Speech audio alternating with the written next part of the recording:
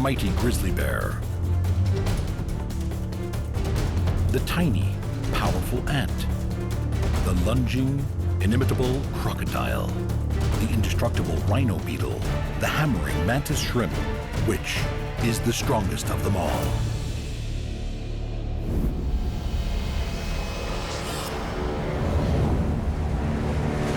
In the rugged beauty of North America's subalpine lands, patrols its mightiest resident.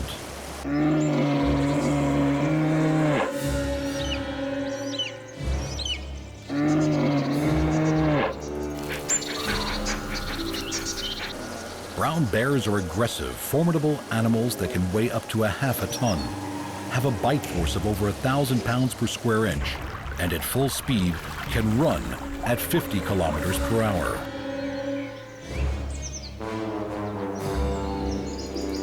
With claws over 10 centimeters long and huge mounds on their back that anchor massive shoulder muscles, their digging and striking capacity is phenomenal.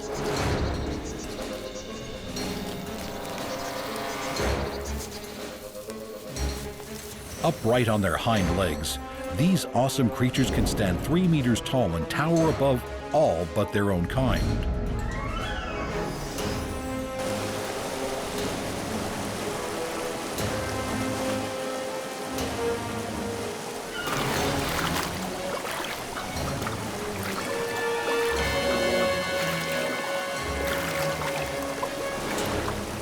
Despite the caribou's valiant defense, the incredible muscle power of the bear's forearms and shoulders, combined with its slashing claws and powerful jaws, prove too great a foe.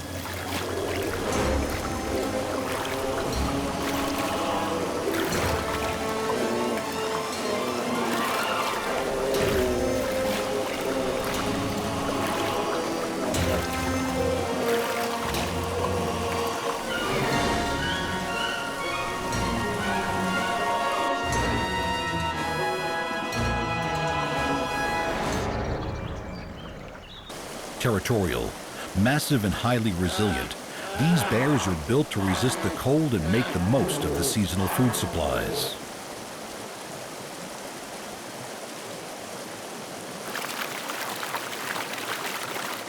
The grizzly's sense of smell is so strong, it can even sniff out fish underwater.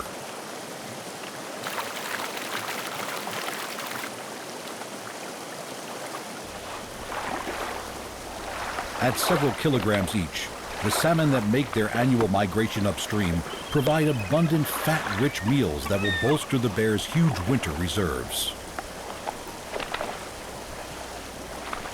Before the winter hibernation, they will need to almost double their body weight.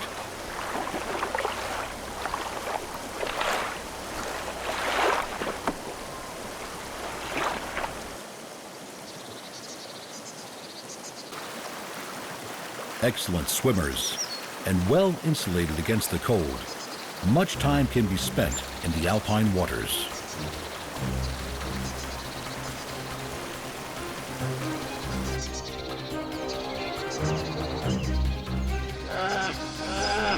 Although fatal encounters are rare, when matched, these bears have been known to fight to the death. Paws 20 centimeters by 20 centimeters, edged with claws half again as long, strike out, blows sounding throughout the forest.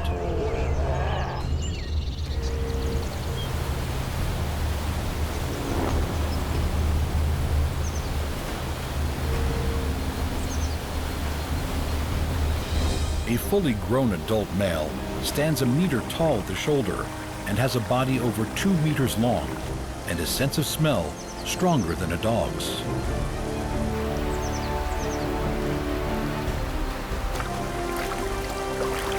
The immense bulk of these frequently waterlogged hunters is supported by 4 powerful shore-footed legs that appear unaffected by the swirling currents and powerful torrents of water that often surround them.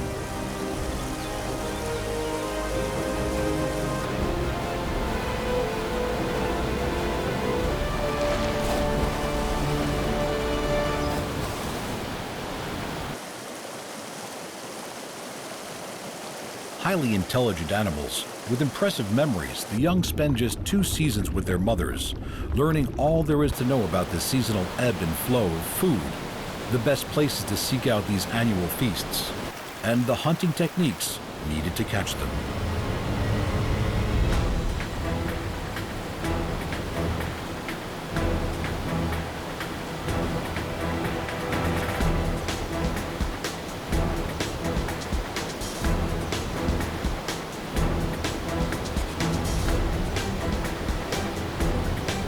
Such is the lure of salmon, that this is one of the few times that adult grizzlies will tolerate each other.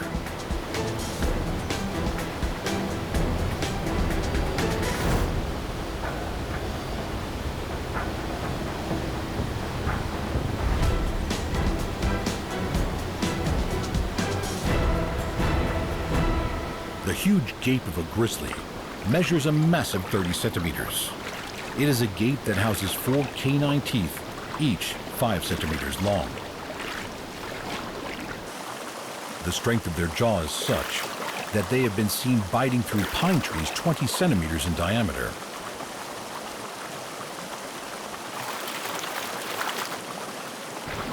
With winter approaching, bears will eat as much as they can. Even when salmon are plentiful, these omnivores will continue to eat anything, from the bountiful salmon to grass, berries, deer, and even elk. In preparation for hibernation, they will put on over 1 kilo a day.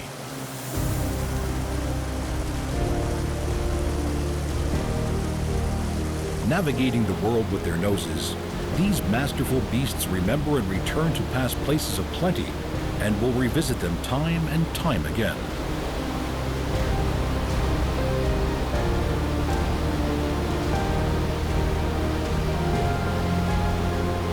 With their mighty bodies, strong senses, powerful claws, and forceful limbs, could these grisly beasts be the strongest animal of them all?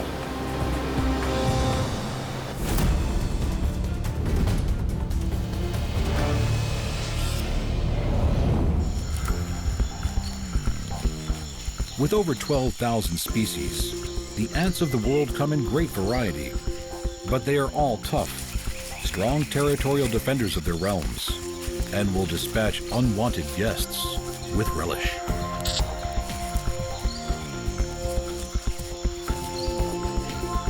Hardy mandibles cut, bite, and carry, sometimes even carrying off the eggs of other species that they will rear as slaves. Other times, carrying victims far larger than themselves, and yet other times are used as weapons to see off giants. With wing casts that are perfectly designed to colonize new lands, the ants of the world reign supreme. With species that can carry up to 50 times their own weight, and those with jaws that can pin down and dismember their opponents, these tiny warriors are supremely powerful.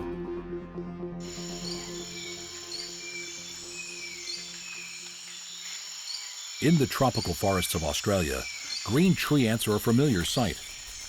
With colonies that can reach up to 500,000, these entirely cooperative social insects build their nests of leaves high in the branches.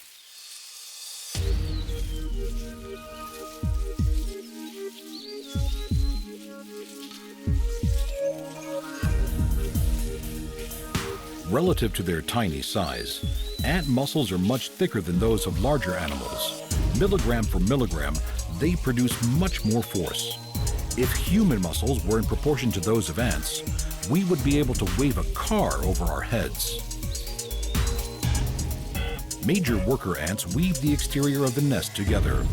Their bodies linked in chains, they pull the leaf edges closer together by reducing the length of the chain, ant by ant.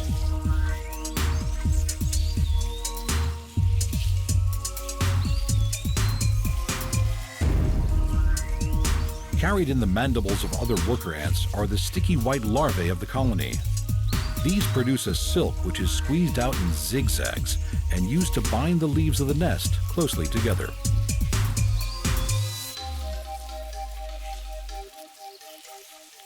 one colony will make several nests. In some places, over 150 spread over a dozen trees belonging to the same colony. These are defended with such ferocity by these pugnacious tiny warriors that the areas in between colonies are often no insect zones. The oval nests can be 50 centimeters long. If not by an unsuspecting passerby, swarms of these 8-millimeter territorial soldiers run out, gesticulating wildly with open jaws, ready for a fight.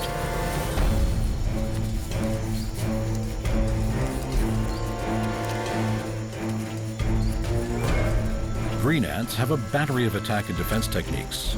On top of their strength of numbers, they have a bite that they follow up with a spray of ascorbic acid. With a cooperative battle plan and some impressive wrestling moves, some of the colony grip and pin down their victim while others dismember it. It will be fed to their larvae.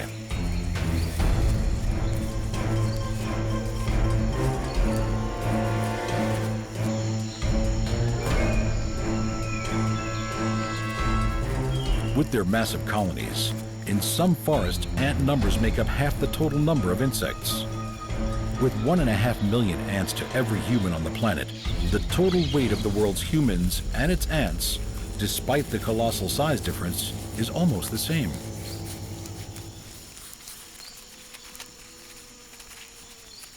In the dry Arizonan desert, these harvester ants are about to take to the skies for their nuptial flight. Winged reproducing princesses and drones congregate around the nest. The Mexican horned lizard times its daily activities, such as they are, around the time the ants are the most active.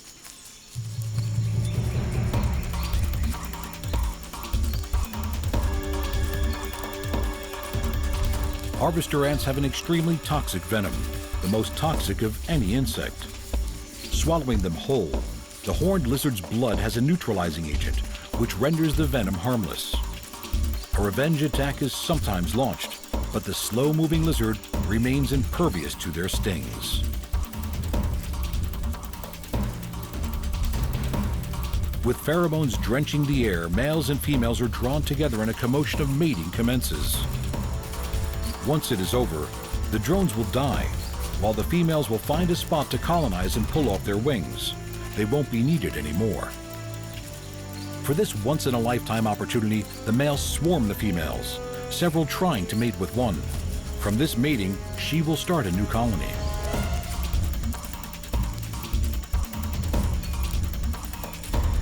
Their tiny bodies belying their power, venom and sheer muscle, are the scurrying ants the strongest animals we know?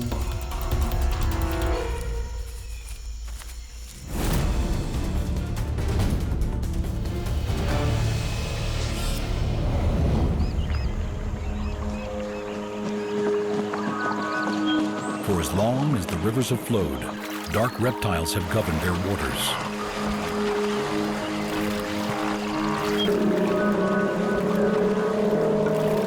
The unmistakable jaw of a crocodile possesses the most powerful bite force of any animal ever recorded, rivaling even the mighty Tyrannosaurus Rex.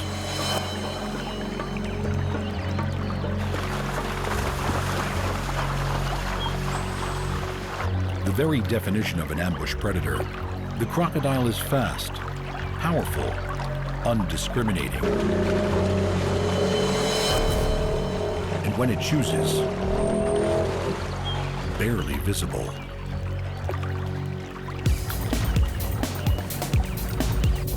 Propelled by tails of solid muscle, crocodiles can launch their entire bodies out of the water, massive jaws aimed directly at their target.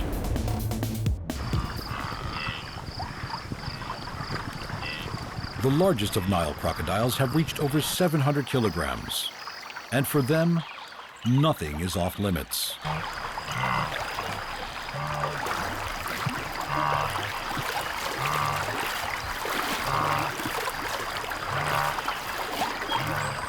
With magnifying crystals in their eyes, creating superb binocular vision, crocodiles also have a transparent eyelid for underwater use.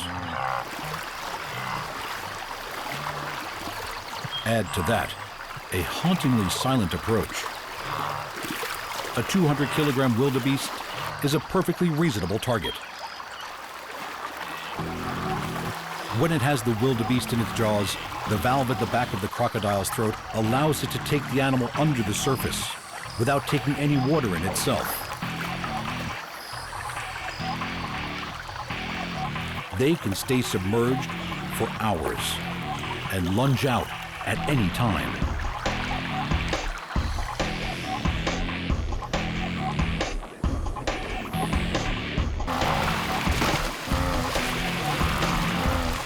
Their jaws are so perfect for grabbing and holding and generate such enormous power that victims are helpless.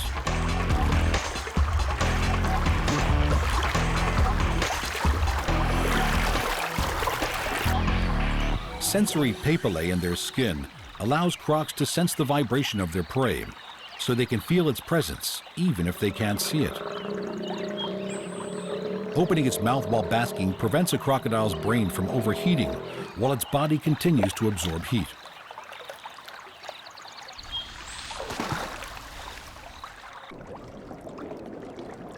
Propelled almost entirely by their pure muscle tails, these largest of reptiles are superb swimmers and have been known to travel from open ocean to 150 kilometers upriver.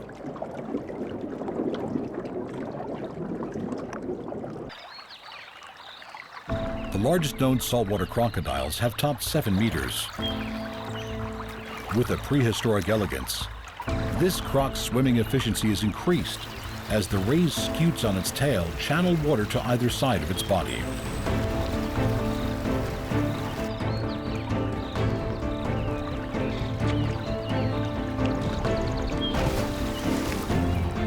The muscles that power the jaw of the 4.5-meter saltwater croc generate 2 tons of pressure, enough for their teeth to puncture metal.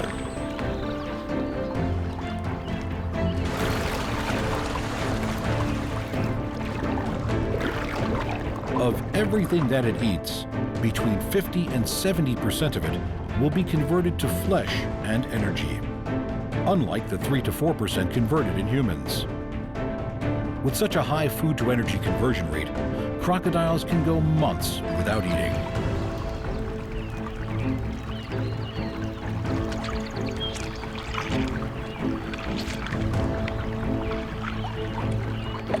With their external ear flaps, crocodiles have the most advanced hearing of any reptile.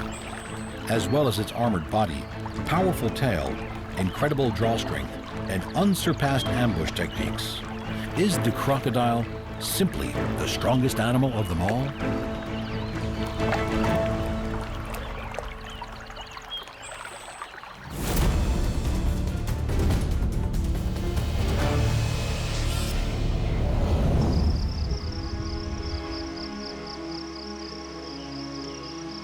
With their mighty trees and flowing rivers, forests are symbols of great towering strength. Yet scurrying over the plants, branches, and leaf litter below is a creature so strong it can lift 850 times its own weight. Tougher than the birds and snakes that decorate the forests, this hardened warrior is without a doubt one of the strongest animals on the planet. The phenomenal rhinoceros beetle is among the largest and most extraordinary of beetles in the world, and is the largest of all Australian scarab beetles. These hardened, stocky, horned insects can be 6 centimeters long.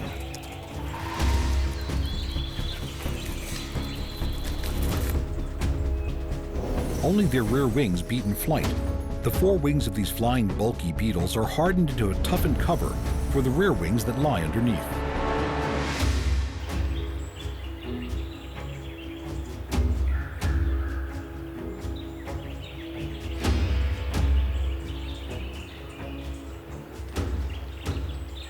Tiny claws on the ends of their feet help them cling on, while 3 pairs of long, articulated legs bring the beetle closer to the scene of its next fight.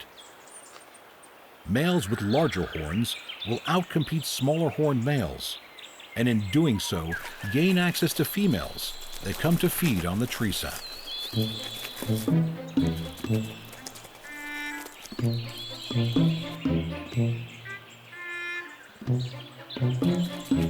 When females are around, Males go horn to horn in combat. The aim? To dislodge their opponent from the host branch.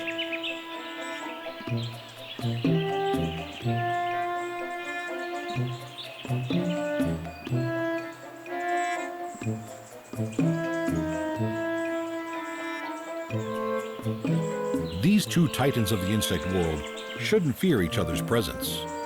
The rhino beetle is vegetarian in dietary taste, while the confident praying mantis tends to prey on insects it knows it can overpower.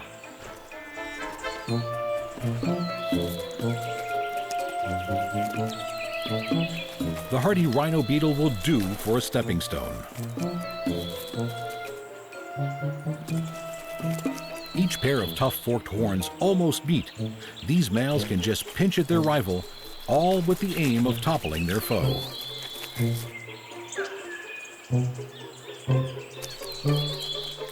Hard, chitinous exoskeletons provide armor against assaults, knocks and falls, and, should they be toppled, these winged battlers can take refuge in flight.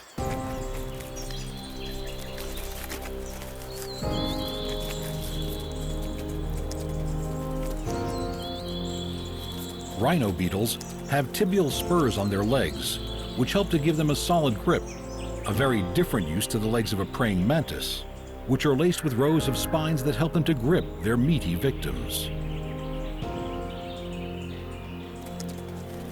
With some of the biggest and most elaborate weapons in the animal kingdom, these rugged insects converge on their favorite branches, the battleground for a seemingly endless war.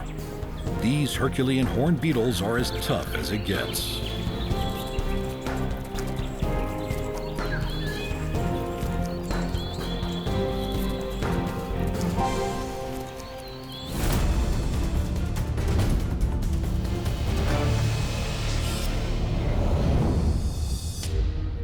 Not only does the colorful mantis shrimp have the most complex and bizarre-looking eyes in the animal kingdom, it can deliver a blow with the equivalent force of a .22 caliber bullet.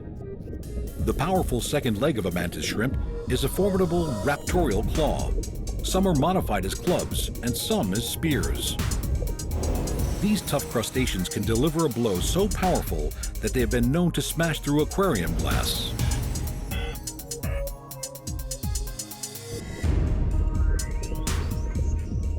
With 16 visual pigments, more than 5 times our own, each of these stalked eyes has stereo vision.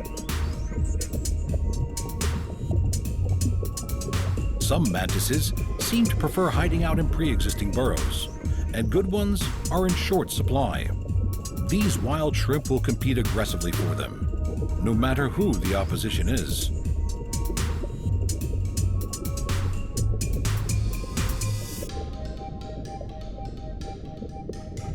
The speed of their strike is one of the fastest responses known. Some strike with velocities up to 10 meters a second.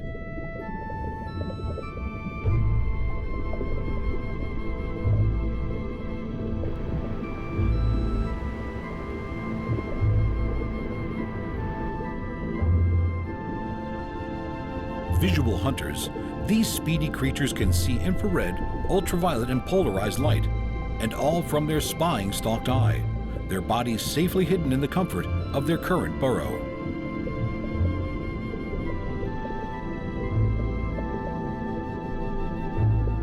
Hammering through the exoskeleton of a crab is something very few creatures are capable of. Yet a few blows from the bludgeoning club of the mantis shrimp is more than enough.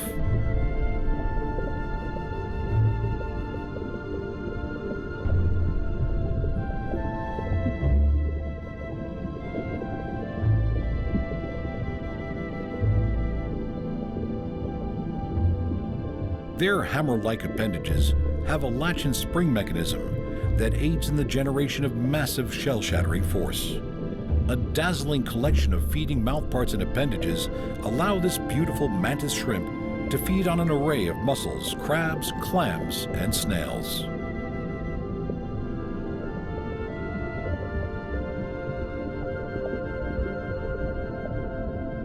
Whether it is for strength of vision, sheer power, or strength of response time, could this dazzling little shrimp be the strongest there is? The colossal bear, the fearless ant, the formidable crocodile, the armored rhino beetle, or the hammering mantis shrimp? Which is the strongest of them all? The explosive sprinting cheetah, the mighty bounding kangaroo, the horned and leaping wildebeest, the powerful and sure-footed horse, or the quick-footed pronghorn? Which is the fastest over land?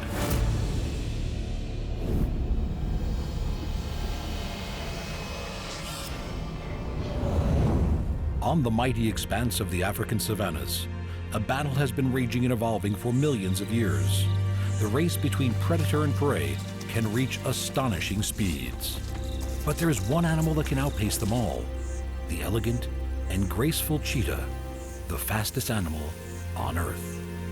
With its lithe body, long slender legs, and acute senses, the cheetah prowls its home on the savanna.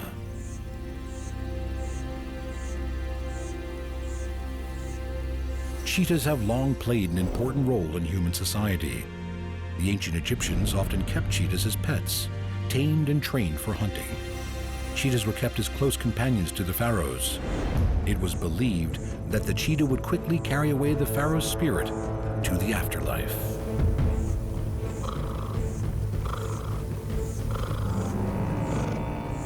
Cheetahs are phenomenal hunters, and the flat grassy plains of the Serengeti are perfect for their explosive hunting technique. Their incredible eyesight can pick out a target up to 5 kilometers away. Every second cheetah hunt results in a kill. They're almost twice as successful as the mighty lion. The animals grazing on the plains can be completely unaware the cheetah is getting close. Each of the zebra, wildebeest, and gazelle are themselves formidable runners, and the cheetah can't afford to tip them off. Its stealth, 2,000 camouflaging spots, high-set eyes, and low stalking body allow it to approach unnoticed.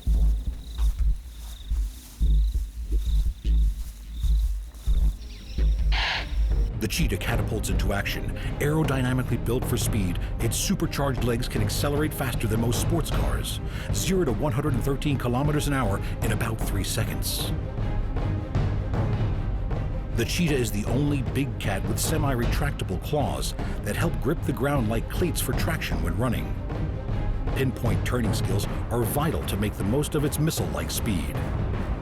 Using its front paws to smack and trip, they knock the helpless victim off balance. Similar to other feline hunters, cheetahs kill prey with a suffocating bite to the throat.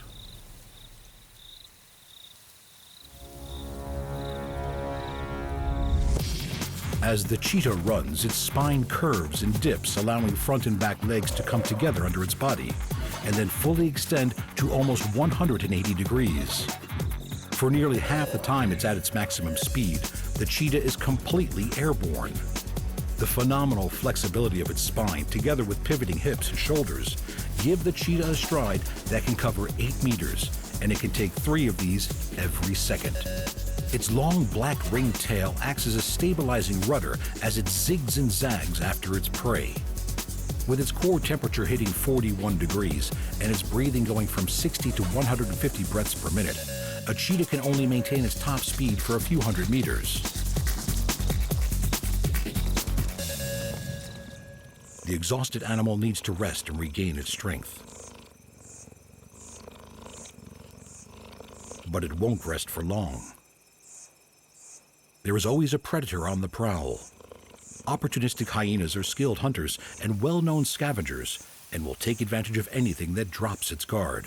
On the plains of Africa, every animal has to be alert and at the top of its game. A hyena presents serious competition for food and would take a cheetah kill if it could. Any challenge must be defended. With its high-set eyes and using rocks and termite mounds for lookout points, a cheetah has a 210-degree field of vision. Relying on its excellent eyesight, they are much more active during the day.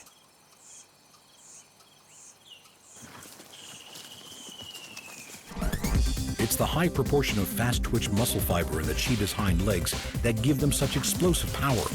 At full speed, they are 30 kilometers an hour faster than a lion and almost twice as fast as a greyhound.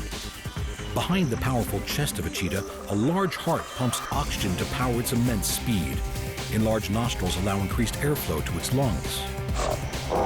It is a quick and bloody fight to the death. Regaining its breath, the cheetah keeps a watchful eye for potential scavengers.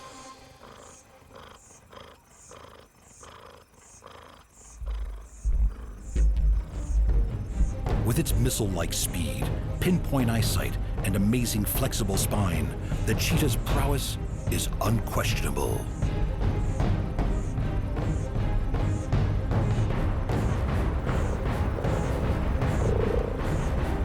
Surveying the land around it, the cheetah, with its unrivaled sprint and sleek elegance, is the master of the plains.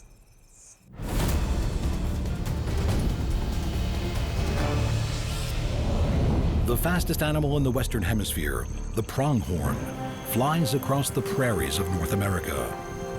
With its elegant loping run covering 6 meters with each stride, the pronghorn can sustain speeds of 60 kilometers per hour and can reach a top speed of almost 100.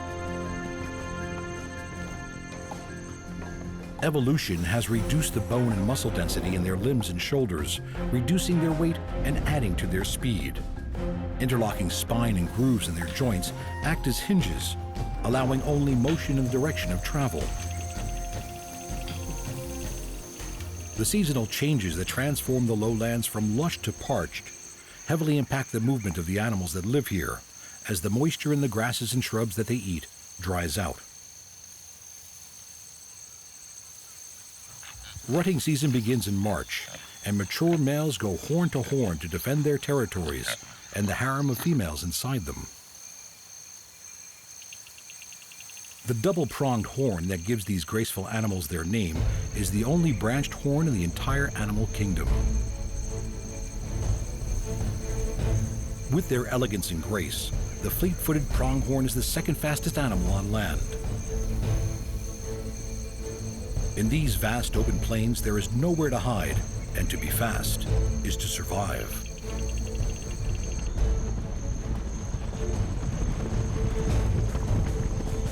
Running with their mouths open for extra air, the superbly adapted pronghorn is able to process enough oxygen to allow it to run at over 60 kilometers an hour for long distances. If needed, it can easily outrun any predators that live on the prairie today. Able to spot danger from over 6 kilometers away, the fast-footed pronghorn leaves coyotes and bobcats in its dust. When they are alarmed, the hair on their rumps stand up, doubling in size. This warning patch can be seen at great distances. While running, their front hooves carry most of their weight. Glands on their feet produce an oily conditioner for these double-pointed hooves. And a padding of cartilage acts as a shock absorber when running over hard terrain and rocks.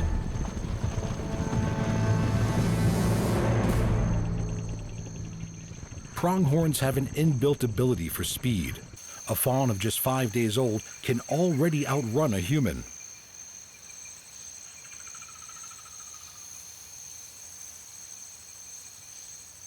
The spectacular landscapes of the North American prairie are bursting with nature's energy and some of her most impressive creatures.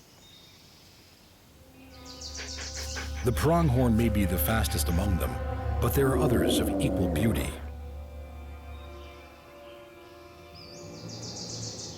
Rivers flow and grasslands flourish as springs bathe the mountains and valleys full of pronghorn.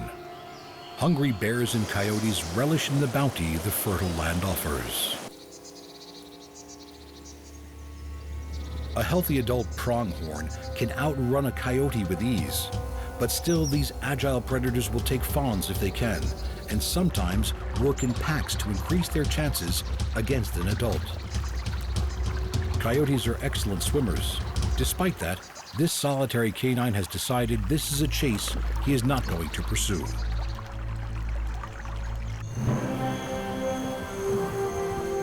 With eyes the size of golf balls, pronghorns have a wide field of vision. They are able to spot an object from over 3 kilometers away and can detect movement from twice that distance. As sure-footed herds bound over the land with their leaping gait, eyes, limbs, hooves, and heart work in unison to keep the pronghorn running at breathtaking speeds. Built for extreme speed as well as endurance, is the world's second fastest land animal even more impressive than the cheetah?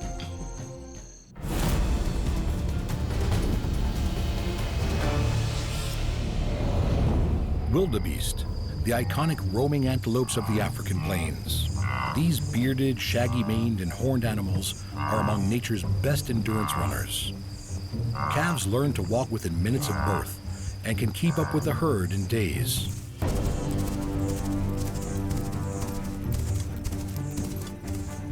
Wildebeest stand 1.5 meters tall at the shoulder and can be 2.5 meters in length. Weighing in at 270 kilograms, they are heavier than a lion and able to run just as fast. Dawn breaks on the plains. Predator and prey embrace the challenges of a new day. In the battle between the quick and the dead, every day can be your last. With their bulk concentrated high in the front of their bodies, these beasts are capable of long-distance running as well as tremendous bursts of speed, topping 80 kilometers per hour.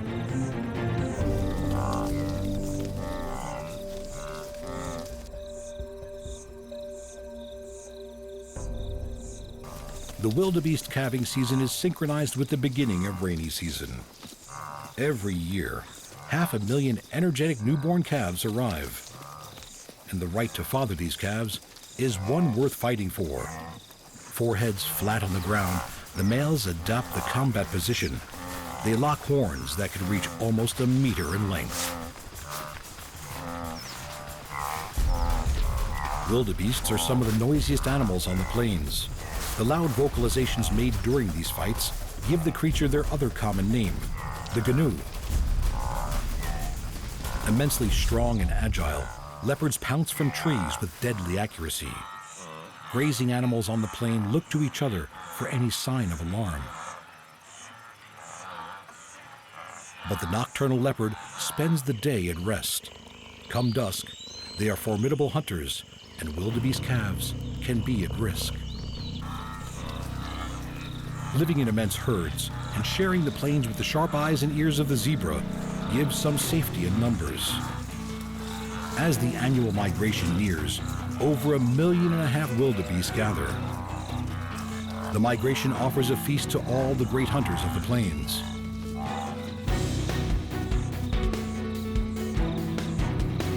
The constant race between predator and prey pushes both to adapt to even faster and more successful techniques of escape or capture. The most abundant and successful predator in Africa, the spotted hyena, has jaws strong enough to split open rhino bones. Even so, if a lion wanted to take a hyena's kill, the hyena would give way and wait until the lion had its fill. Hyenas are almost 4 times smaller than wildebeest and will hunt them in groups of 3 or more. Predator and prey share the same powerful shoulders and front legs, and both are skilled endurance runners. For the hyena to win this hunt, it will take a high-speed chase, which can go on for over 5 kilometers.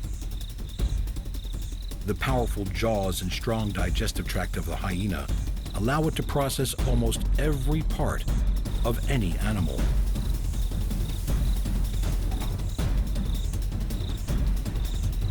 The only thing the hyena can't digest are hooves, hair, and horns. The great migration to and from grazing and water every year is one of the most phenomenal sights on Earth.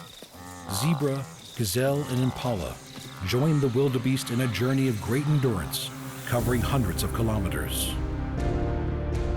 Are wildebeests, with their skill for both distance and speed running, one of the most impressive movers on the plains.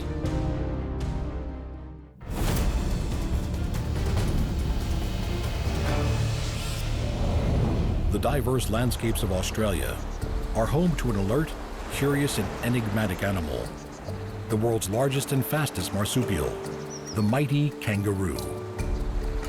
Bounding across vast open bushland with hops of up to 9 meters, Their spring-loaded hind legs power them forward.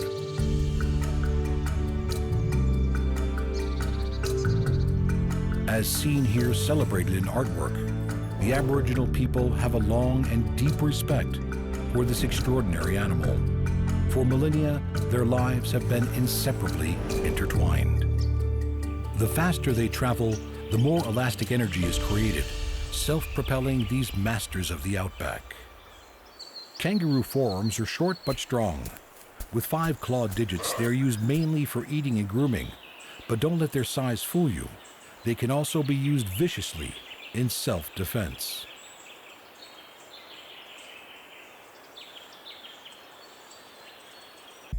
At full speed, their hind legs extend fully, and as the kangaroo hops upwards, its diaphragm is pulled down, pulling air into its lungs. As the hind legs are brought forward past its chest and the stride lands, the kangaroo's internal organs flop onto the diaphragm and force air out. Combined with the elastic energy of the hind leg tendon, this supercharged hop is supremely energy efficient. The strong, thick, muscular tail of a kangaroo acts as a balance as they fly over the Australian bush. When not flat out, most kangaroos have a comfortable hopping speed of about 25 kilometers per hour.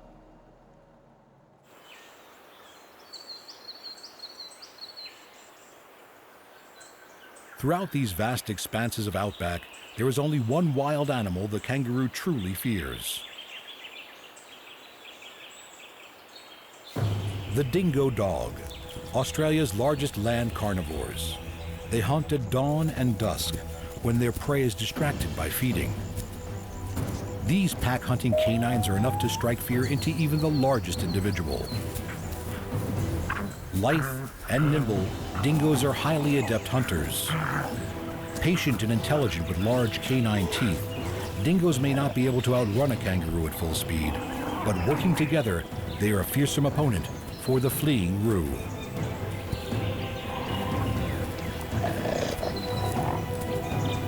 Flat out and heart-pounding, it flees for its life. These four-legged carnivores, with their flexibility, stamina, teamwork, and a raging hunger, chase after the kangaroo even though it is over twice the weight of each of the dogs.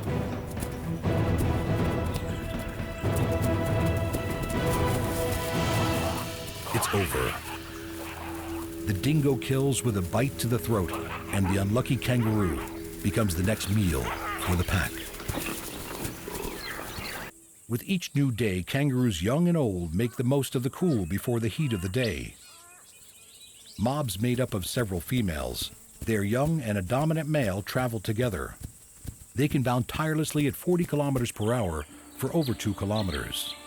Kangaroos are strict vegetarians, and the fresh green growth they prefer is reliant on seasonal rainfall. Living on grasses, shrubs, and herbs, the rains not only bring new forage, but also welcome relief from the extreme temperatures of the bush. Until, that is, the rain just gets to be a bit too much. When moving slowly on all fours, their strong tails act like a crutch as they swing their back legs forward like a pendulum. This way of moving uses much more energy than its efficient hop. Traveling at anything over 18 kilometers an hour, it takes less energy for a kangaroo to hop than it does for a four-legged animal to run at the same speed. Kangaroo males strive for the mating rights that come with dominance. Using his massive tail for balance, a male roo kicks out with those immensely powerful hind legs. Such muscle power, combined with claws on his hind feet, is enough to rip open his opponent's belly. Powerful shoulders drive strong forearms, and sharp claws strike out. It will be several years before this joey is ready for such battles. Practice fights start young, but as soon as one of the pair backs down, the matter will be forgotten.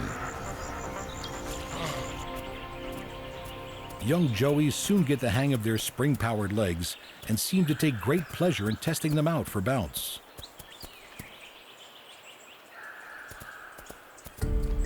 When food is plentiful, the superpowered kangaroos can take things easy, relaxing with their mob and enjoying feeding time. Moving in an easy 25 kilometers an hour, they find shady spots to hone their skills for adulthood and slowly understand the power that their limbs possess. Icons of the outback, these energy-efficient spring-powered kangaroos reign supreme as the fastest marsupials in the world.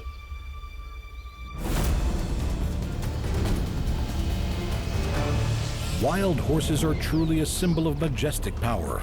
Strong, sleek, elegant, the ultimate untamable free spirit, galloping unbridled across the land. Almost 1 million Brumbies grace Australia's landscapes. Descendants of the working horses of the early 1800s, Brumbies are a mix of thoroughbred, Arab, and draft horse. They're tough, fast, icons of freedom. The Brumbies of the Alps gallops are sure-footed over its rocky, snow-covered terrain. The horse's hoof is the tip of a single toe, protected by a wall of keratin that can be likened to our fingernails. Having evolved as a prey animal, its long, sturdy, lightweight legs help the horse to run at great speeds. A galloping horse travels at about 45 kilometers per hour, but the world record for a horse in a sprint distance is almost double that.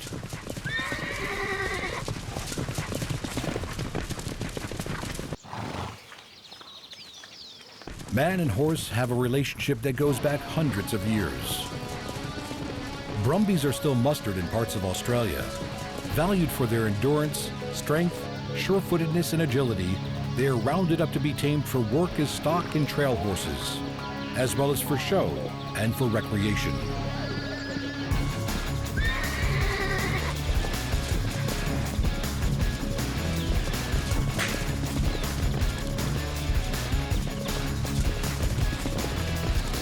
With a strong flight instinct, the Brumbies' prey response kicks in, and they will attempt to outrun the surrounding horsemen.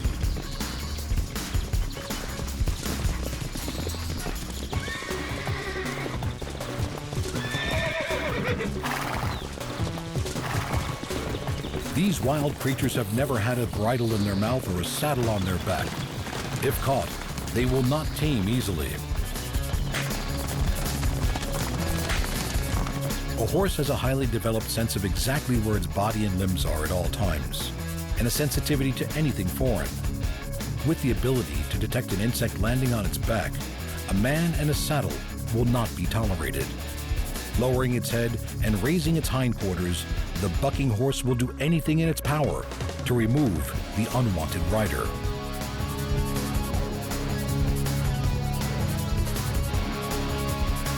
This is a dangerous pastime for both man and horse. The unleashed power of the horse rejects the rider again and again.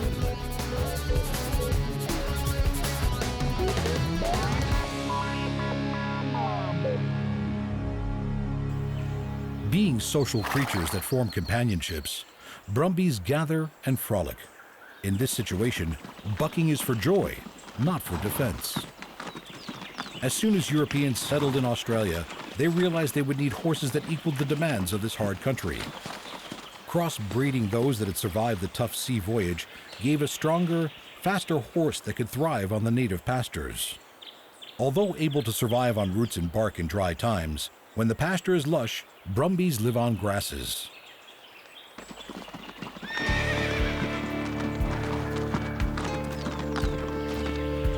With 4 very different types of movement, horses range from their powerful 45 km per hour gallop to the 20 km per hour canter, the 15 km per hour trot, down to a slow walking pace.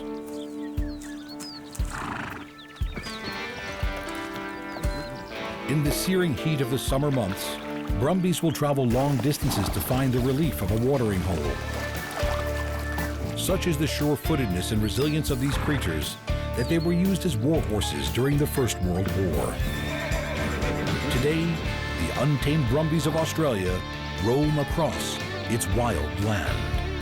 This unburdened beast is surely one of nature's powerhouses of speed and strength. The powerful galloping horse, the mighty hopping kangaroo, the endurance-running wildebeest, the bounding pronghorn, or the sprinting cheetah. Which one is the most impressive across land? The fanged spider with its scurrying bite, the scorpion with its deadly sting, a sinister, cold-blooded crocodile, the hypnotizing, venomous snake, or the king of beasts, the lion. Which one is the most dangerous? Giraffes are eternally majestic. Buffalo, formidable.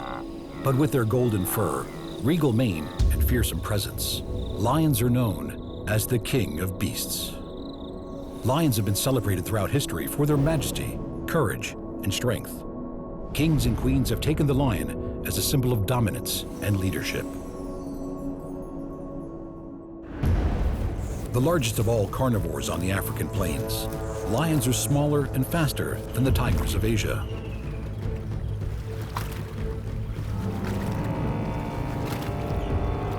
The thick flowing mane of an adult male grows darker as they age. These regal manes not only soften an enemy's blow, they also add to the size and fearsome appearance of the males, warning other lions not to challenge them.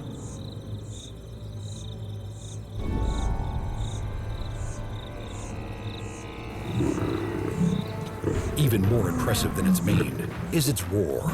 The thundering sound of a lion defending its territory can be heard from 8 kilometers away. The unseen presence of a lion sparks fear in the animals of the plain.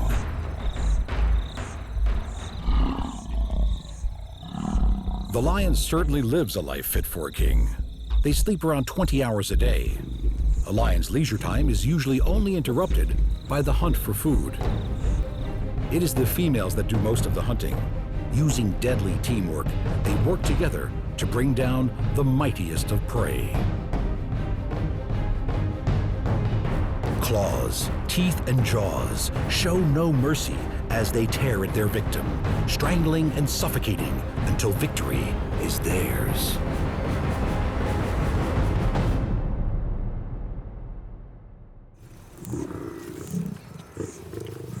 These merciless hunters are also caring mothers with deep maternal instincts who will protect their cubs against the other predators of the plains, no matter what the cost.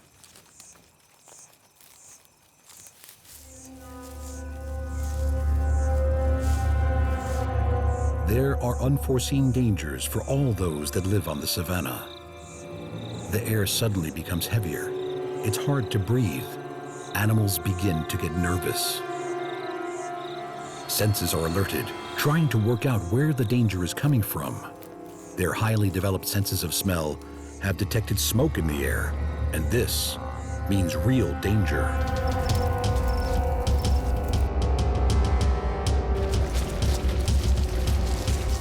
Fire, a deadly enemy to all, predator and prey alike.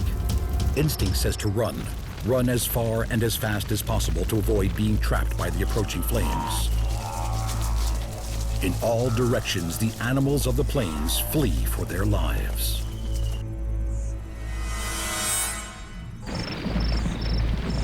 When fire blazes through the savanna, it's terrifying for those animals who can escape, and fatal for those who can't.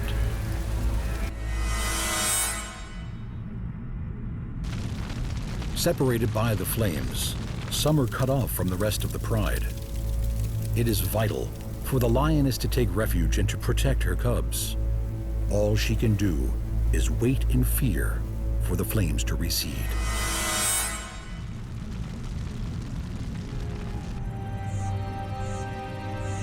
Lions are opportunist hunters and will attempt to take any prey, regardless of its age, sex, condition, or size. It takes coordinated teamwork to bring down the tallest animal on Earth. It's a difficult and dangerous pursuit. In this remarkable display of courage, strength, and sheer tenacity, the pride launch an attack on the tallest animal on Earth, the giraffe. It's a daring and risky hunt. The giraffe is attacked from behind while other members of the pride surround the mighty beast, preventing it from escaping. The giraffe is 5 times taller and more than 5 times heavier than the lions. Prey this size is no easy hunt. The giraffe's hoof is the size of a dinner plate and is capable of killing a lion.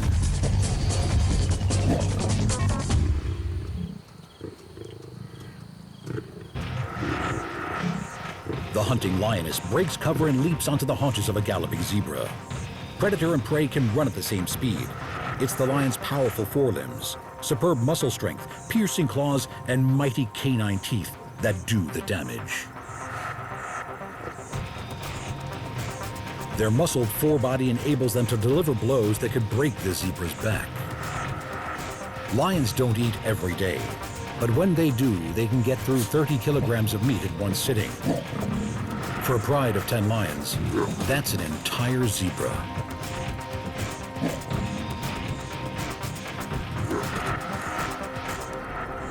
Is the mighty lion the most dangerous animal on land?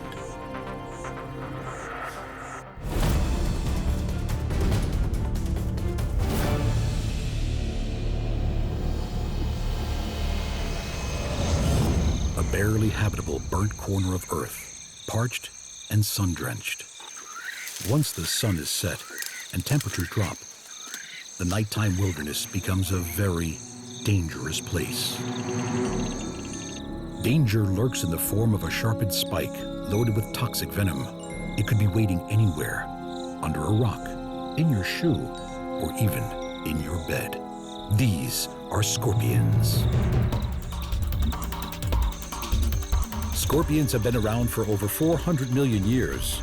They've seen the rise and the fall of the mighty dinosaur, and will probably outlast mankind.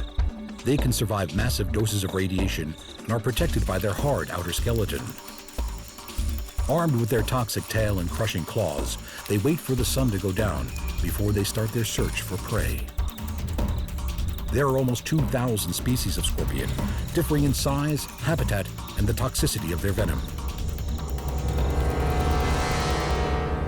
Babylonian astrologers included the scorpion in their zodiac during the Bronze Age. People born under this sign are thought of as aloof and vengeful. In Greek mythology, Scorpius was a giant scorpion sent by the earth goddess Gaia to slay the giant Orion. Some of the most deadly species of scorpion are found in North Africa. During the day, they seek out quiet, dark hiding places. Although scorpions have several pairs of tiny eyes which are spread all over their bodies, it is the minuscule hairs that cover their legs which help them hunt. The hairs pick up even the most subtle of vibrations, helping the scorpion to determine the location of its prey and the direction it is moving, preparing it to be ready to strike with its venom-injecting barb. Its tough vice-like pincer claws are used in defense and to crush their victims. The rocks and stones of the underground come alive as the silent scorpions come out in search of their prey of spiders and insects.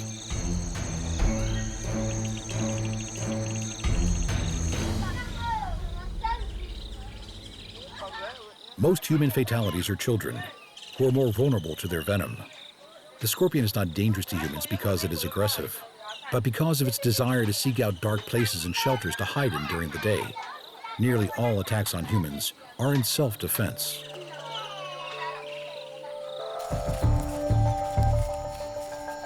Most scorpions are solitary and will attempt to kill and eat other scorpions that invade their territory.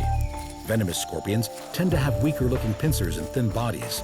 Their strength lies with the toxins in their tail. Most accidental stings to humans are on the hand or foot, occurring when a scorpion is disturbed while hiding in crevices or burrows. Scorpions kill over 3,000 people every year. The venom of these small killers can be compared to that of the king cobra. Both are neurotoxins, fast-acting and bring about death by heart or respiratory failure in their victims. Out of the 2,000 species of scorpion, roughly 25 of them are deadly to humans. It's no wonder that these prehistoric creatures are one of the most feared in all of the animal kingdom. In amongst the desert cactus and dried earth is the scorpion's next meal. Scurrying across the ground, its deadly weapons are ready to strike. Tough claws grasp at the victim. The syringe-like barb of the scorpion's tail pierces its prey and injects the fast-acting neurotoxin. Its molecules are rapidly absorbed, attacking the central nervous system and paralyzing the nerves that control breathing. Venom is delivered with surgical precision, paralyzing its prey in an instant. Once paralyzed, the scorpion emits its stomach juices onto the prey, sucking up the liquefied food with the victim still clamped between its mighty claws. Some species of scorpions can live up to 10 years in these harsh environments, equipped with the weapons to survive. Scurrying back into darkness, is the scorpion the most dangerous predator on land?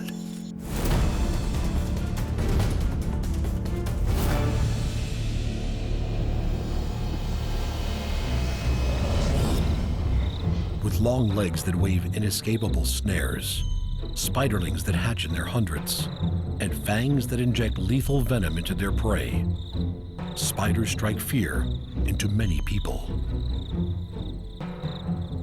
In Greek mythology, the great weaving god Arachne was turned into the first spider, while in Japanese mythology, shape-shifting demons often take a spider-like form.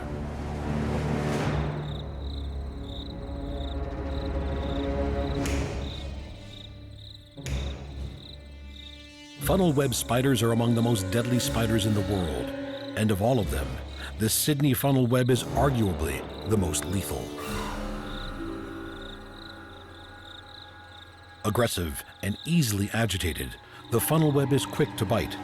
This nocturnal ground hunter of beetles, cockroaches, and small lizards, with an abdomen the size of a human thumb, is a walking messenger of death.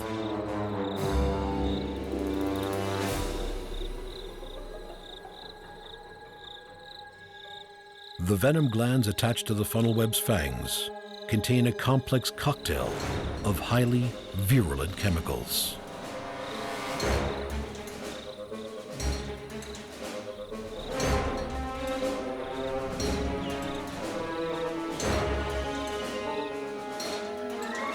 With a vertical strike downward, pointing fangs pierce through body casing, and a measured dose of fast-acting venom is delivered. This cricket will get a higher dose than would, say, a smaller insect.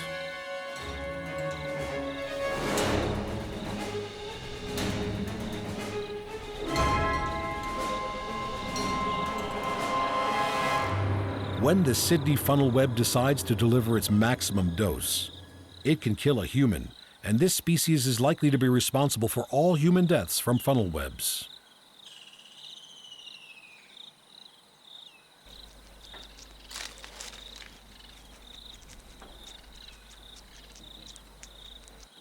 These deadly spiders are not just found in crevices, rocks, and logs.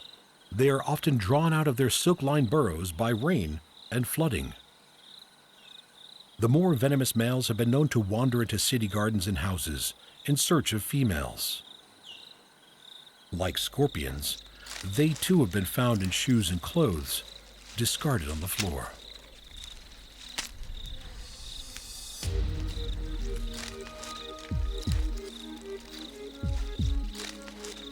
While the funnel web can bring danger and potential death to humans, there is another incredible spider that brings death to its own kind.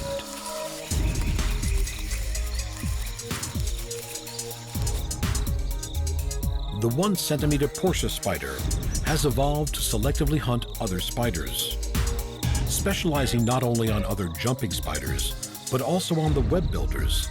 The beautifully camouflaged Portia spider exploits the poor eyesight of others as it merges with any leaf fragments caught in their webs.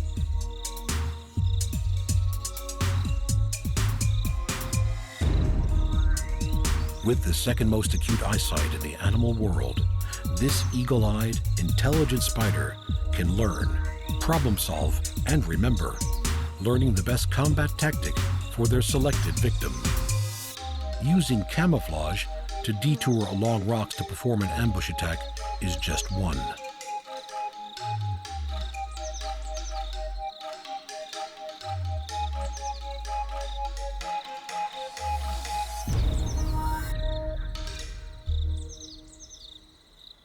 Skilled at running on the silken webs of at least 11 different families of spiders, Porsches can mimic the vibration patterns not only of a trapped insect, but also of the courtship signals of the spiders it hunts.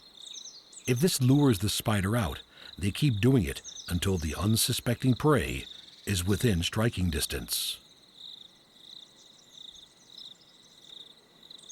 With its fangs outstretched, the tiny Porsche spider injects its fast-acting venom.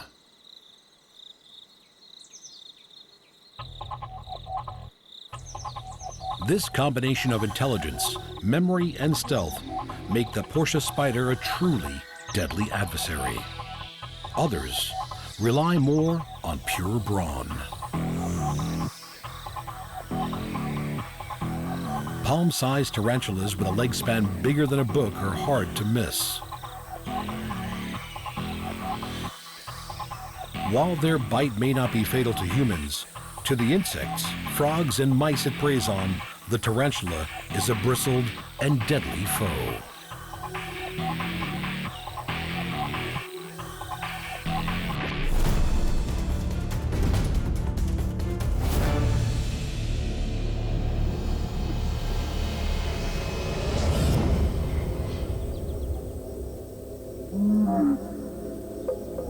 Snakes have fascinated and terrified humans for thousands of years. In many parts of the world, they are worshipped as protectors and creators. But some cultures fear snakes as devils and symbols of vengeance and death. Whether as an evil power or symbol of fertility, the snake is a powerful image. It represents both immortality and death, male and female, deity and demon, killer and healer, the highest of wisdom as well as the chaos from the underworld. Mysterious movement, lethal venom, suffocating grip, or lightning strike. The snake has a commanding reputation throughout the world. Every year, more than 5 million people suffer snake bites. Over 100,000 of them die from their wounds. With heat-sensing organs, an acute sense of smell, and the ultimate flexible body, snakes track down their victims. The bite is the lethal weapon of venomous snakes. Their fangs deliver toxins straight into their victims' bodies, causing paralysis and, in some cases, death. Venomous snakes are strictly carnivorous, killing and eating small animals, including lizards, mammals, birds, fish, insects, even other snakes. Asia is home of the legendary king cobra, a dynamic hunter that preys on other snakes and delivers huge amounts of powerful venom. Measuring more than 5 meters, the king cobra is the longest venomous snake in the world.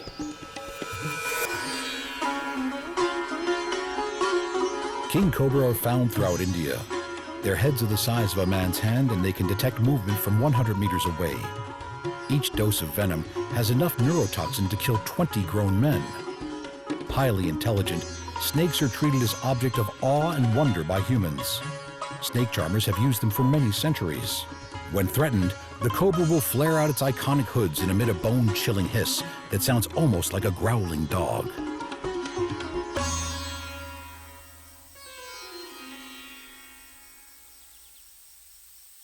Snakes can't bite or tear their food into pieces.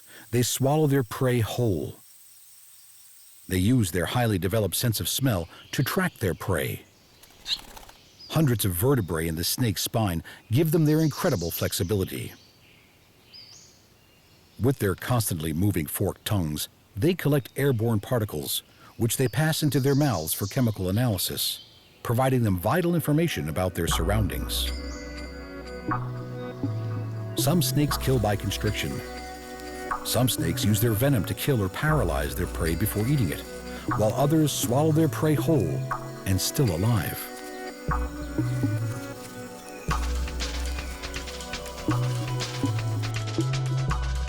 Out walking, you never know what could be lurking by your feet. It only takes a second for a snake to strike.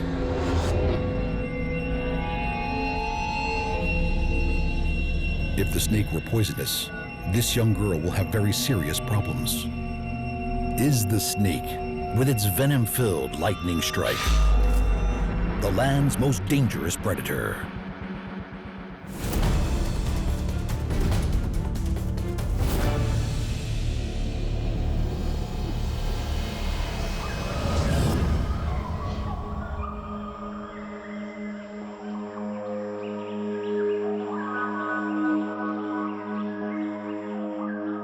Lurking in the world's rivers, marshes, and swamps lies one of the most prehistoric and dangerous predators on the planet.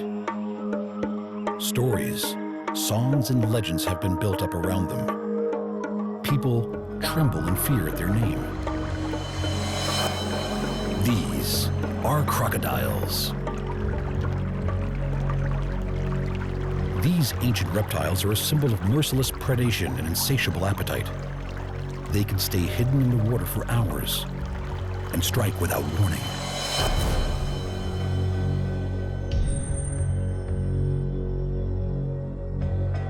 The saltwater crocodile and the Nile crocodile are two of the largest species of crocodile in the world, hunting anything they choose and killing hundreds of people each year. The ancient Egyptians worshipped the crocodile as the god Sobek and adorned crocodiles with jewels in his honor. They believed that Sobek controlled the mighty Nile, and so he was worshipped to appease the crocodiles of the river, as well as for the fertility of the Egyptian people and their crops. Crocodiles have been on Earth since the beginning of time, existing with the dinosaurs. Crocodiles survived the breakup of the Earth's continents. They even survived the ice ages. While most other animals have gone through remarkable evolutionary changes in order to survive, crocodiles have remained virtually the same for millions of years. Slowing their heartbeat down to 2 or 3 beats per minute, and with a transparent eyelid, a crocodile can wait underwater until it sees its prey.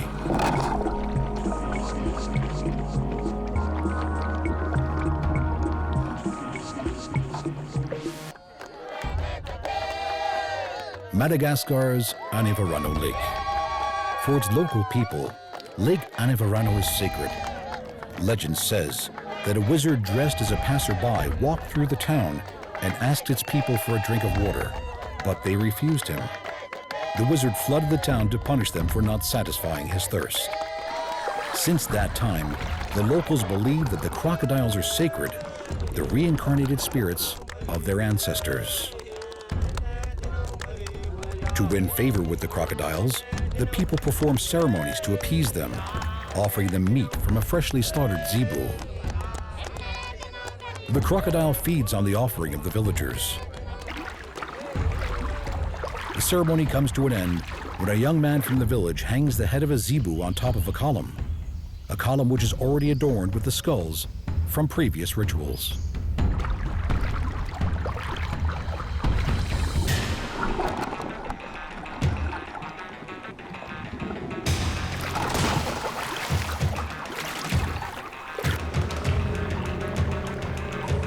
You never know what a crocodile is going to do. With only its eyes and nostrils above the water, these are perfect ambush predators. The biggest reptile on Earth, the mighty saltwater crocodile, explodes from the water with outstretched jaws.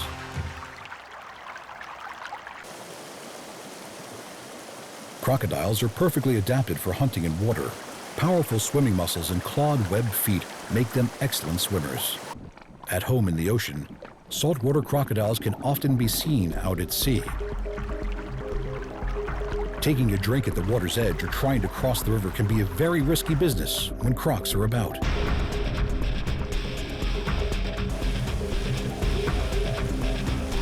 Without any warning, the half-ton crocodile launches itself out of the water, slamming its massive jaws shut around an unsuspecting animal. Saltwater crocodiles have a bite force of 3,700 pounds per square inch. That's almost 4 times as much as a lion. Its mouth has up to 60 teeth, all designed to rip flesh off prey. Clasping the dying animal in its powerful jaws, the croc takes it underwater to drown it in a twisting death roll. Is the crocodile, with its strength and insatiable appetite, the most dangerous predator? Which is the most dangerous of all predators on land? The majestic lion, the venomous snake, the fanged spider, the poisonous scorpion, the ancient crocodile? Or is it mankind? The charming kangaroo, the cuddly koala, the beautiful butterfly, the cheerful clownfish, or the endearing budgerigar? Which is the cutest of them all?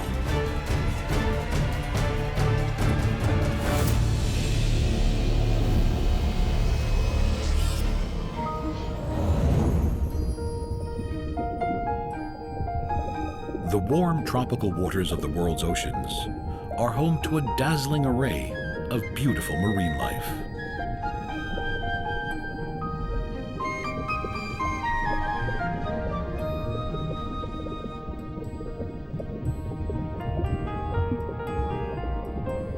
In the shallow waters live stationary animals that look more like plants with their long waving tentacles. They are home to some of the most famous and most brightly colored of all the fish in the sea.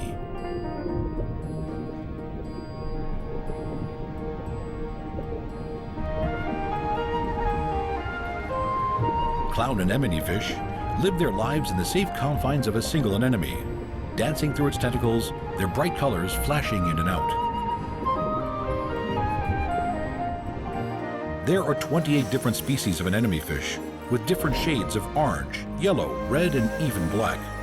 Most also have white stripes or patches along their bodies.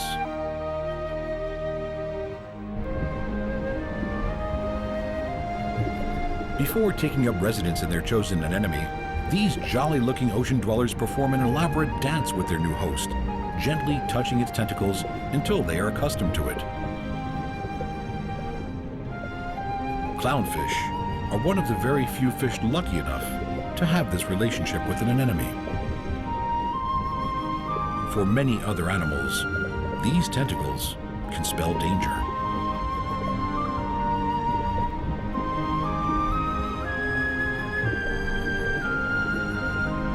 Anemones are in the same group of animals as jellyfish and have powerful stinging cells, but they do not harm their resident clownfish, which are covered in a layer of mucus that protects them from the anemone's otherwise lethal sting.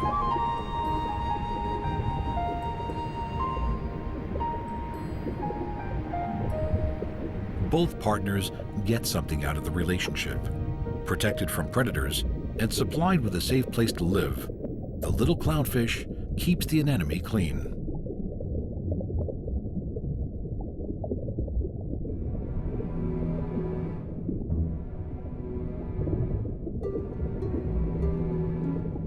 Not much more than 10 centimeters long, these adorable little fish would make a great snack to a moray eel.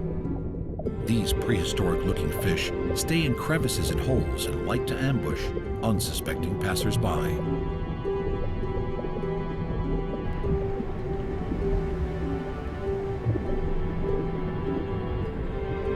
Clownfish are homebodies and don't stray too far or too long from the safety of their stinging residence.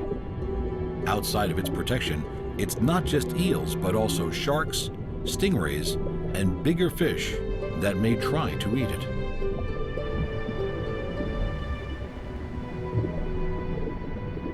They are so protective of their beautiful living home that these feisty little fish will see off unwanted visitors to the anemone.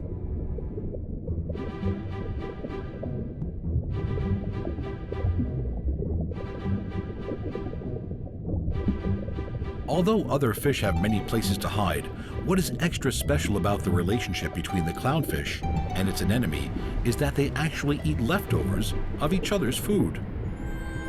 As fish and plankton waft over this undulating carpet anemone, both it and the clownfish that live in it can feast on the bounties the water brings.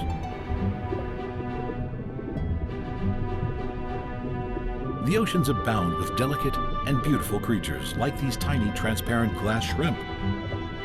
But no matter how pretty, few can compete with the big-eyed, fast-finned, happy-looking clownfish.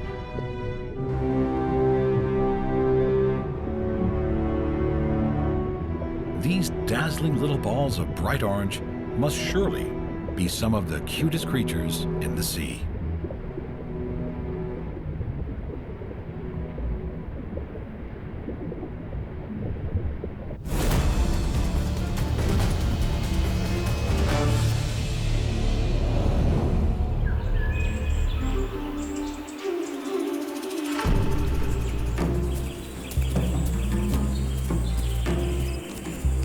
Across Australia, thousands upon thousands of kangaroos bound over the countryside.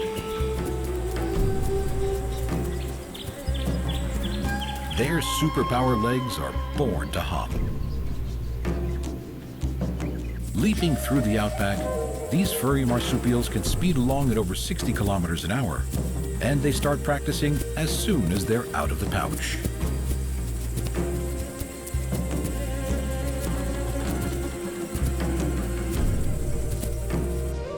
The iconic kangaroo is so well loved throughout Australia, it has become a symbol of the country and is seen on coins, on the coat of arms, on car stickers, and on countless road signs.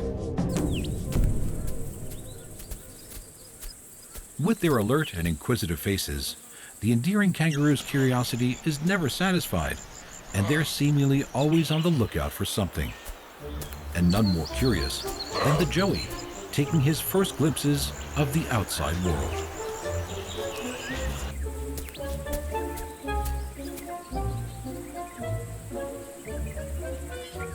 Kangaroos are gentle and caring mothers. While she feeds and cares for one joey that is now at her feet, she will have another smaller developing joey in her pouch. Both her young will be fed on separate formulas of milk. Both these milks will change composition for each of her joeys as they grow and their needs change.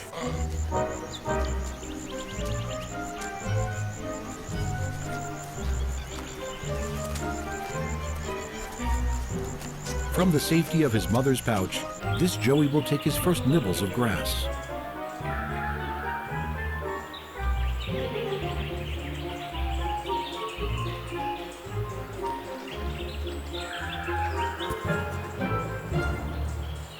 Kangaroos don't tend to spend much time alone. Instead, family groups come together to form much larger mobs. Each family group will be made up of a dominant male and several females and their young. As they bound along, the mothers in the group will pull their pouches tightly towards themselves, keeping their joeys secure inside.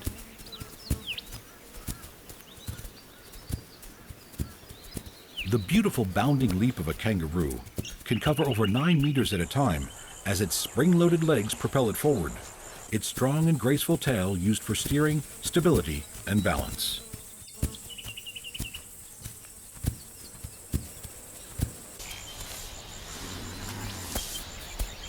Like all young animals, kangaroos need to practice the skills of adulthood. Although sometimes entering into the outside world seems to be done with much caution.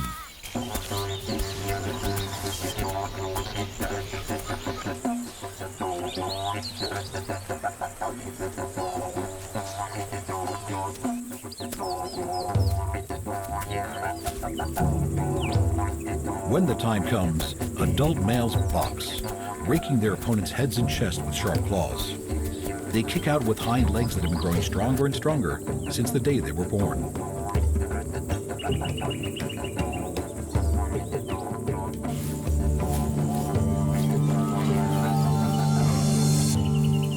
Their tails are so strong that they can support their entire bodies as powerful hind legs kick, and forearms seem to both lash out and hold on at the same time.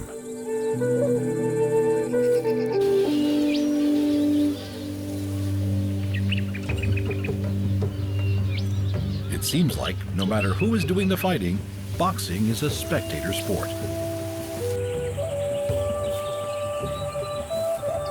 These acrobatic displays of strength will decide on the hierarchy and dominance of the males.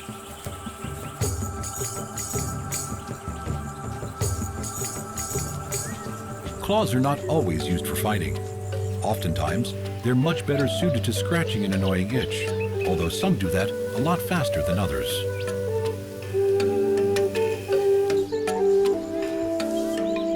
The sharp claws can be so gentle as the peaceful kangaroos tend to each other.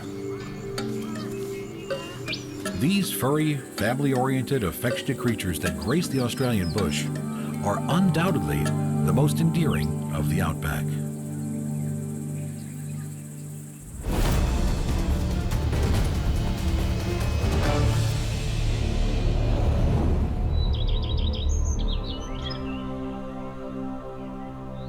The stunning monarch butterfly that fills the sky are some of the most beautiful and delicate of all the world's insects. These small winged wonders migrate over 4,000 kilometers to and from their hibernation sites. Incredibly, no single butterfly goes each way, but somehow the same routes are traveled year after year.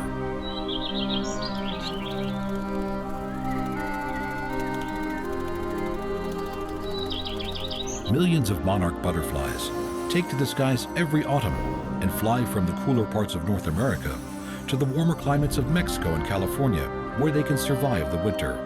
They are the only butterflies known to make such a massive journey.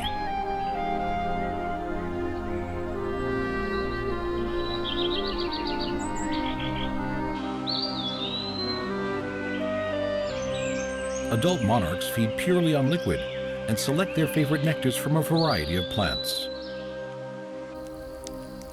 The life of these exquisite butterflies is complex and dazzling and happens in a number of stages.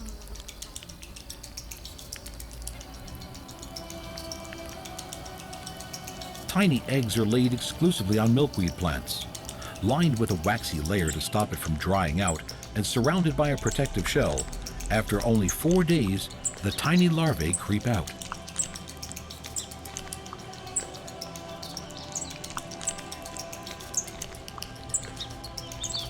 These minute caterpillars have got just one mission: to eat as much as they can.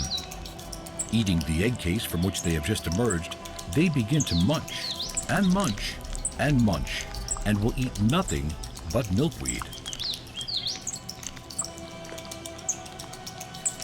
The organic compounds in the milkweed plants that these hungry larvae eat will remain with them and make the adult butterflies foul-tasting and poisonous to predators.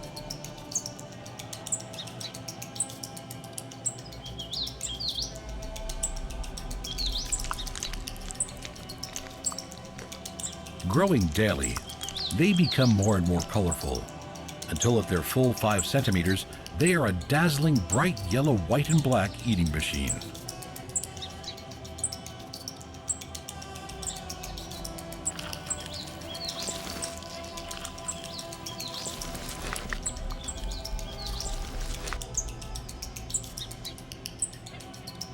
These creepy caterpillars need to store up enough energy to get them through the next phase of life, during which they will not eat.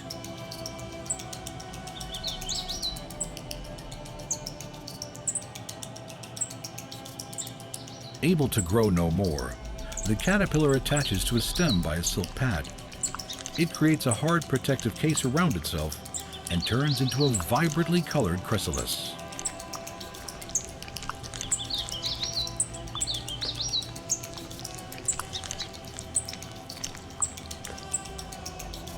Inside here, one of nature's greatest wonders takes place, as the hidden caterpillar undergoes its metamorphosis into a fully formed butterfly.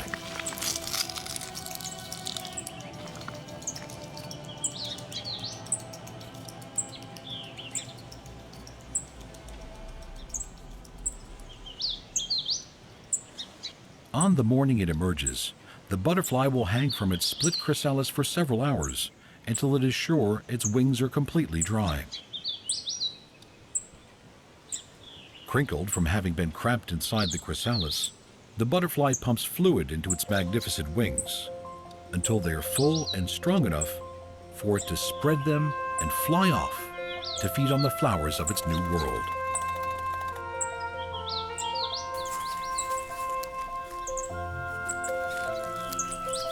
The veins that pattern the deep orange and white wings are darker on the slightly smaller females, while the males have a black dot in the middle of each of their rear wings.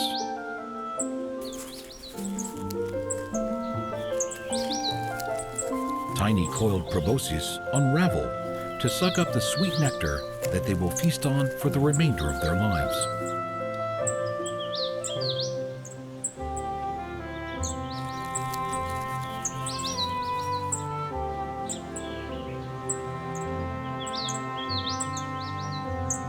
Most monarchs will only live as adults for a few weeks and die after laying eggs for the next generation. In 1 year, there will be 4 generations of these, the prettiest of butterflies. But only one of these generations will make the incredible migrations that they are known for.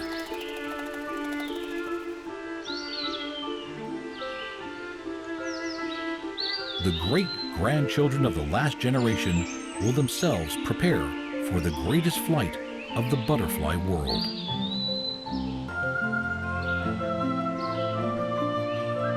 With their graceful, delicate, and spectacular lives, these are by far the most captivating of insects.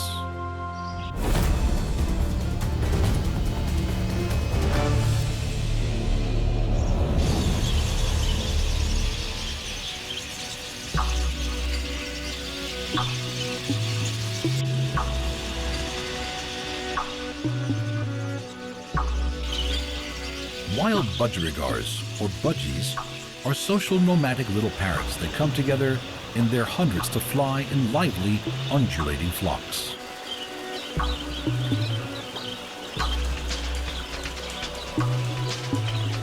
Despite living in the dry landscapes of Australia, budgies have a preference for drinking and bathing every day, and are usually found not too far from the water. Male and female budgies differ from the color of their cere, the area at the base of their beak. In males, this is bright blue, while in females it is a pale brown. With their sturdy beaks and thick flexible tongues, they get all the energy they need from the grass seeds they forage for in the mornings. The males of these monogamous couples court their females by nudging her beak and by bobbing their heads towards her, sometimes offering food.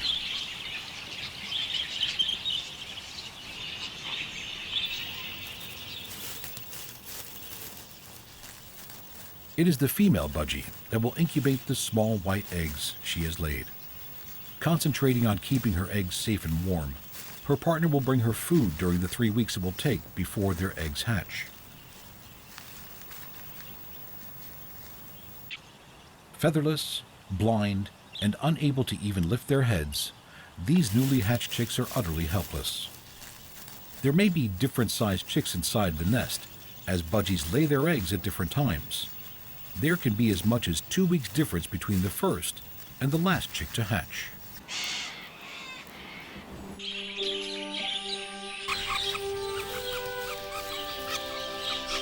By 2 weeks old, down is starting to be covered by feather, and the males have joined the females in helping to keep the hungry and fast-growing chicks fed.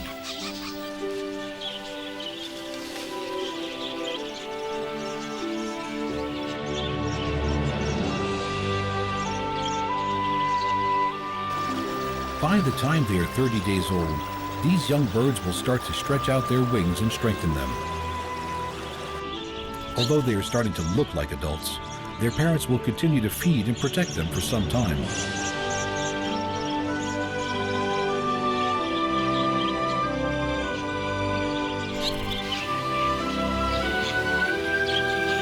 When their wings are strong enough, usually at just 5 to 6 weeks old, they will take their first flight.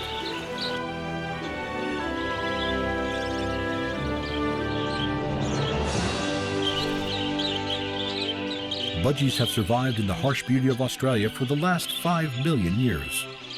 Highly social birds, their early mornings are spent preening and singing and moving within trees before they fly off for their foraging area to feed throughout the day.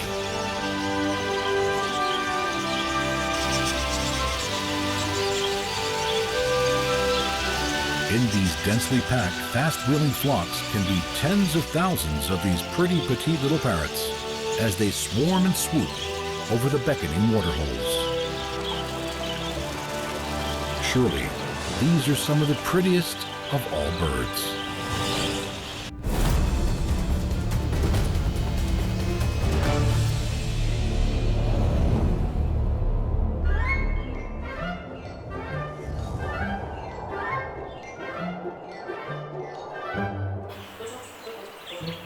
The adorable, soft-furred, cuddly koala is one of the world's most well-loved little creatures and one of Australia's favorite residents.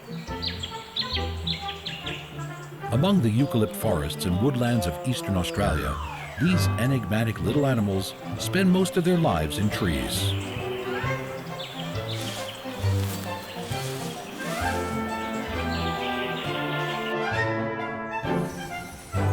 Not actually a bear at all, the koala is a marsupial, and like other marsupials, the females carry their young in a pouch for the first few months of life. Like kangaroos, young koalas are also called joeys.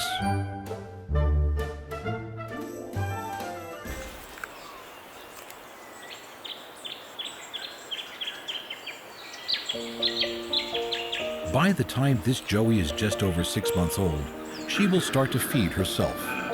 Up until now, her mother has been passing on the microorganisms needed to inoculate herself for a life of feeding on poisonous leaves.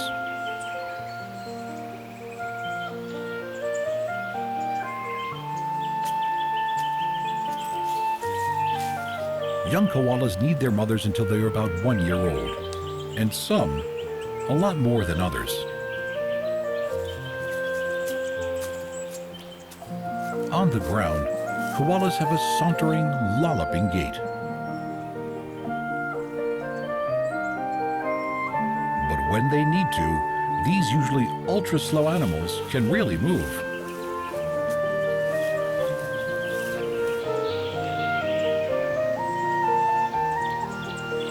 Excellent mothers, females are very tolerant of the young, who will pop back into the pouch for milk until they can't fit anymore. Carrying them around on their backs, mother and joey are very close, and the young joey will sleep curled up in his mother's lap.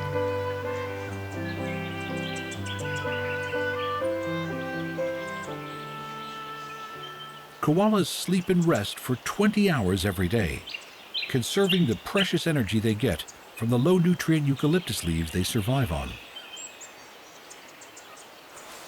Sometimes, though, there is reason to be awake.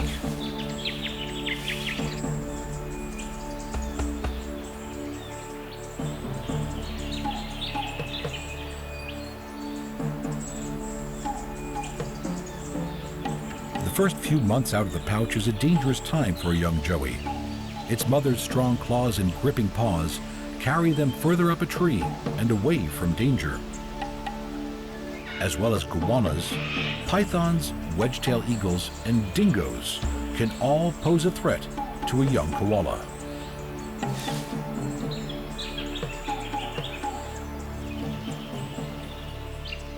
From their treetop lookouts, koalas are surrounded by their eucalyptus buffet. But eucalyptus leaves are half water, almost 20% fiber, and 13% tannins. Koalas need to chew through over 1 kilo a day to keep up even their relaxed lifestyle.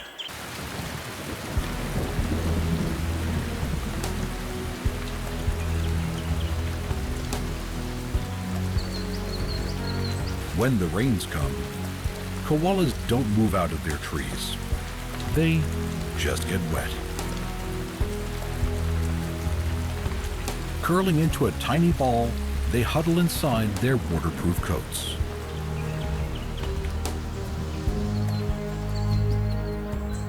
With long, muscular legs and grasping, strong-clawed digits, koalas are truly excellent climbers. Their forefeet have a split-hand design that helps them hold onto tree trunks and branches with a super strong grip. Yet, at the same time, they are so gentle with their young.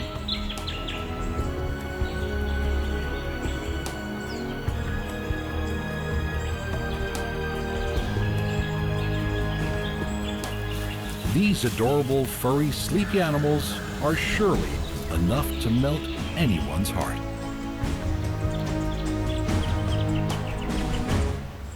Gentle kangaroos, super furry koalas, delicate butterflies, bright orange clownfish,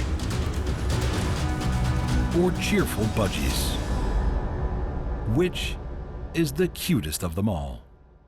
The socially complex chimpanzee, the erudite elephant, the fastidious bird, the inventive bolus spider, the design-minded termite, the inquisitive dolphin, or the inimitable octopus?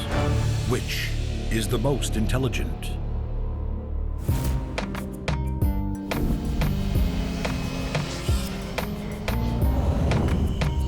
With their complex social lives, coordinated behaviors they casually carry out, and emotions that seem to stream from their faces, chimpanzees are so much more than simply smart. Born with brains of immense capacity, our simian cousins are fast learners. Using twigs and stones as tools, chimps can pry treats out of hidden crevices. Living in flexible communities, smaller groups come and go. With their long memories and ingrained social bonds, they can even remember individuals they haven't seen for long periods of time. Bonds formed in early days of rough and tumble grow into friendships that often last a lifetime. Communication in the world of chimps is not only tactile, but also behavioral, facial, or vocal. When one finds an abundance of food, it will often be barked out loudly to call others to the feast.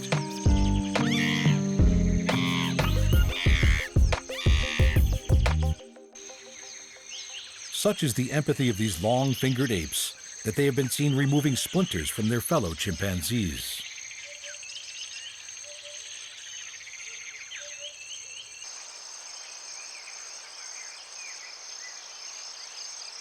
During the decade it takes for a chimpanzee to fully mature, there is a great deal it must learn. Knowing what is a threat and what is not is vital information. Much like humans, their facial expressions often betray their emotions. Bared teeth and lip puckering indicate fear and worry in the face of what could be an unknown threat.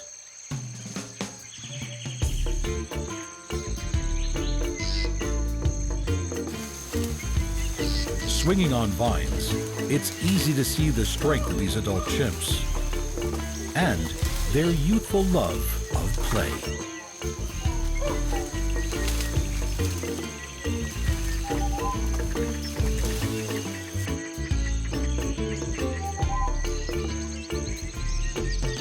Living a life of reasoned thought, skill learning, social complexity and relationship forming, as well as their capacity for deep emotion, chimpanzees are not only more intelligent than most other mammals, but they also have a dexterity and agility above and beyond most others.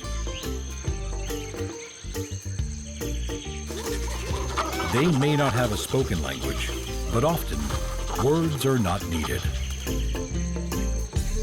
These super bright chimps have been known to use plants medicinally, with certain plants only eaten by those that appear unwell. Are these simians the smartest animal around?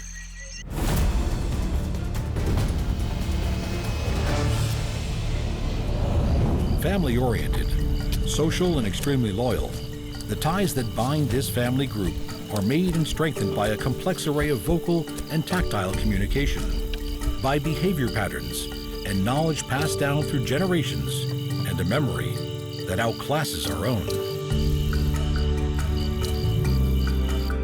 The superior intelligence of the elephant allows them to think, to feel, and to remember.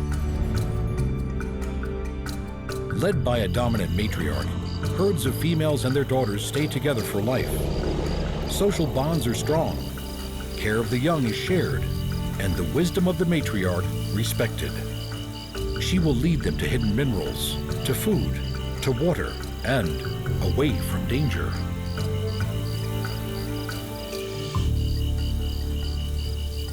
Behind the mass and power of these beautiful beasts is a huge brain that feels emotion and understanding to a degree rarely seen in any animal. Elephants feel grief to such an extent that they appear to mourn their dead, staying with the body, and sometimes covering it with dirt and leaves.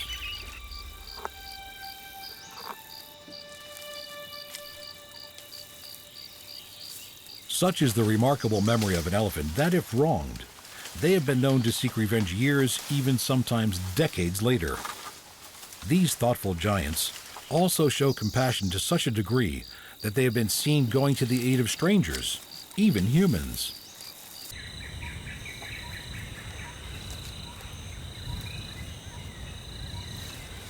Intellectually and emotionally superior to most of their neighbors, as far as we know, such a range of understanding and emotion is not held by any of the other savanna animals.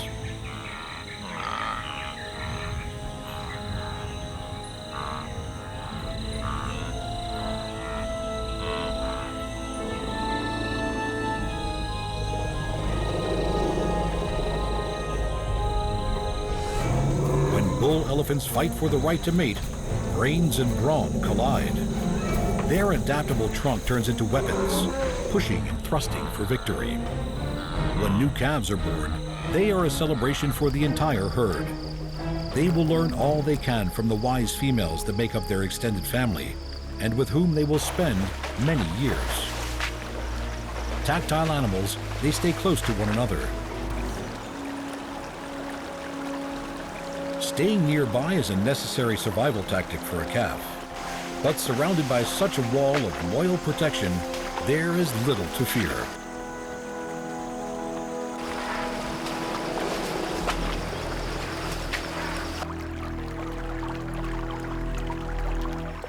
Both African and Asian elephants share the same large brain and superior intelligence. Using their great power to effortlessly move obstacles and find food, the dexterity of these largest of land animals is truly extraordinary.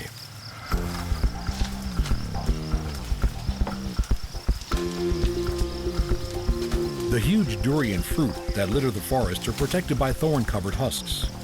Cracking this spiked barrier with a giant foot, elephants have learned how to access its soft, creamy flesh. Combining the delicate flexibility of their trunk with the precise placement of each massive foot, cracking into this prized food is made to look easy. It's no surprise elephants have the largest brain of any land mammal.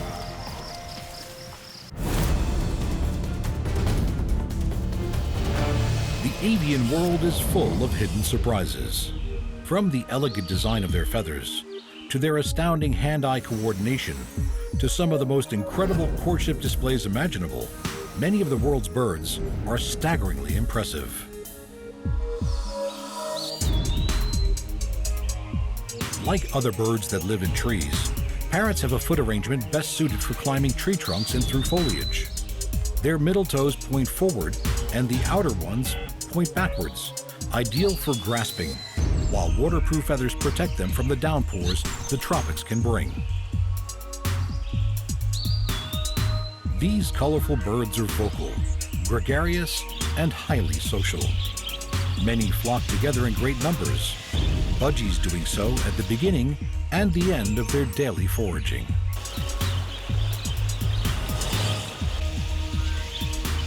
While budgies and most other parrots tend to team up to mate and form monogamous pairs, other birds try a different approach.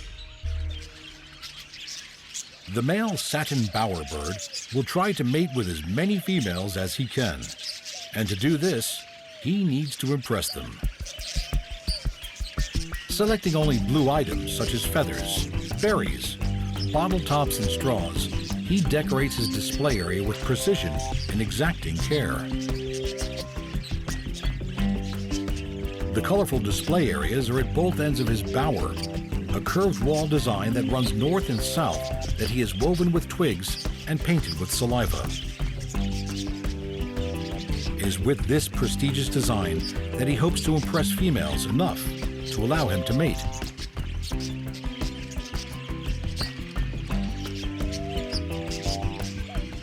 Imposters are a problem. Any interference with his carefully laid out adornments is instantly rectified and the bower restored to its owner's high standards.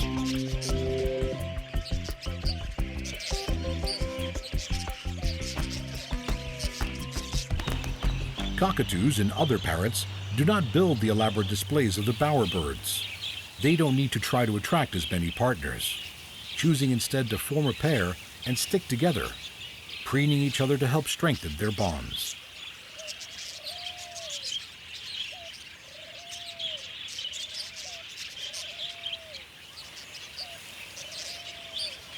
The amazingly strong curved beak of the parrot does much more than just crack into seeds and fruits. Grasping their feathers in their beaks, preening is a vital part of life. The contour feathers, needed for flight, have tiny hooked barbules that interlink and keep the feathers together. When preening, the full length of the contour feathers are run through the bill, engaging the hooks and bringing the barbs together, maintaining the exact shape of each feather.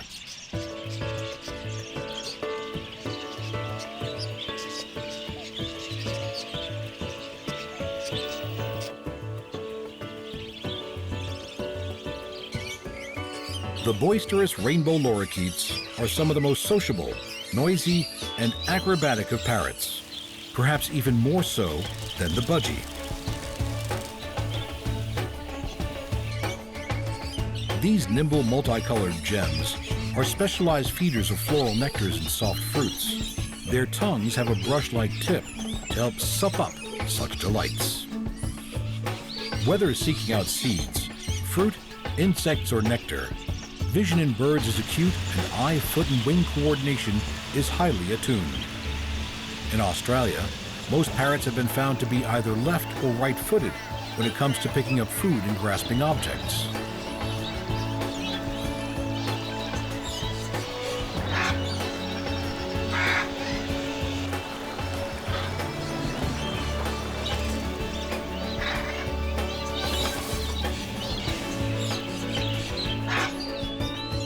With a brain twice the size of a duck's and a brain-body ratio that's comparable to some of the higher primates, the curious, social, bonding, noisy parrots are some of the most intelligent of all the birds.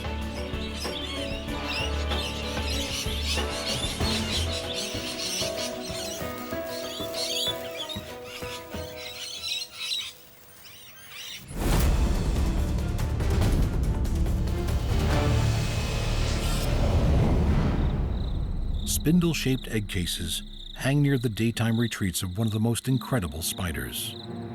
Their lumpy abdomens and odd appearance belie their secret talents. Bolus spiders are small nocturnal arachnoids. The females, at no more than 15 millimeters, are over 10 times larger than the minuscule males. The web of the bolus spider is unmatched by any other and hardly recognizable as a web at all.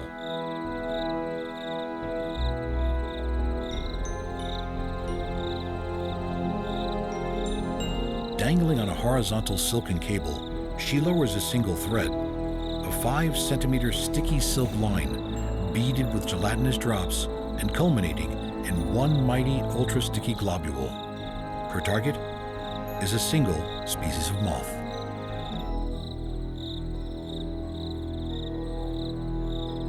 Female moths attract males by releasing potent pheromones which draw them in. Bolus spiders make and release an exact replica of this pheromone.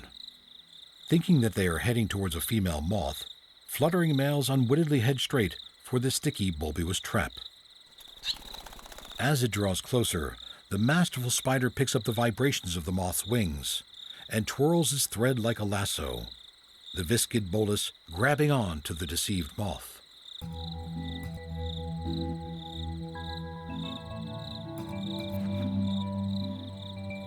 Reeled in and bound with silk ties, the spider decides whether to eat her victim now or store it away for a meal at a later date.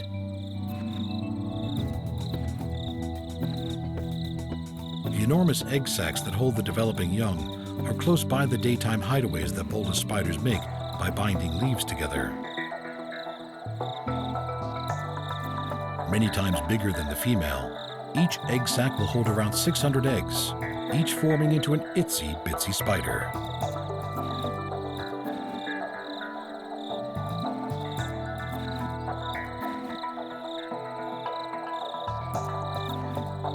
Mysterious, creative, and cunning, bolus have to be some of the most clever arachnids around.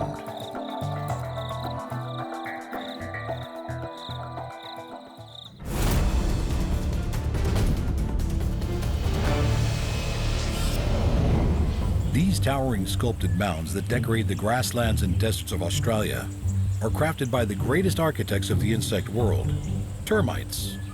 Although blind, these tiny animals work relentlessly to build their giant homes.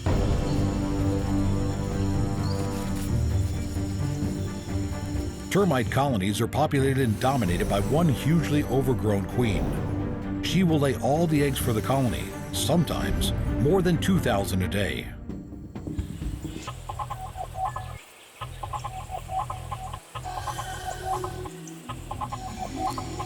Termites are eusocial animals, where different castes in the colony have different roles. Their level of coordination is so advanced that they operate as one giant superorganism. Soft-bodied and blind workers build the magnificent mounds complete with hollow chambers and chimneys that regulate the temperature and humidity within.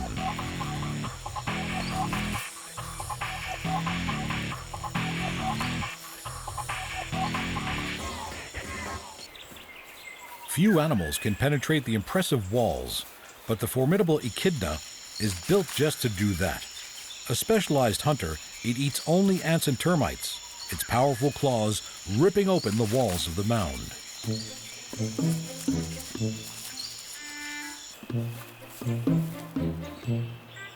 It's a double assault. Sunlight kills these nocturnal insects, and as soon as the attack is launched, soldiers are quick to defend. Thousands of soldier termites protect the colony, while workers within immediately start repairing any damage.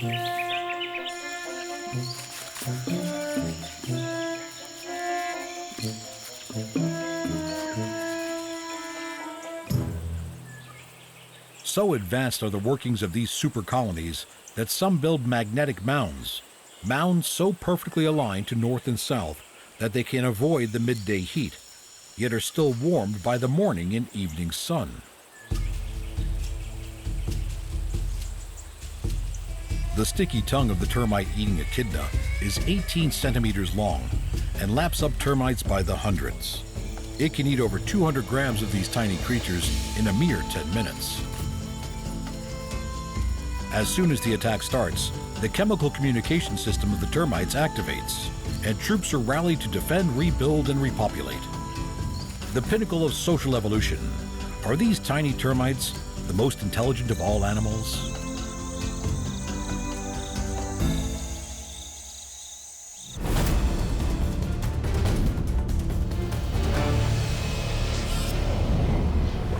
The seemingly smiling acrobatic dolphin has captured our curiosity and emotion more so than most other animals.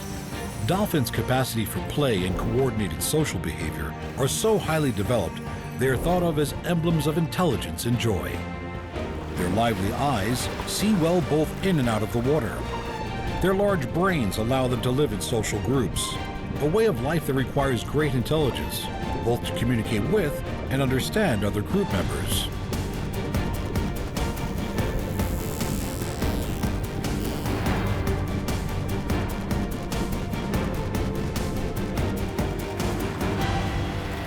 Hunting as a group requires precise teamwork.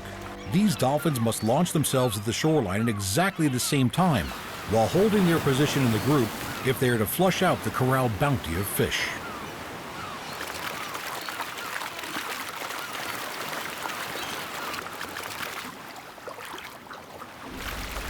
Dolphins have two main forms of highly sophisticated communication: the clicks of echolocation and the whistles used for contact calls and identification. Most female dolphins will whistle almost continuously for several days after they have given birth, acoustically imprinting their calf to them.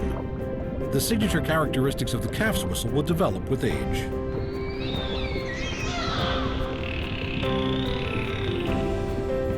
Other ocean mammals are highly adapted to their waterborne life and are accomplished hunters, seeking out prey by sight, sound, and smell.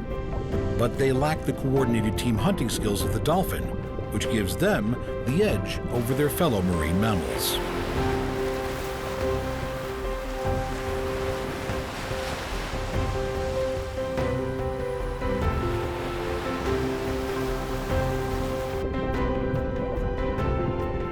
Dolphins are one of the few animals that are known to play simply for the pleasure of it, and will use sea kelp and sponges in group games. Using echolocation to see with sound, they can construct a 3D image of the size, location, and distance of an object that takes their interest. Their streamlined, graceful bodies gliding through the water, dolphins take great pleasure in each other's company and are without a doubt one of the most exuberant and playful creatures in our oceans, perhaps even more so than the joyful sea lion.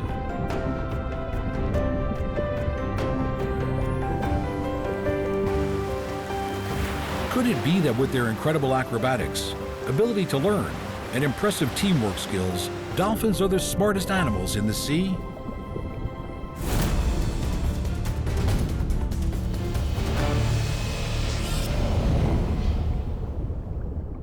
With a body that can change shape, color, and texture, large camera-like eyes, and an astounding array of attack and defense techniques, the bizarre and beguiling octopus is the most intelligent of all the world's invertebrates. The thick, muscular bowl-like suckers on the underside of their arms are so strong that they can help them squeeze into tiny spaces, grab at prey, and pull objects towards them.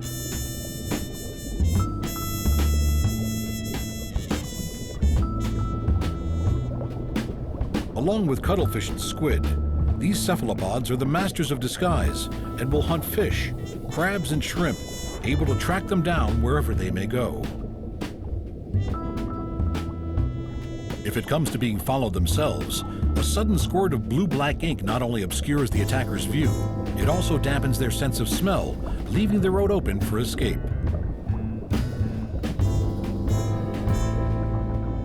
With no skeleton to restrict them, octopuses can mold themselves into any place of safety or any hidey hole.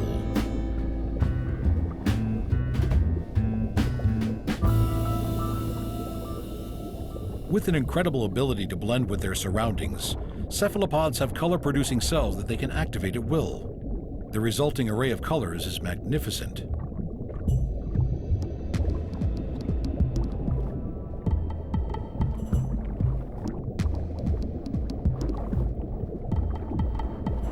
Although it seems sometimes the right shell is a harder choice than the right color.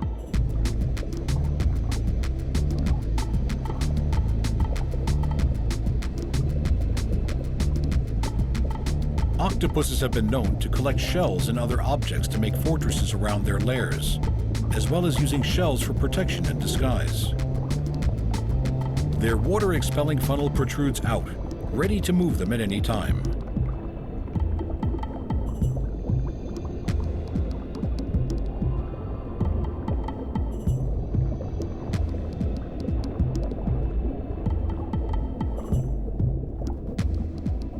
Lightning-fast strike and crushing embrace is an ambush few survive.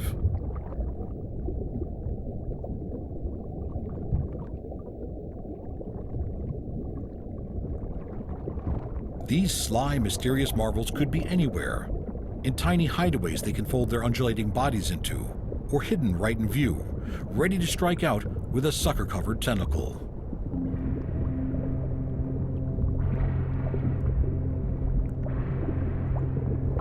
Not only can these fantastic animals change color, they can also scatter and reflect light, adding an iridescence to their camouflage.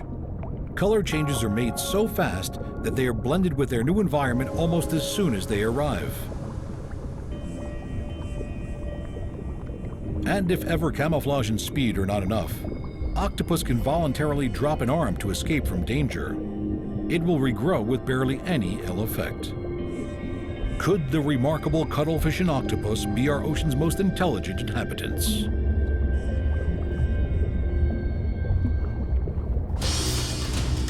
The inquisitive chimpanzee, the never-forgetting elephant, the exhibitionist bird, the deceitful spider, the architectural termite, the social dolphin, or the intriguing octopus. Which is the most intelligent of them all? The legendary wild dingo, the iconic kangaroo, vicious feral cats, the delightfully bizarre platypus, and the unmistakably cuddly koala. All call Australia home.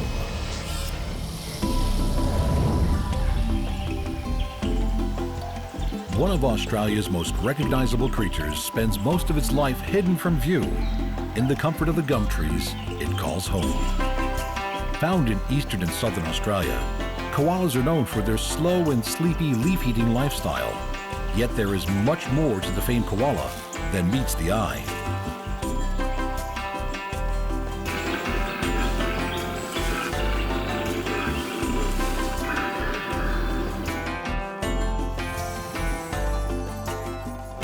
Those that live in the cooler southern parts of the country can almost be a third bigger with thicker, shaggier fur than those that live in the warmer, more tropical climates further north.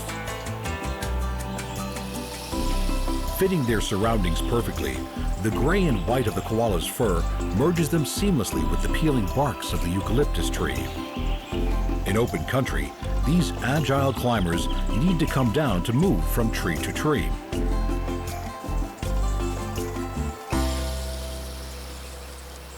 Koalas have a range of sounds used to communicate. Males have a deep grunting bellow that will give away their status as well as their position.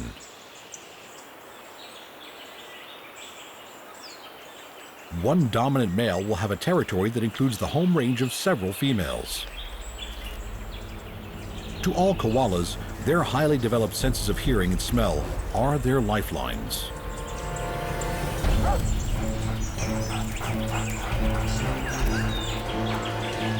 The wild dogs that roam through much of the koala's range are a deadly threat, killing more koalas than any other predator. Although armed with sharp teeth and claws, a mother with her joey are no match for a pack of large dogs. Her strong limbs and grasping paws will have to carry them to safety.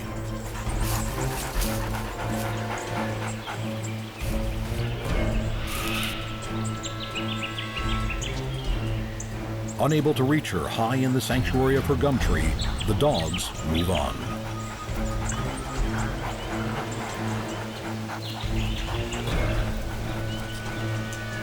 Opposing thumbs on her hind feet, a split hand arrangement on her forefeet, and long, sharp, strong claws enable this mother to take her joey high into the comparative safety of the treetops.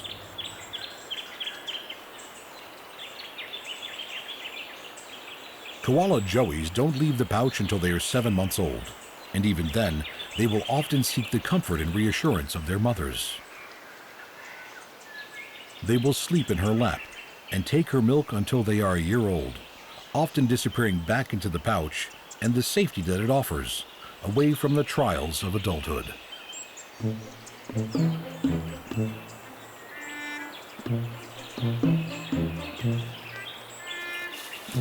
Things are not always peaceful in the treetops.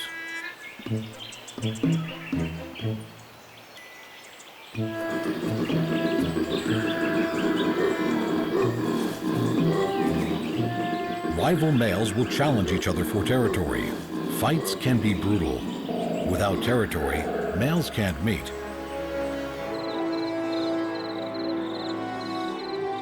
The night is shared with many other animals that are nocturnal by nature. Some of them more welcome neighbors than others.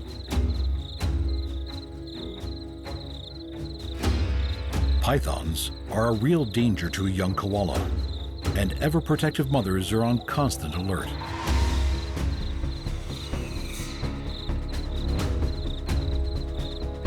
Other nighttime tree dwellers do not cause such concern, more idle curiosity.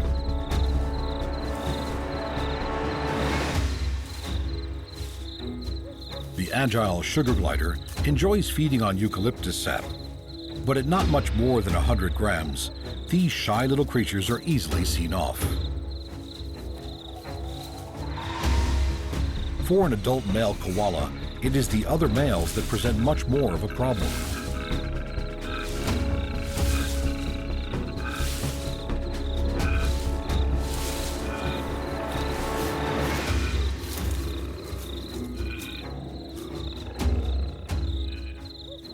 Living on toxic eucalyptus, the koala's phenomenal sense of smell can detect which of the many species they have a tolerance to.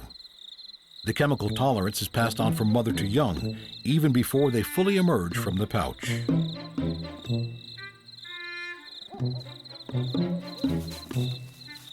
Perfectly suited to their highly specialized life, the koalas of the eucalyptus forests are one of Australia's greatest treasures.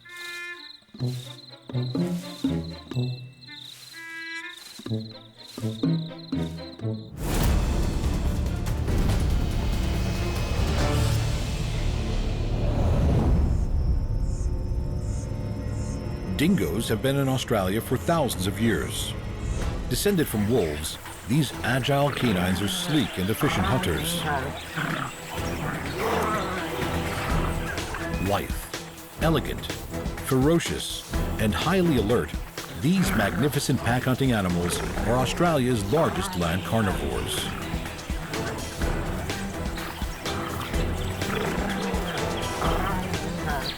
Opportunistic predators, dingoes are flexible hunters and prey on birds, reptiles, kangaroos, wallabies, rabbits, and livestock.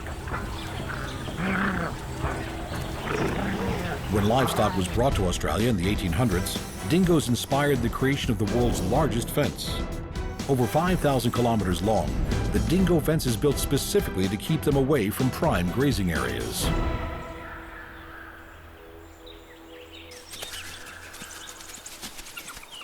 Proud, majestic animals, they maintain pack dominance, hierarchy, and territory with characteristic efficiency.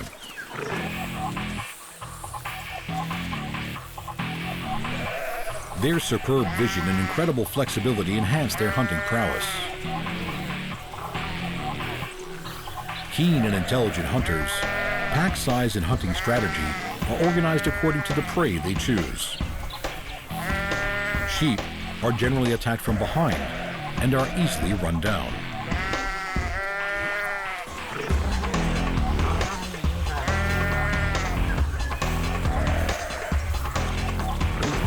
Although livestock only accounts for a small amount of their diet, sheep are often killed or injured without being eaten.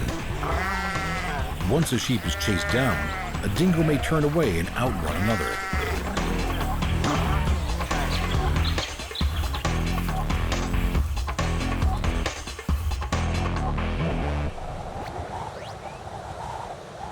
Dingoes range over most of mainland Australia. In the alpine regions of Kosciuszko, they have a thicker insulating double coat and are slightly larger than those in the warmer, more northern parts of the country. In the parched, arid climates that can bake large swaths of the Australian countryside, conditions can be tough. A lone, drought-stricken, emaciated dingo finds it hard to survive.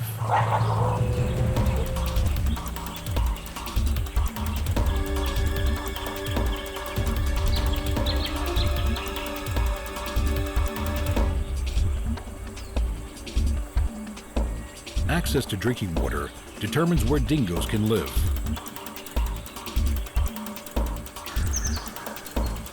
In dry times, the liquid they gain from the bodies of their prey is an invaluable lifeline. Dingoes have a wide and varied prey range, but prefer medium to large mammals, which make up most of their diet.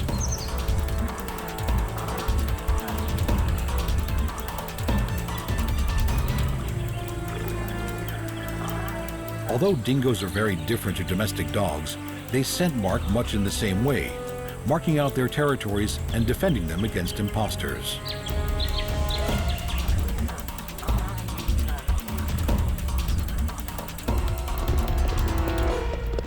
Wild horses and dingoes are among the many animals drawn to the precious watering holes of the outback. Dingoes need to drink every day and take great pleasure in lapping up the life-giving liquid.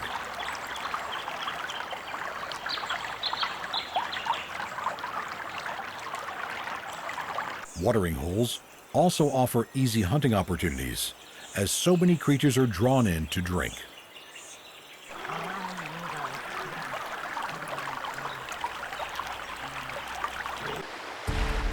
Fraser Island, on the east coast of Australia, is a far cry from the arid interior of this vast country. The dingoes here could be the purest genetic strain that exists, protected by their island location from interbreeding with wild and domestic dogs.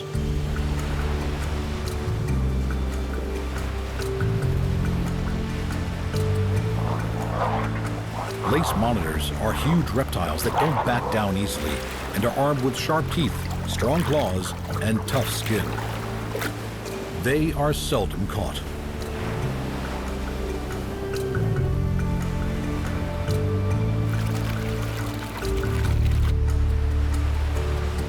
Running free, these magnificent canines are at home in almost all of Australia's diverse landscapes, from ocean to forest to red center.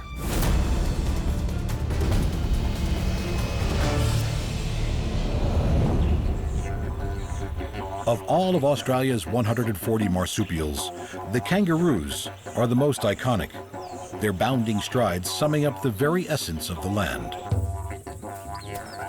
All male kangaroos box in their quest for dominance, blows, grapples, and kicks sounding out throughout the outback.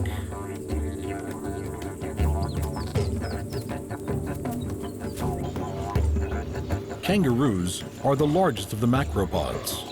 Their inquisitive faces and curious nature are a fixture of almost every part of the country.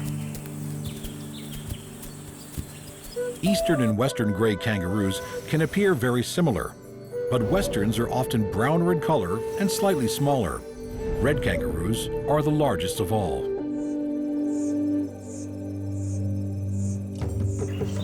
The graceful russet form of the mighty red kangaroo powers over the grasslands with rhythmic strides as its immense hind legs land on the baked earth. At full bound, these superb animals can clear 9 meters in one stride.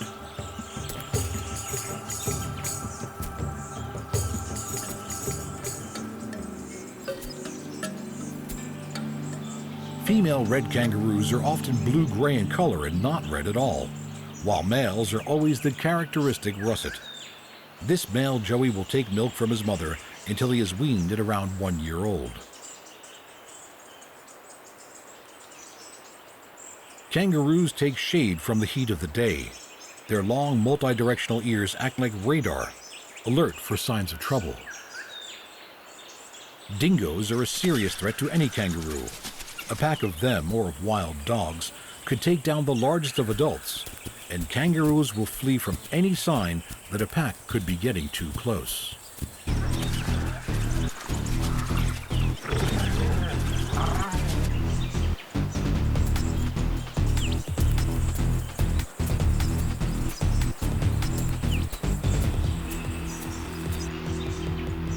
Rubbing his chest on the ground is one way a male will assert his status. Another is by kickboxing.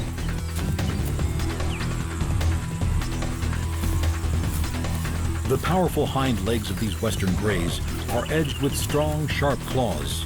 The full impact of a well-placed kick is enough to disembowel an opponent.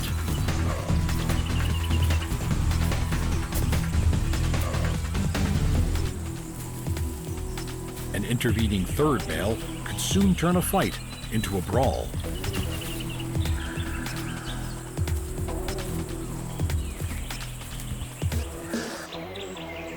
Dainty, delicate whiptail wallabies are found in the warmer parts of the eastern greys range, a range which, as its name suggests, takes in much of eastern Australia.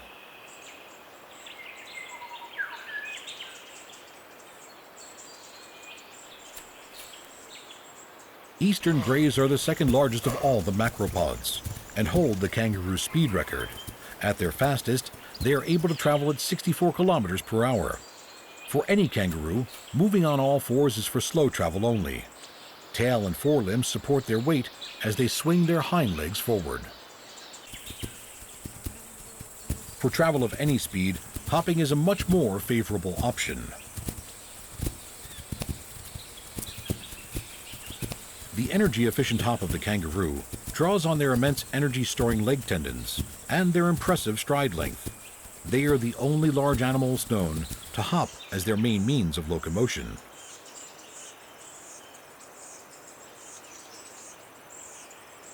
Large males have immense chest and shoulder muscles, along with powerful forearms and claws that can be used so brutally in boxing competitions. Competitions they must win if they are to be able to mate.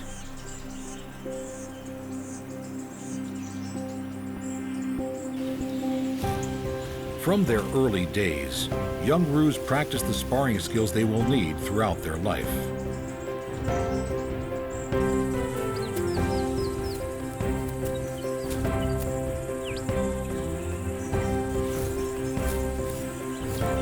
All the moves seem to be there, just much less aggressive of the real fights that are to come.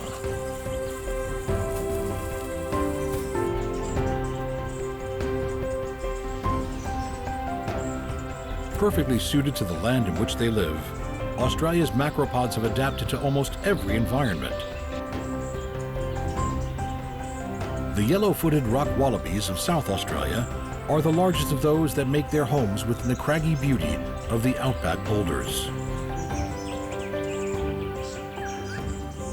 The mighty hoppers are really the very essence of Australia.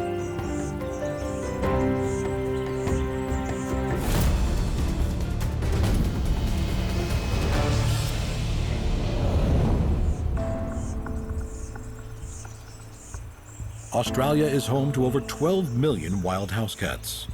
These lithe, nimble felines are the only cats in Australia and have made homes for themselves in every part of the country, from rainforest to desert to woodlands and grasslands.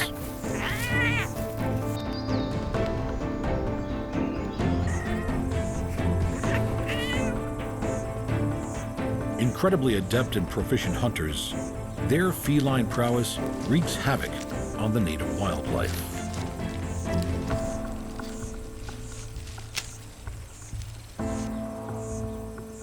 It is thought that cats were first introduced to Australia as a result of Dutch shipwrecks and sea traders from Asia. Their numbers massively boosted when European settlers released cats into the wild to try to control plague numbers of rabbits. The cats took over. Independent, self-sufficient and adaptable, cats can produce 3 litters a year and will hunt anything up to their own size.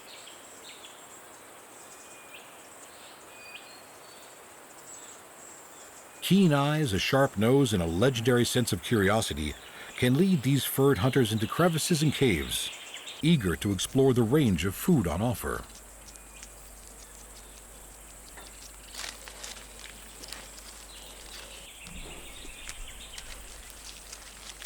Inside the huge mound of the greater stick nest rat hides its babies. Despite its impressive size, the nest is no barrier for the hungry cat.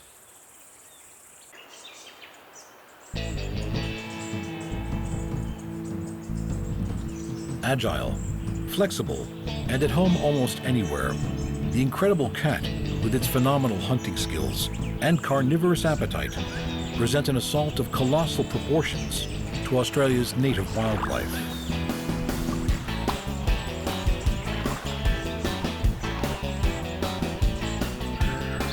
Unused to these exotic imposters, the animals of Australia, such as this burrowing frog, have not evolved defenses against these particularly sharp-clawed attackers.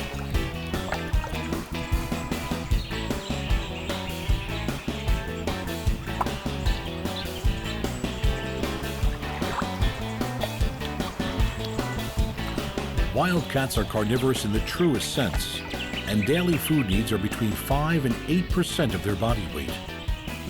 To get this, most cats will eat up to 30 animals a day, which means that across Australia, its wildcats are killing around 75 million animals every 24 hours.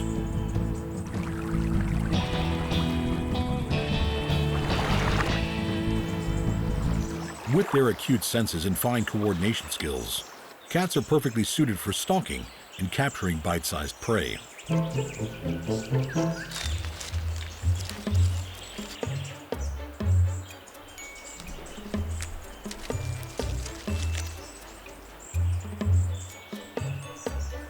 Sharp, retractable claws help conquer any location that looks as though it may lead to a meal.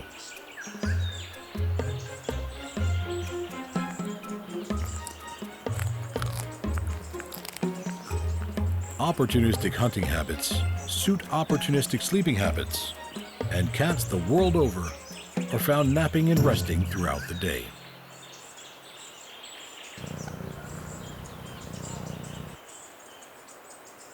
When something stirs to take their interest, they're always ready to investigate.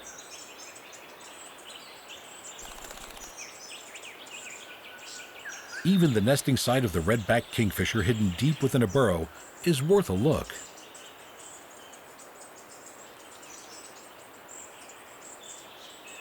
As they trot nimbly over the rugged landscapes of this island continent, it seems as though nothing is off limits.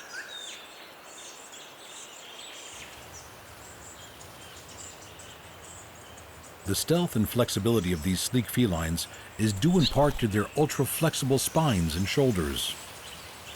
Cats do not have a fixed clavicle bone, which allows their slender bodies to follow into any space that their head will fit into.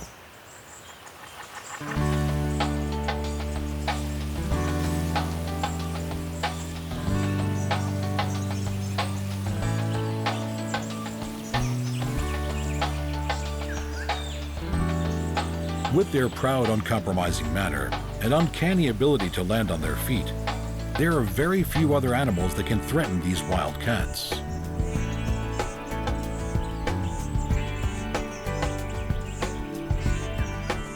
But this, the island taipan, is one of them. The most venomous land snake in the world. The island taipan is one animal the cat instinctively fears.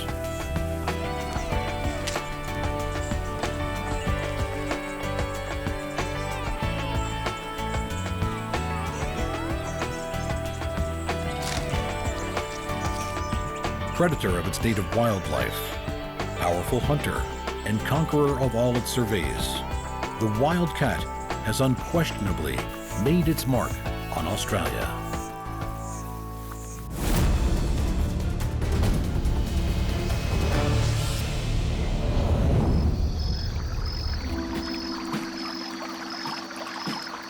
Of all the animals that have evolved in Australia, there is one that is more intriguing, more enchanting, and more unique than any other.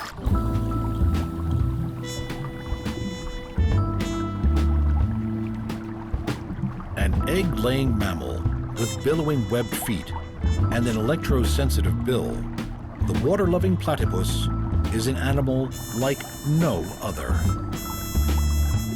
Long revered in Aboriginal culture as a creature of wisdom, when European scientists first saw a platypus, its bizarre appearance shocked them so much that they thought the animal was a hoax.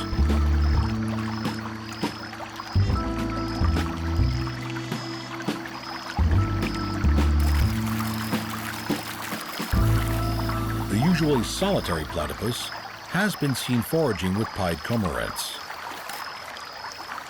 Both animals feeding on bottom dwellers. The birds have been observed pecking at the platypus until it dives.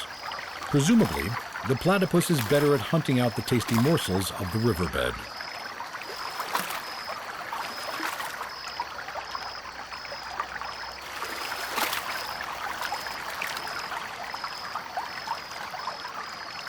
The hind feet that are used for grooming their soft, waterproof fur have a secret weapon.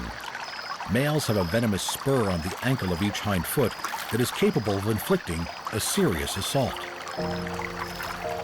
But it is the electrosensitivity of their bills that is their true trump card. The pores of the platypus's rubbery bill can detect the electrical pulse given off by the minute muscle contractions of the smallest of animals.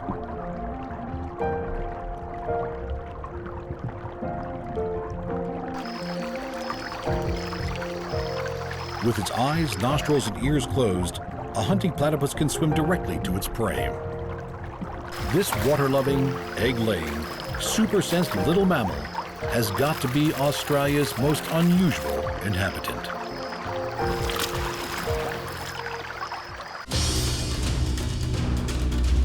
With its powerful dingoes, iconic kangaroos and koalas, invasive wildcats, and bizarre platypuses, Australia's wildlife is truly mesmerizing. Radar-accurate eyes survey the land. Slotted feathers adjust flight paths. As falcons attack, pelicans soar, kestrels hover, owls silently fly, parrots flock, vultures swarm, and eagles swoop. Which is the true master of the sky?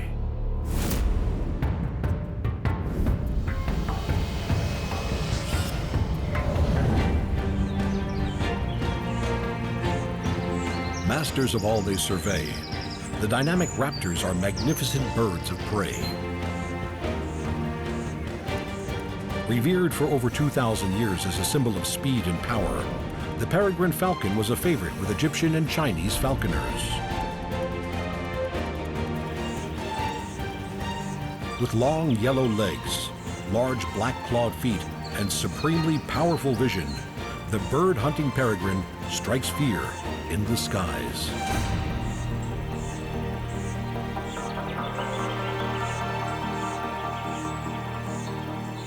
Waiting for its moment, the falcon takes off in low, fast flight.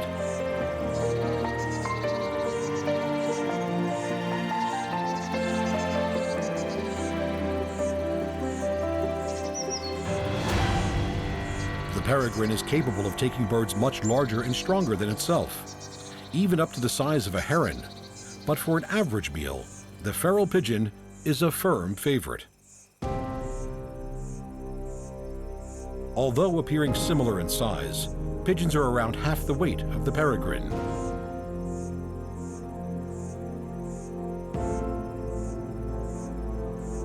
In level flight, the sturdy pigeon may occasionally outfly the peregrine, but the falcon is a formidable hunter, and the pigeon is far from safe.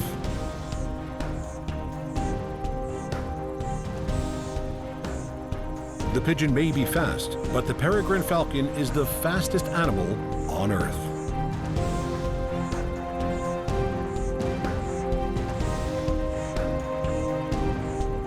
Flying at a great height, the peregrine goes into a stoop, a high-speed dive that can reach over 300 kilometers per hour.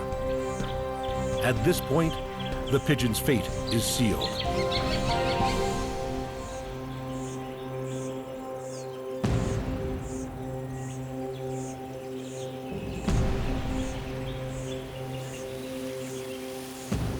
Such active hunting techniques produce high energy needs, and the peregrine is an aggressive and highly adept aerial hunter.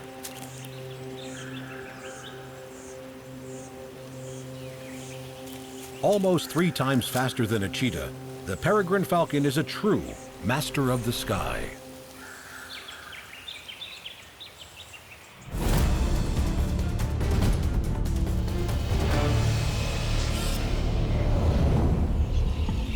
When these petite, brightly colored budgies take to the air above the arid lands of Australia, they color the skies green and yellow. A budgie's pointed wingspan, around 30 centimeters, carry these small ground-feeding parrots to their daily food and water. Highly scheduled in their drinking habits, budgies drink 5.5% of their 30-gram body weight every day. Huge flocks gather around the waterholes of the Australian outback.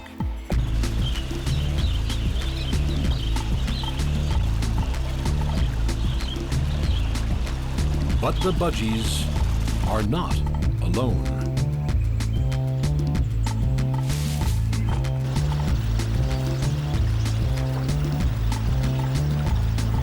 For the bite-sized budgie, danger lurks overhead as fast-flying raptors survey the scene. In flocks packly tied with thousands of birds, budgies are afforded some safety in numbers as they wield and change direction as a single mass. But falcons and kites are natural-born bird hunters, and a single bird of prey can change the course of a flock of thousands.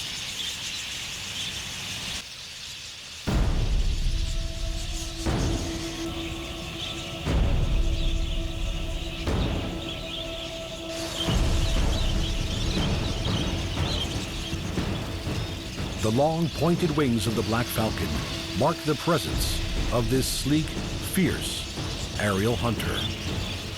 hunting either by a stoop from on high or by direct attack and vigorous chase. The black falcon has even been known to rob other raptors of their kill.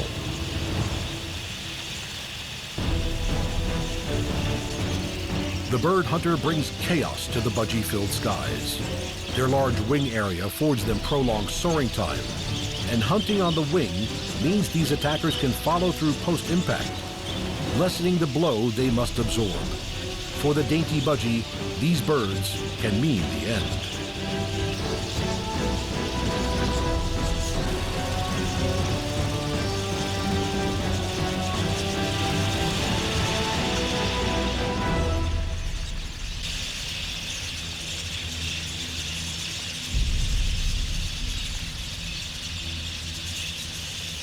The black falcon rears its chicks in the large stick nests of another bird, the male bringing food to his young held high in the treetop nursery.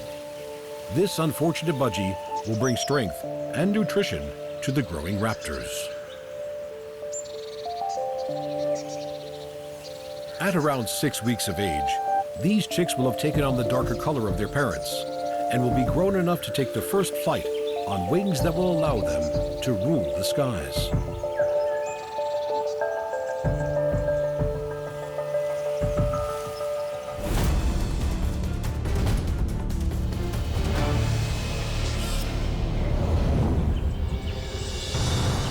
Some animals inspire awe and respect by their presence alone. The wedge-tailed eagle, the largest bird of prey in Australia, is one such animal.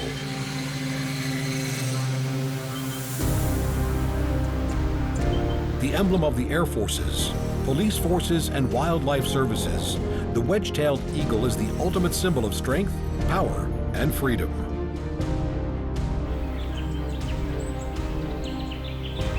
Preferring wooded and forested land and open country, wedge-tailed eagles soar from low flight to 2 kilometers high on outstretched wings that span over 2.5 meters. For prominent perches, they scan the countryside with sophisticated binocular vision. The bony rings that surround the eyes can squeeze and elongate the eyeball, acting like a telephoto lens, enlarging the image they see. With precise distance measurement, they pinpoint their prey.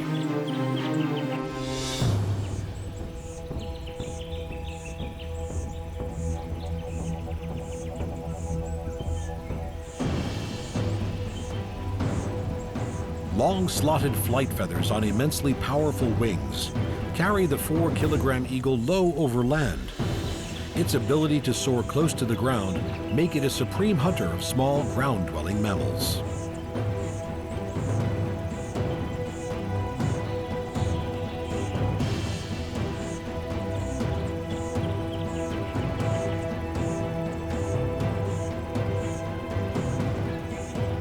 Both hunter and carrion eater, the wedge-tailed eagle can spend over an hour airborne, searching the land below. Territorial birds, they have been known to attack hang gliders and parachutists that have come too close to their nests.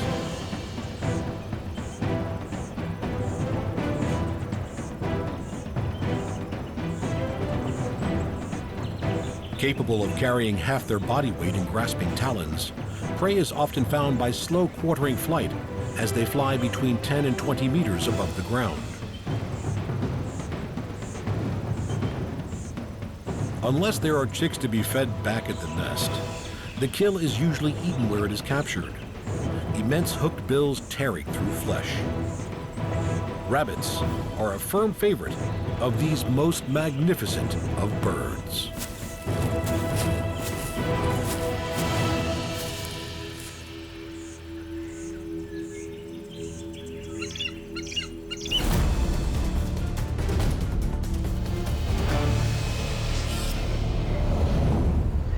These graceful formation flying birds that soar on thermals high above the ground are some of the largest and most engaging of all the water birds.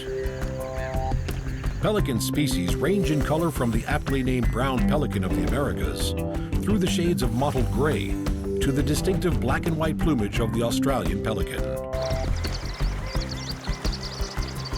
Widespread over freshwater estuarine and marine wetlands and waterways. Australian pelicans are large social creatures. Distinctive bills and rotund bodies setting them aside from other water birds.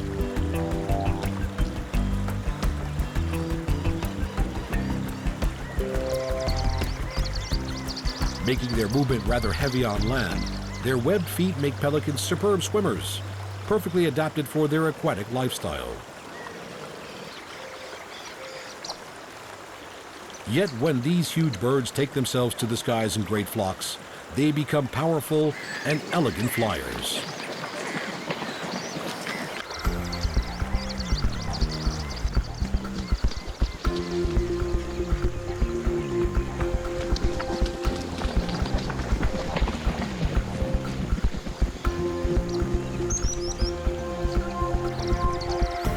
Australian pelicans can stand between 1 and 2 meters tall with yellow ringed eyes that stare out of white feathered faces. Yet it is their pink bill that is truly remarkable. The longest bill of any living bird, the bill of the Australian pelican with its hooked tip can reach 47 centimeters in length. Huge distendable pouches on the lower mandibles act like a net and scoop up vast quantities of fish.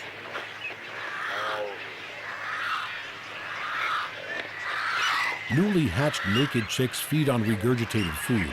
They will get their feathers at around 8 weeks of age and will attempt their first flight at about 3 months.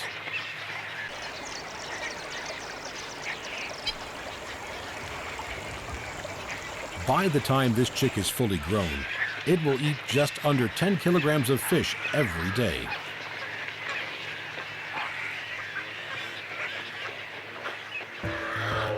Pelicans are gregarious animals, living in large colonies and sharing their habitat with many other birds that take advantage of the water's edge and everything that it has to offer.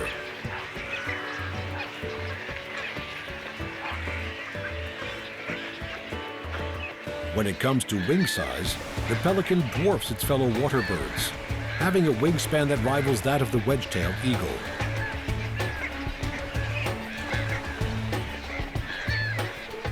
On the other side of the world, the brown pelican of the Americas, the smallest of the pelican family, takes advantage of the rising warm air, soaring on thermals as they travel over the oceans.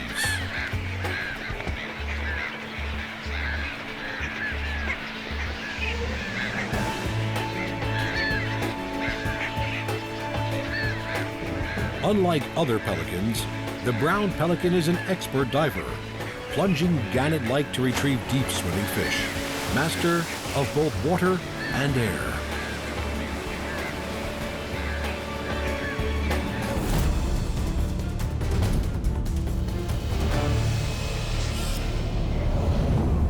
Of the 8,500 species of birds in the world, just under 300 of them are seabirds, ranging from those that are migratory and dispersive to those that are rarely seen away from their breeding colonies.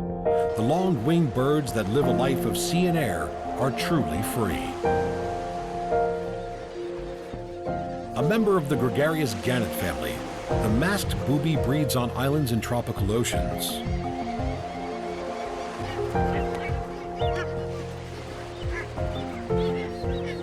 Nesting close to clear, deep water, these incredible divers can fish 12 meters below the surface, chasing after fish and squid on which they and their chicks depend.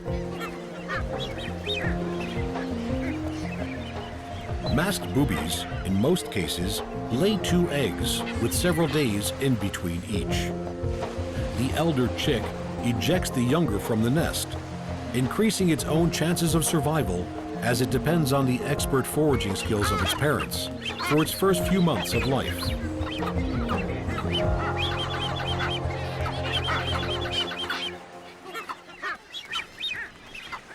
Unlike the masked booby, the sooty tern is one of the elite bird species that can hover. To do so, they need to be facing into the wind, which then flows over the airfoil of their wings, giving them enough lift to hover for a few precious seconds.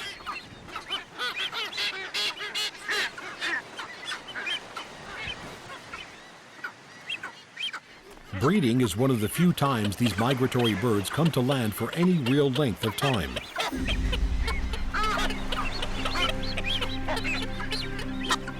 In jerky courtship displays, mates circle around each other with slightly dropped wings, calling softly with their bills pointing downwards.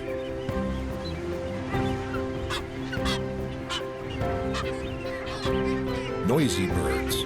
A breeding colony is seldom, if ever, quiet, as the incessant high-pitched calls sound out.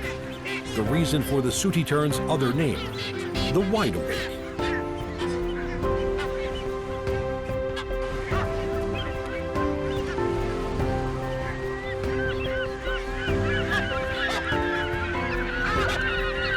These impressive birds can stay at sea for phenomenally long periods of time. From fledgling until they first come back to nest, 4 or 5 years later they will seldom touch land. To help them do this, they have an incredible ability to take 1 or 2 second micronaps while flying. While at sea, they feed on the fish driven up to the surface by tuna and other underwater predators.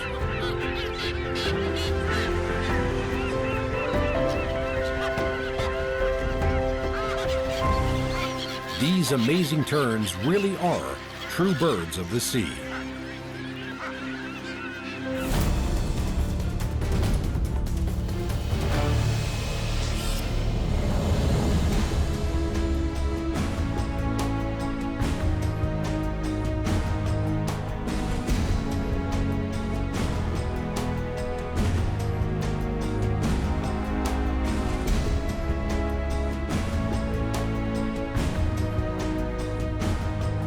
Guardian of the forest, keeper of wisdom, and soul behind all-seeing eyes, barn owls evoke an eerie respect from all those who encounter them. Nocturnal hunters, these mystical birds have taken stealth hunting to a degree beyond all others. Flying between trees on dark nights, the owl's success is its silence. Hunting in darkness, it relies on superb hearing to locate the small ground mammals it seeks. Its approach must be completely without sound.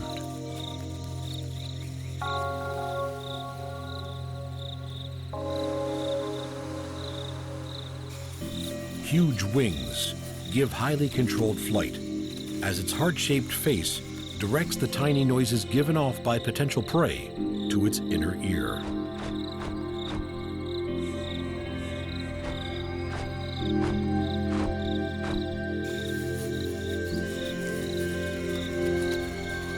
Soft, fringed feathers on long, wide wings reduce the loud turbulence of flight, while their velvety surface reduces any friction noise between feathers.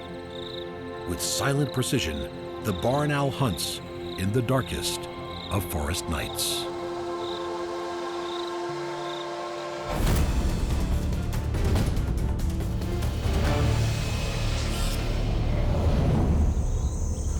Constantly scanning the open plains of Africa are the highly tuned eyes of the famous birds that clean up these savannas. Vultures in full flight present an elegant sight, soaring on powerful wings, eyes trained on the land below, some flocking together, others taking a more solitary path.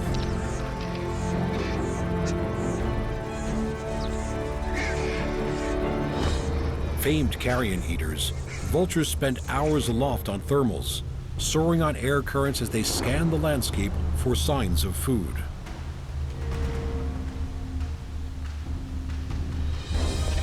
Exploiting columns of warm air that rise up over 1,500 meters, vultures have been known to travel 75 kilometers using a mere half dozen of these thermals.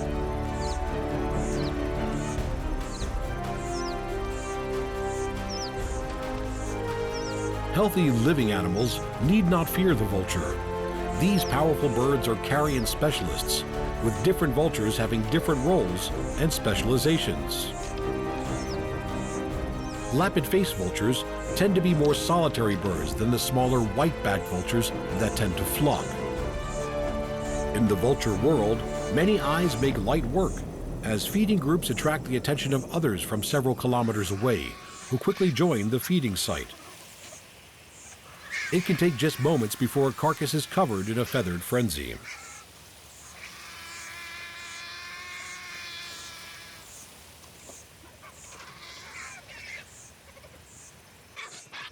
There are others that keep a watchful eye on proceedings.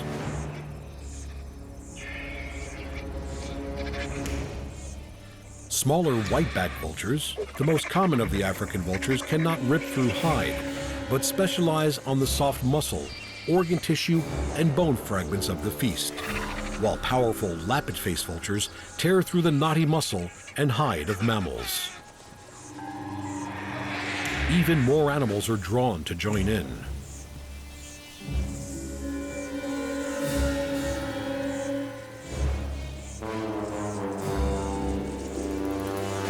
Although hunting much more of their food than they scavenge, the hyena is an expert opportunist and will be unlikely to overlook a beckoning meal.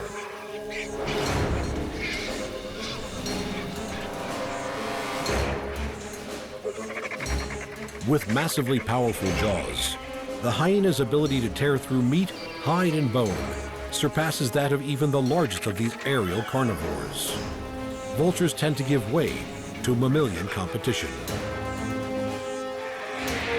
Among themselves, occasional conflicts over hierarchy break out.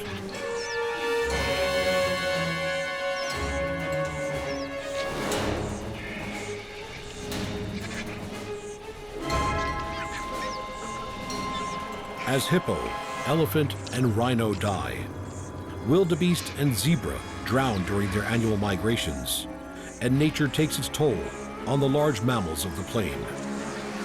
Its scavengers, both of land and air, ensure that nothing goes to waste.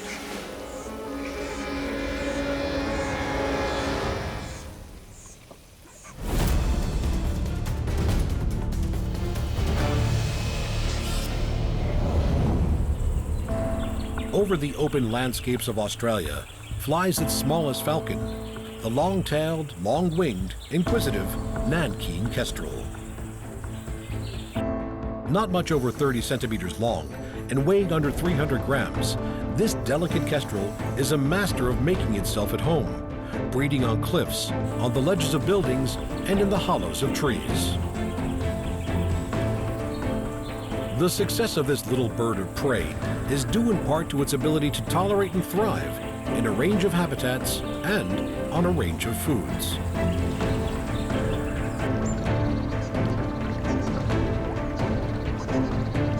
Unlike other falcons, the kestrel does not rely on the incredible speeds reached by its peregrine cousin.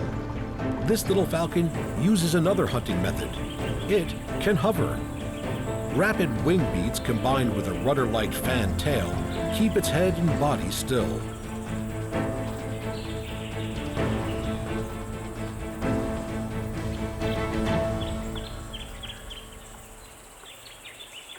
Selecting its prey from its aerial vantage point, the kestrel drops nearer to the ground until it is close enough to pounce. Small mammals, crickets, spiders, and grasshoppers are all fair game. While some insects and smaller birds are plucked out mid-air, most of the kestrel's prey is firmly on the ground.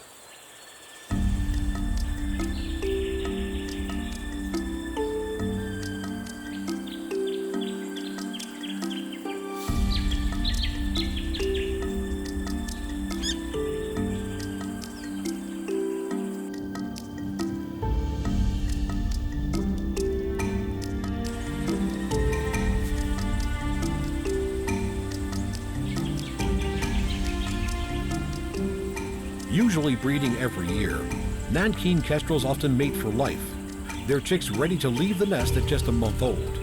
At first, they will follow their parents, flying to them and taking food at a perch. After 2 more months, they are ready to fend for themselves and begin the life of a bird on the wing.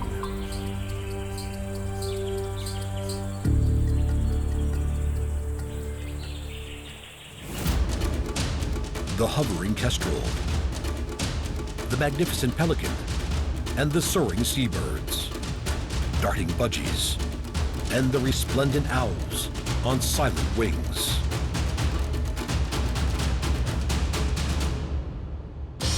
Falcons that fly faster than the turn of a head, eagles that carry off young wallabies, vultures that clean the African plains, which is the true master of the sky. The colossal elephant, the intimidating birds, the barrel-like hippo, the towering giraffe, the gigantic whale. Which is the biggest of them all?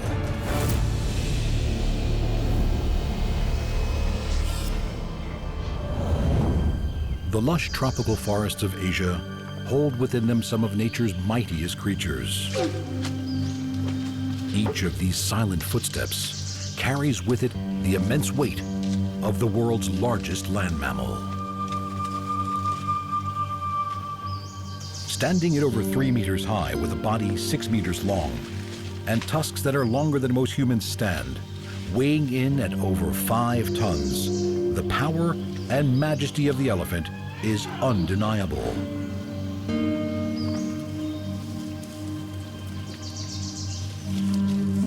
In the Hindu religion, the elephant-headed Ganesh is worshipped as the deity of intellect and wisdom and the sacred remover of obstacles. It is commonly believed that a goddess created Ganesh in order to guard her privacy. Asian elephants are extremely social and live in matriarchal family groups. Most of their time is spent eating. Their average daily intake is 150 to 200 kilograms of leaves, roots, barks, and shrubs.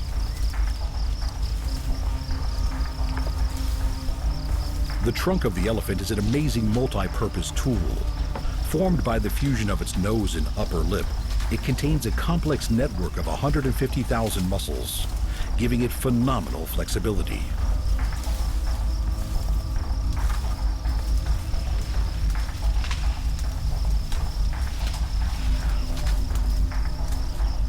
Preferring scrub forest and areas with shade, the range of most Asian elephants doesn't often exceed more than 50 square kilometers, although they will migrate with the seasons.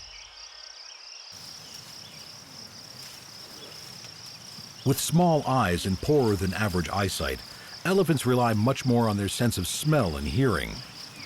The tough, wrinkled skin on their backs and sides is between 2 to 3 centimeters thick and is highly sensitive.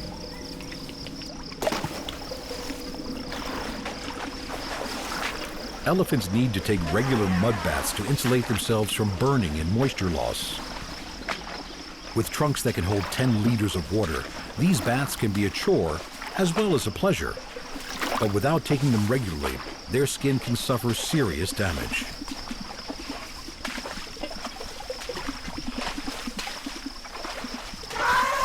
Constant flapping of their huge ears ventilates the fine network of capillaries that run just beneath their paper-thin skin, adding to the overall cooling effect of bath time.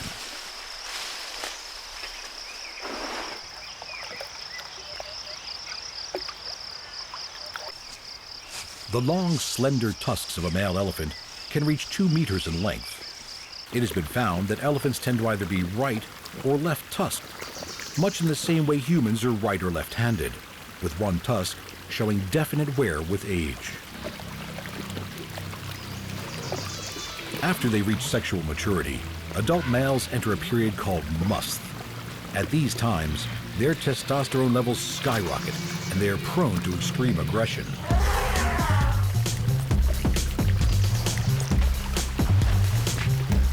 As these colossal bodies collide, huge feet that rest on pads of shock-absorbent tissue try to stand firm against the phenomenal pushing force of their opponent.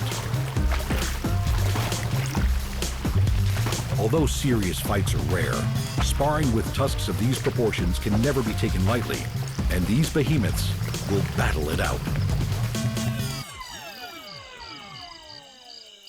The sweeping plains of Africa are home to the only land animal bigger than the Asian elephant. African elephants can be a ton heavier and a meter taller than their Asiatic cousins.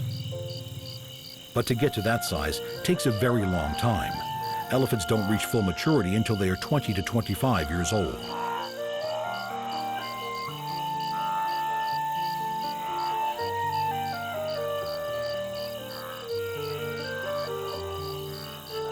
Living in close-knit maternal groups, elephants form extremely tight social bonds. Their very wrinkled skin gives them more surface area from which they can lose heat in the baking temperatures. And they also trap moisture, which then takes longer to evaporate. To keep these massive bodies cool, these enormous animals need around 80 liters of water a day, although some can consume double that amount. An adult male can drink more than 200 liters of water in less than 5 minutes. Using their supersensory trunk to smell, elephants pass scent particles to a specialized organ on the roof of their mouths, often raising their trunks in the air to get an advance warning of any danger.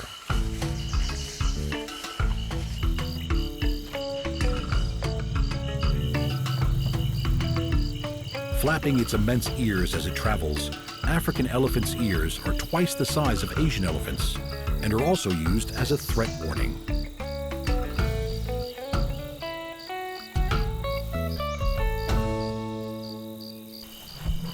Elephants communicate with deep rumbles at frequencies too low for human ears to detect. These rumbles and foot stompings can create seismic waves that travel over 20 kilometers and can be used as a form of communication.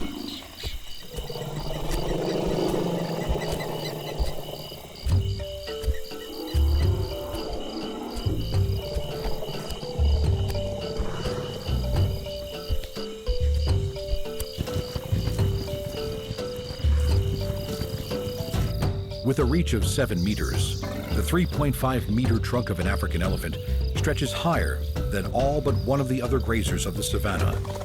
The two so-called fingers at the tip of the trunk have the same dexterity as an octopus leg and can grip the most delicate of leaves.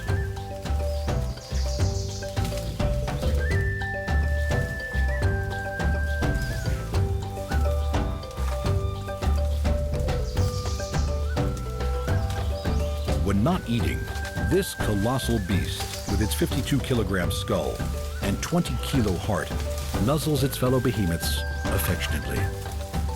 Are these modern-day mammoths really the biggest animal on Earth?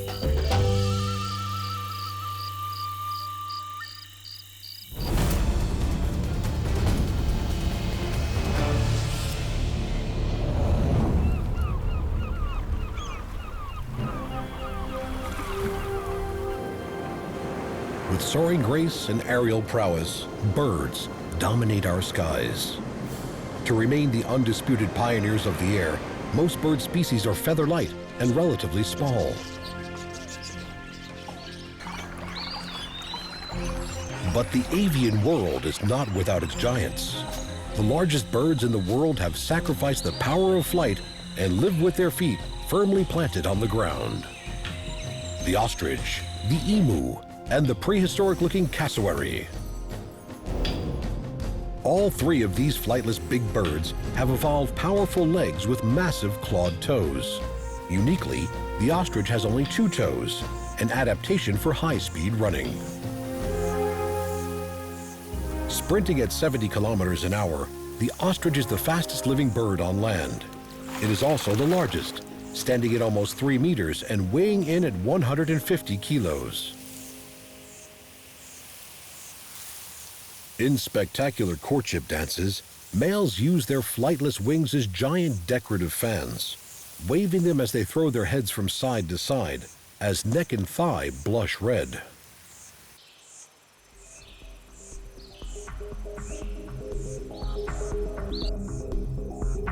Keeping lookout with the largest eyeball in the animal kingdom, there is only one creature that can outrun this giant bird. The massive ostrich can move over the landscape with strides up to 5 meters long.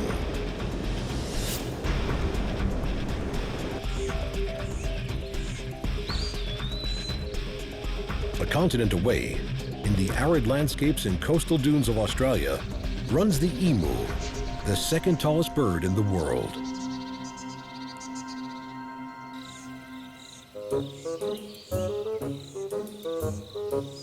The shaggy appearance of the emu disguises a brilliant design.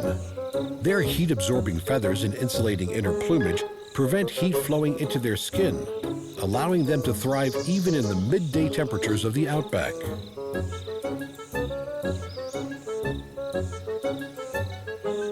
Keen-eyed and curious, Emus are known to follow and watch other animals. Although not as tall as the ostrich, the emu can reach nearly 2 meters and weigh over 50 kilograms. Their bodies fueled on a diet of plants, seeds, and insects.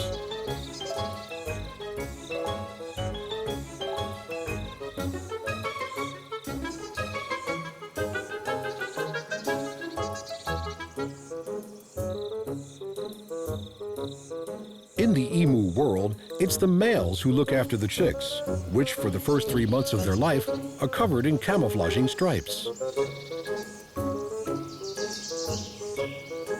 The chicks whistle gently as they forage. The whistling gets louder and more high-pitched if they lose sight of their ever-protective parent.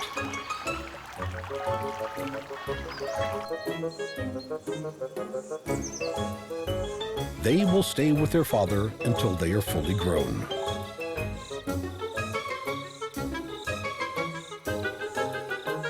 Among the ratites, the large flightless birds of the world, emus are not the only ones to provide all-male parental care. In the lush rainforests of tropical Australia lives the stocky, aggressive, and mighty cassowary.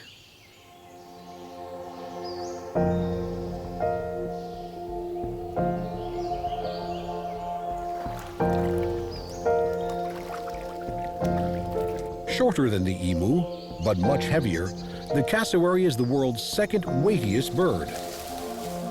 The 18-centimeter horn-like casque on top of its head adds to its bizarre and commanding appearance. Aggressive by nature and known to strike out with both immensely powerful legs, the cassowary has the power to disembowel. Their sharpened spike-like inner claw is 12 centimeters long.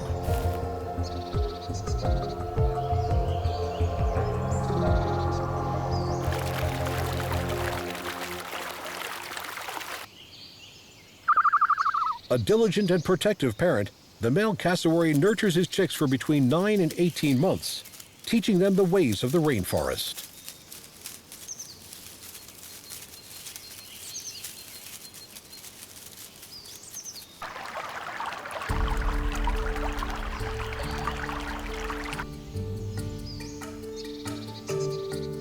This arrestingly magnificent bird is vital for the survival of the forests in which it lives.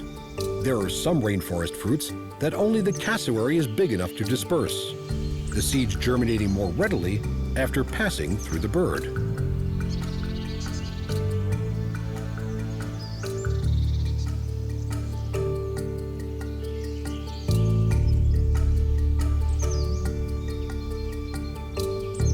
These mighty keepers of the forest walk as true giants amongst the birds.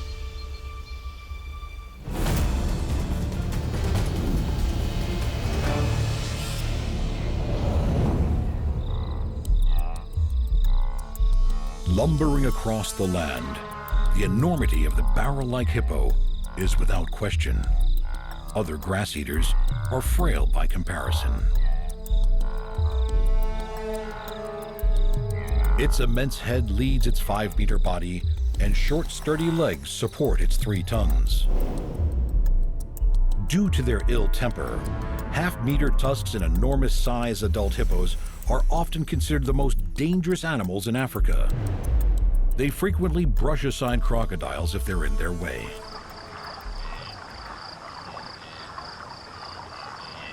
Hippos are semi-aquatic animals, spending 18 hours a day submerged in the shallow, muddy waters of Africa's rivers and lakes. Despite being extremely thick, their skin is sensitive and needs to be kept moist. They produce a mucus that turns a pinky brown when exposed to the air, which acts as both a sunscreen and a moisturizer, and may even protect them against infection. Vigorously wagging their tails to scatter dung and urine, both on land and in the water, it is likely that the scent sprayed by hippos while doing this helps them to recognize one another. Certain birds will also recognize their favorite hippo. Tiny oxpeckers spend most of their life on their giant partners' backs, gorging themselves on the pests and parasites that torment their hosts. The colossal mouth of the male hippo houses the most lethal of weapons. These thick tusks can grow to half a meter and are kept sharp as they grind with the upper canines. The gape of the hippo's jaw stretches to a phenomenal 150 degrees and gives it one of the most powerful bite forces in the entire animal kingdom.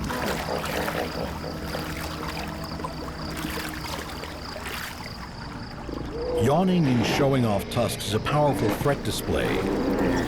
But if threats don't work, these aquatic titans will stab at each other, rearing up, slashing and biting. Fights can be a 6-ton battle for the control of a section of river and the females within it.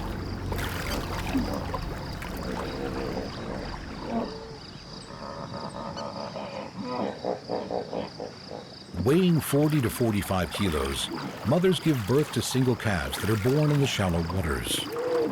The female will have left the herd to give birth, and she and her meter-long newborn spend a week or two alone. By the time they join the group, they are firmly bonded and have a close and affectionate relationship. Although weaned at 12 months, by which time the young calf weighs a massive 1/4 of a ton, it will remain with its mother for several more years, and it's not uncommon to see a female with 2 or 3 offspring. In the physically close life of the river hippo, even young males are tolerated by the bull. Are these submerged barrels of power the biggest aquatic animals in the world?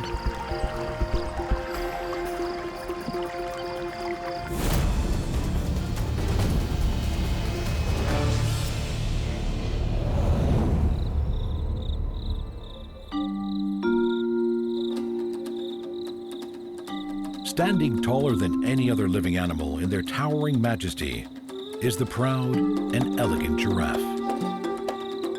With a grace of movement that defies its great height, adult giraffes stand 6 meters tall, and their legs are higher than an average man.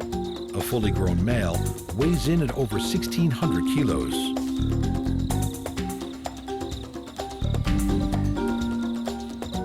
The unique appearance and peaceful nature of the giraffe has captivated humans for centuries. The national emblem of Tanzania, the giraffe, represents visionary qualities and an ability to see life from all angles.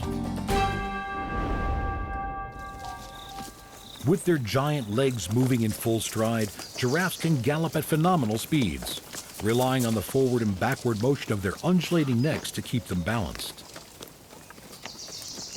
A giraffe's markings are unique, and while the color of its patches may vary slightly throughout its life, the pattern remains constant. When fully grown, this elongated animal is tall enough to peer through the window of a second-story building. Its endearing face is dominated by outrageously long eyelashes and huge eyes that are always on the lookout for danger. Lions hunting in packs are the only predators capable of taking down a large giraffe. Their presence always instills fear.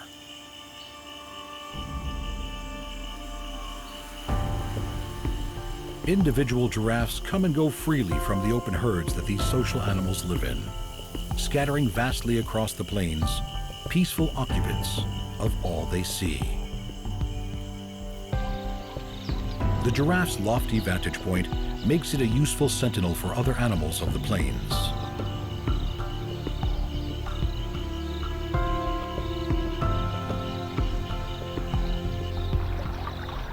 Drinking for a giraffe is tricky business. Despite its colossal proportions, its neck is still too short to reach the ground, and it must splay its elegant legs to reach down and drink. Another animal keeps a watchful eye while they are in this vulnerable position. Dueling males evaluate each other's strength by intertwining their mighty necks and leaning against one another. When a fight ensues, they swing their huge necks, aiming head and horns at their rival. With each landing blow, thuds echo across the plains.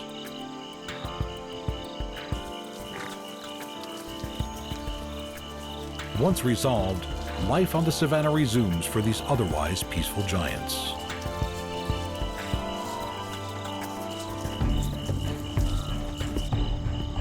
Could the towering height of this most elegant of beasts make it the biggest animal on Earth.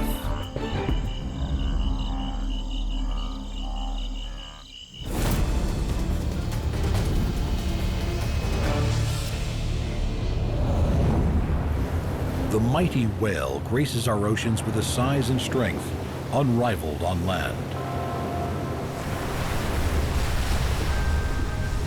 3 times longer than the tallest giraffe and weighing more than a dozen hippos, the beautiful humpback whale is most famed for its mystical and haunting song.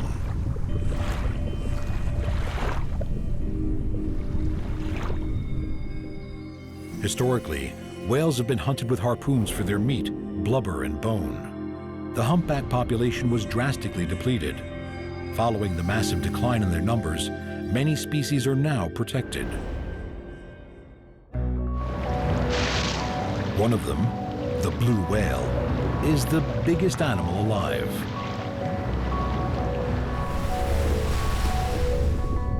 The largest animal known to have lived at any time in the history of our planet, this gigantic creature can be over 30 meters long and lives entirely on tiny plankton.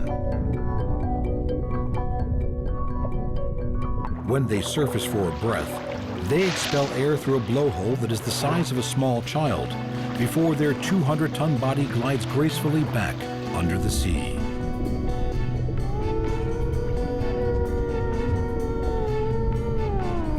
Swimming at an incredible 20 knots, the tail of these majestic creatures can be over 7 meters wide.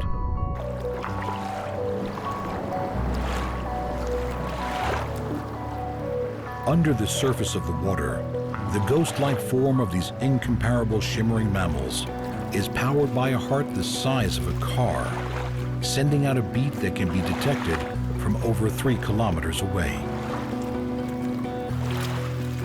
These incredible blue whales really are the true giants of our world. Gliding through the tropical and temperate waters of our oceans is another remarkable creature, the undisputed biggest fish in the sea, the whale shark. Averaging around 12 meters, many believe they can reach up to 20. These enormous animals are filter feeders and fuel themselves on tiny organisms like krill, larvae, and small fish.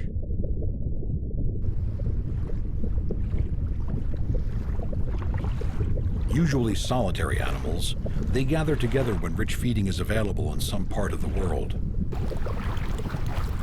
They have even learned to make the best of the local fishing trade.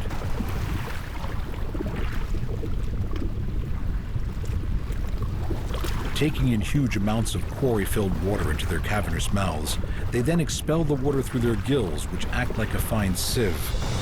Anything over 2 to 3 centimeters is trapped. With mouths that are over 1 meter wide, they can process more than 6,000 liters of water per hour.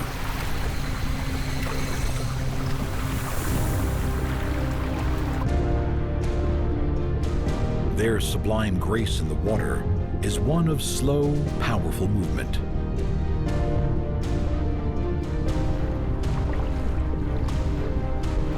The white spots and lines that decorate their magnificent blue-gray bodies mimic the dappled sunlight that comes through the surface of the ocean and makes them less conspicuous in the water.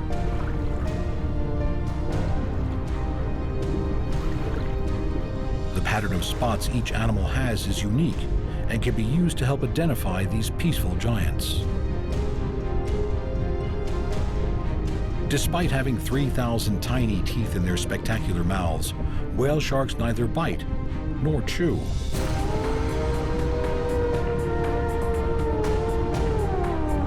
It is incredible to believe that this beautiful colossus started its life as a 60-centimeter pup.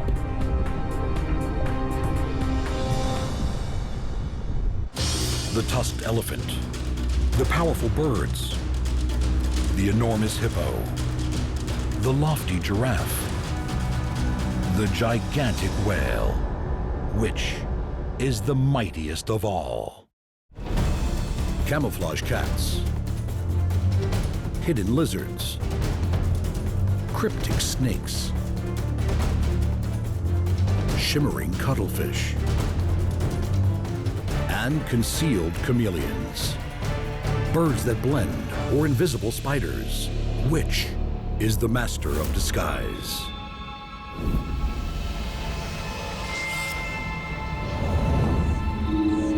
Some animals will never be inconspicuous. Others blend so perfectly with their surroundings that they can move through them without detection. For many of the cats of Africa, camouflage is key to survival.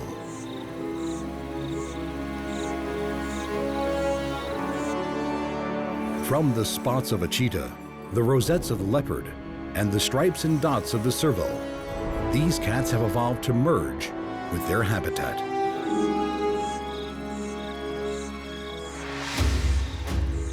The outline of an animal, no matter its size, is an easy one to distinguish.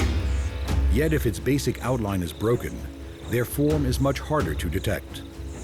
With markings breaking up any readily identifiable shape, and a coat, the color of the grasslands in which it lives, the sleek serval walks semi-unseen.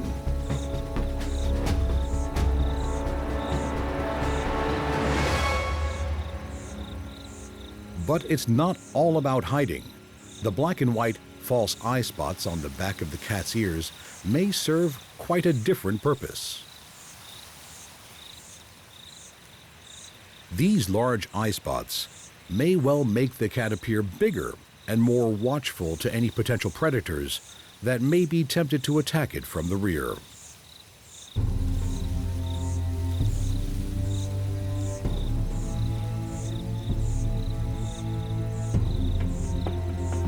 These same enormous ears also afford the serval cat highly sensitive hearing. Preying on low-flying birds, as well as the small animals at its feet, it is able to hunt by sound alone until it gets close to the quarry to pounce.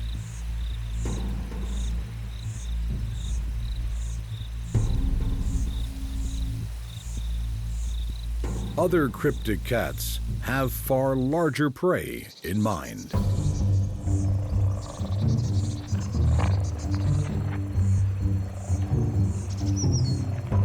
Arguably, the king of camouflage, the leopard blends with the branches of the treetop vantage point.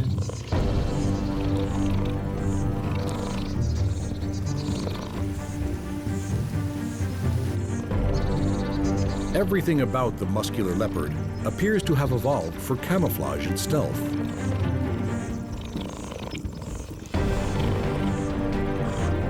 With eyes the color of leaves, and the dark pigmentation of their rosettes merging with the bark of trees, when this predator does come to the ground, it moves in silence and can approach to within meters of its unsuspecting prey.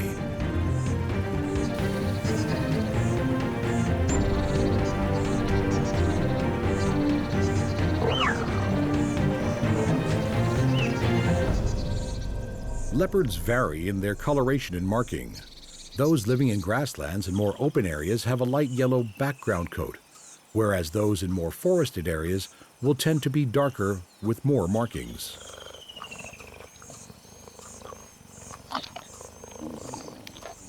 On most individuals, the rosettes turn to solid spots on both the face and limbs.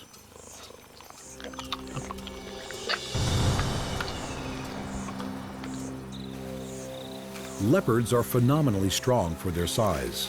A male can drag a carcass 3 times its own weight, 6 meters up a tree.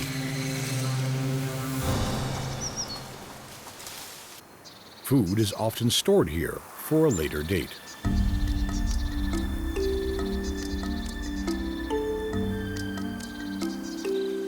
The mottled pattern of its markings beautifully conceal this magnificent animal both against the dappled sunlight of the grass and against the broken shadows of the rocky outcrops.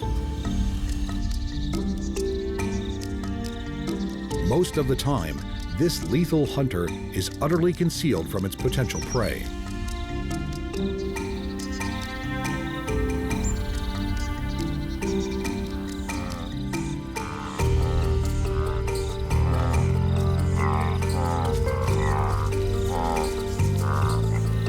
Unlike the leopard, The cheetah does not spend its days in trees and is not a good climber. It does, though, blend equally well with its savanna habitat.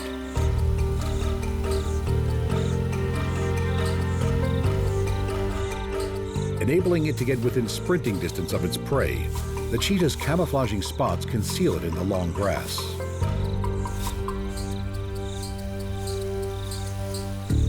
Each of the hundreds of solid black dots break up the identifying form of this hunter. For the plains animals of Africa, predators lurk, unseen amongst them.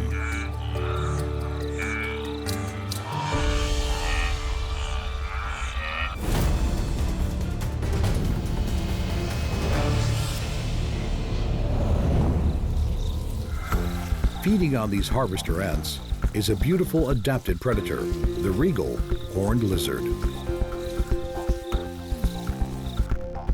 Merging perfectly with their surroundings, these small reptiles live in the rocky, gravelly, desert-like habitats of Arizona, where they make a living almost exclusively on ants. Prey is scarce enough in the desert, but when 90% of your diet is made up of one species of ant, it takes a lot of time and effort to get your fill and avoid becoming prey yourself. The coloration of these 11-centimeter lizards is well matched to the dry soils and rocks that surround them, but that's not their only camouflage. Experts at remaining motionless, the spines and fringes of their scales lessen their sharp outline and decrease the shadow they cast.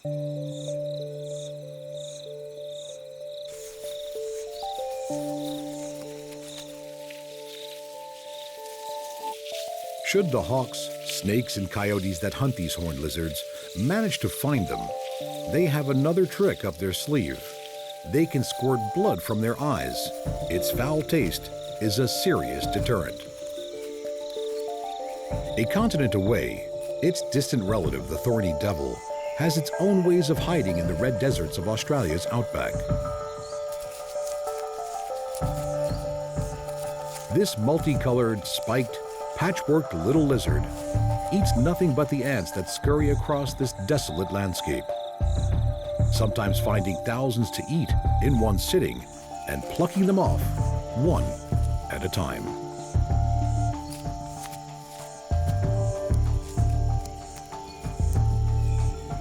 The thorny devil does more than just look incredible. It can change color according to the type of soil it's crossing. Its yellow, orange, brown, red, and white tones altering accordingly.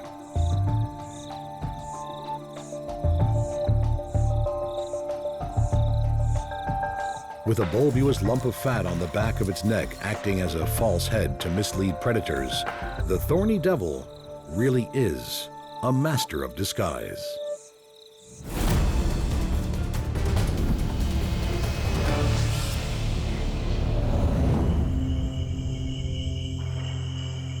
In the leaf litter of Australia's woodlands and scrubs hides one of its most cryptic and dangerous snakes, the death adder.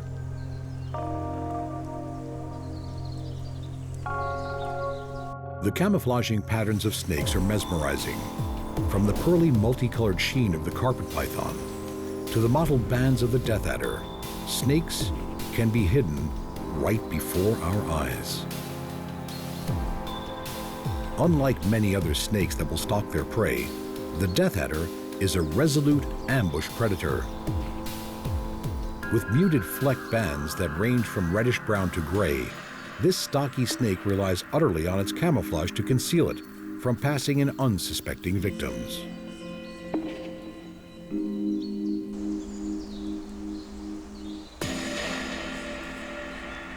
The arrow-shaped head of the death adder leads a thick-set body that seldom reaches a meter in length. Its scales are a perfect match for the browns, tans, and beiges of the fallen leaves and twigs of the undergrowth.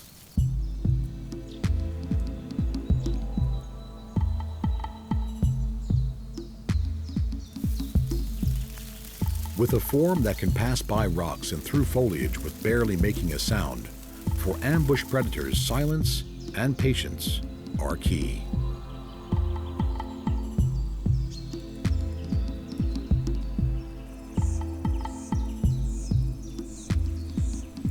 These snakes can lie in wait for hours, even days, waiting for the right-sized meal to pass by. When it does, they are quick to strike. They cannot afford to miss the moment.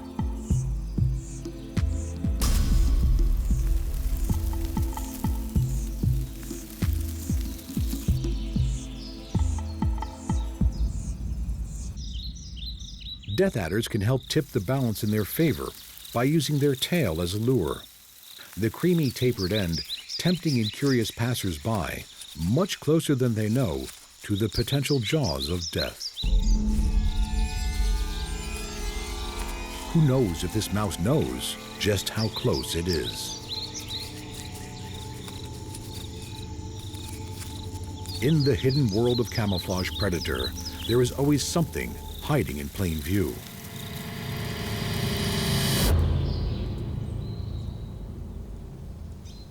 Carpet pythons, the age-old nemesis of the scrub turkey, spend many an hour watching from their branched lookouts.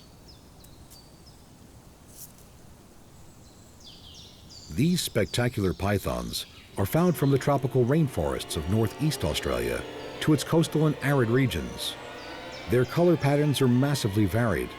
Those from different habitats tend to have their own unique coloration.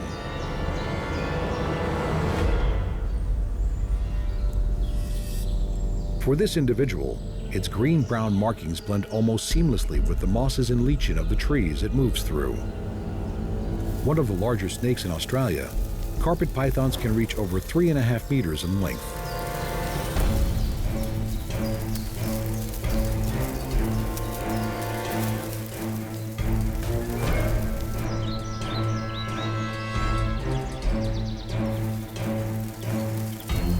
The mound of the scrub turkey is its castle and home to its incubating eggs. The python and the turkey have been battling it out through evolutionary time. The python ever perfecting its camouflage and stealth, while the turkey ever perfects its defensive strategies.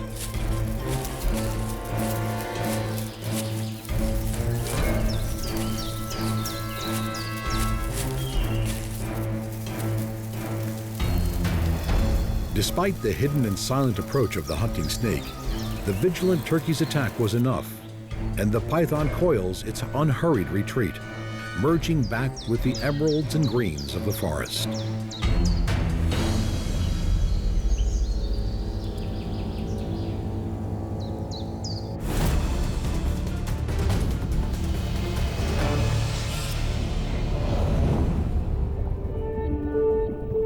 Many animals can hide, and many can disguise themselves to some degree, but few can rival the camouflaging capabilities of the magnificent cuttlefish.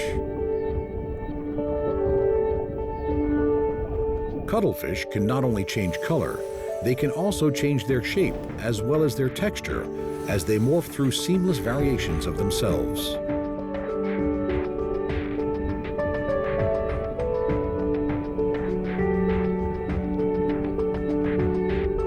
These amazing mollusks with outwardly smooth skin can alter their texture by furrowing themselves into complex folds and ridges.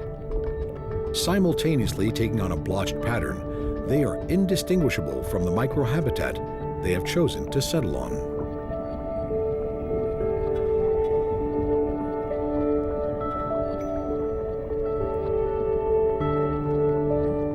A mere few meters away, a completely different disguise may be in order. The surface of the cuttlefish's skin can expand by 500%, but rather than lose any richness of color in this massive stretch, they can modulate for this expansion by being their own active light emitters.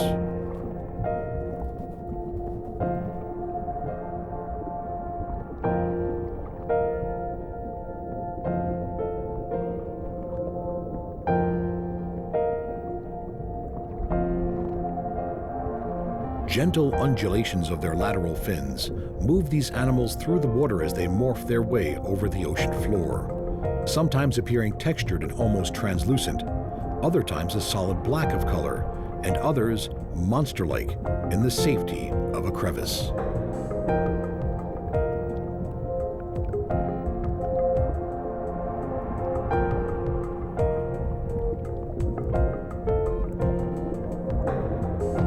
Rapid and graceful changes in color and form are often enough to foil predators. But if they don't work, the cuttlefish has another mask in its armor.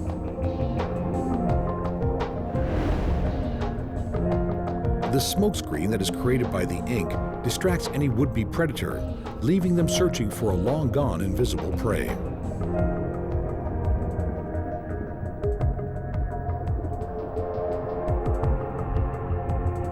The iridescent cuttlefish can appear and disappear before our very eyes.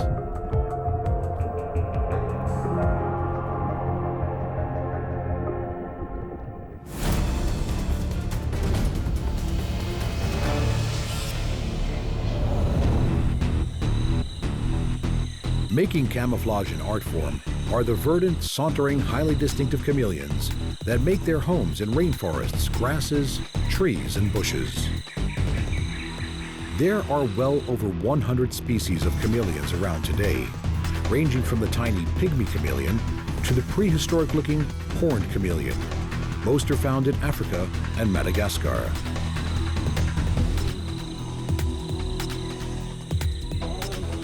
Testament to the simple principle of camouflage by matching body color to environment, these little reptiles render themselves inconspicuous.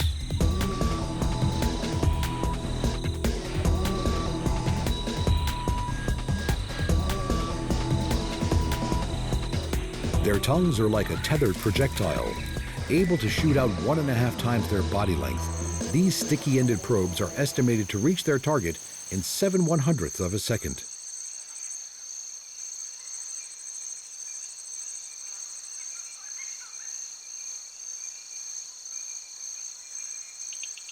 The flecked, dotted, and patchy markings of a chameleon's skin serve to break up their outline and distort the symmetry of their body form.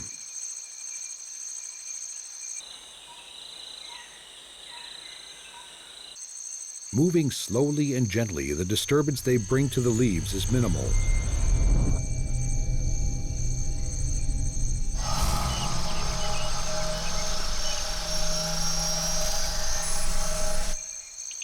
Prehensile tails help them grip, while incredible eyes provide a 360-degree view of the world. The upper and lower eyelids are joined, leaving just the smallest of holes for the pupil to gaze out from. Able to rotate and focus each eye separately, the chameleon can observe 2 objects simultaneously. Not only does this help the chameleon locate its own prey with pinpoint accuracy, it also helps with its own overall camouflage.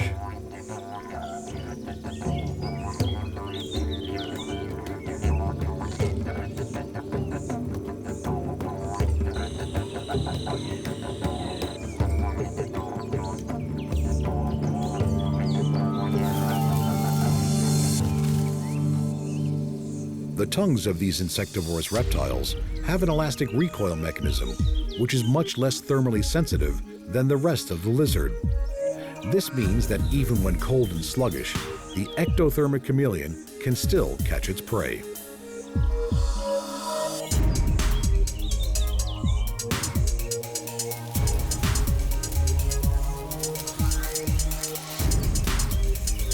Famed for their ability to change color, chameleons, already beautifully camouflaged for their environment, actually use color change for more social signaling, a visual mark of mood and status, as well as an indicator of territoriality.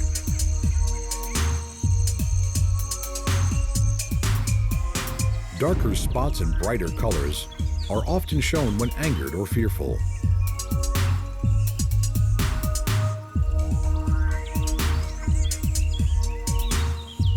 Color changes can happen fast, brought on by the expansions and contractions of specialized pigment cells in the different layers of their incredible skin.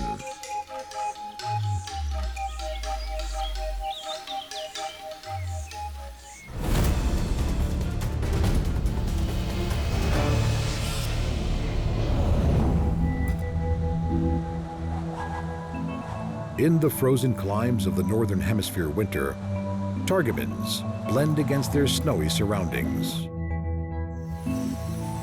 The brown-black plumage that better masked them against the summer tundra has given way to their winter covering of almost pure white.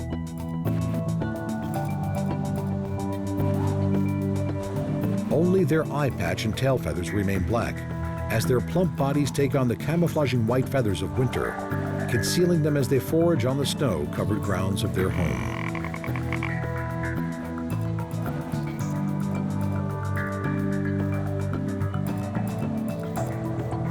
These ground-feeding birds rummage in the snow for willow buds and twigs, their feathered legs and feet serving as avian snowshoes.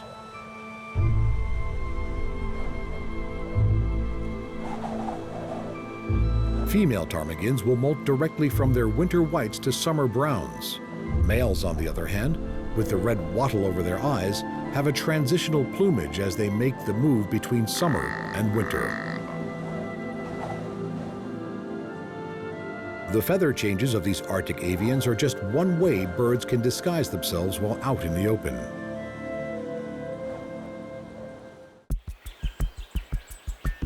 The bushstone curlew of Australia adapts another tactic. Along with its cryptic coloration, the art of staying incredibly still has been mastered by this delicate-looking bird.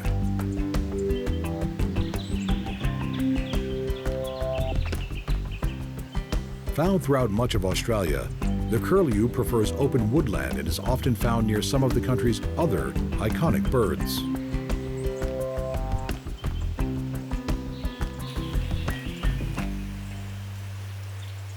Usually active at night, the dappled curlew spends its day standing quietly in the shade, merging with the leaf litter it stands on.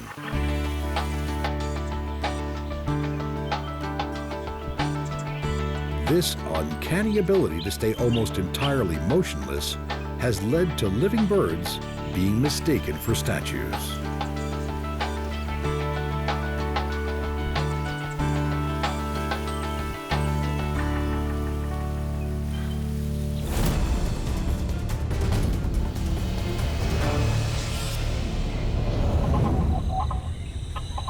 There is one tiny creature that has evolved a camouflage that is so perfect in its simplicity, it is often overlooked by the casual human observer. Crab spiders. Adapted to their hunting terrain, the crab spiders that are found on the bark and leaves are darker in coloration than those found on flowers.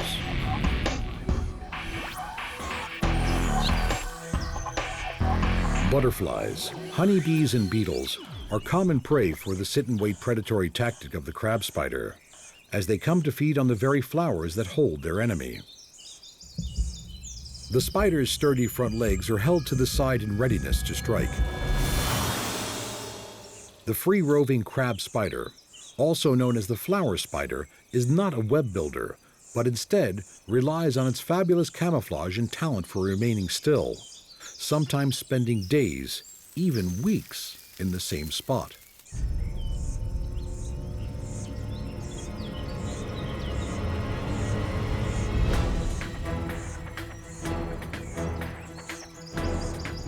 In its search for nectar, the butterfly is seemingly oblivious to the spider's invisible presence. Once caught in its pincer-like front legs, a bite on the head delivers a fast-acting venom that subdues the butterfly.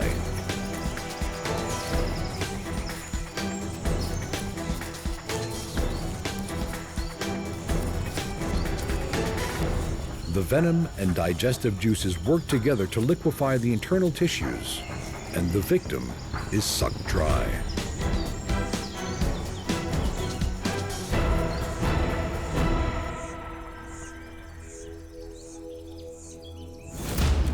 Which has the best camouflage of all? Is it the spotted cats, the earth-colored lizard, the leaf-colored snakes, the shimmering cuttlefish, or the ever-changing chameleon? Blended birds, or even the invisible spider, the most venomous snake on land, the rare envenomating lizard, the tiny toxin-wielding red-backed spider, or the ferocious Sydney funnel web. Which is the deadliest venom?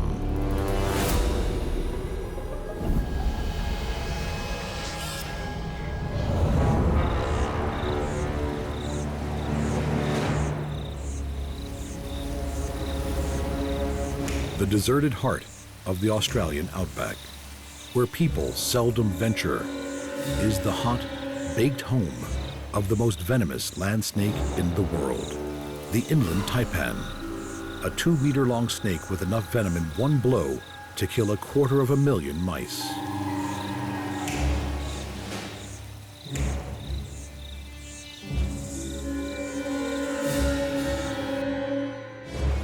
Ranging from a paler, more heat-reflecting coloration in summer to a dark, heat-absorbing brown-black in winter, the inland taipan is beautifully adapted to the desert's harsh extremes.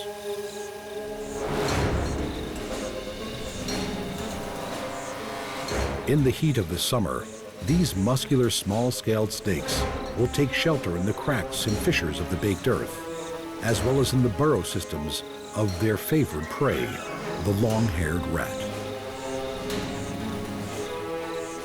These burrows and crevices are also where they leave their eggs.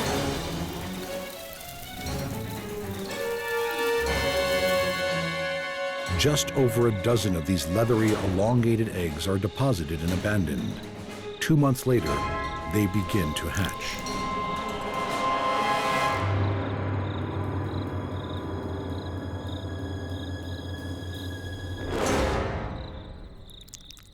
The juvenile snakes that slither out of their shells are already equipped with venom that is similar in toxicity to that of a fully grown taipan. They will immediately have to fend for themselves in the barren landscapes that await them.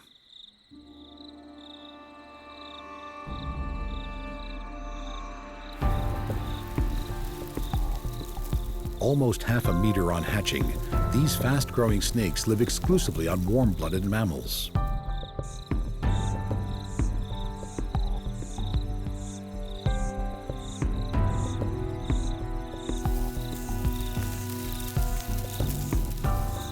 Many of their upper body scales have a dark edge to them, creating a herringbone pattern along their bodies. The underbelly of these snakes is a creamy yellow with orangey blotches, usually only visible if they rear up in a threat display, something seldom seen in these shy and placid snakes.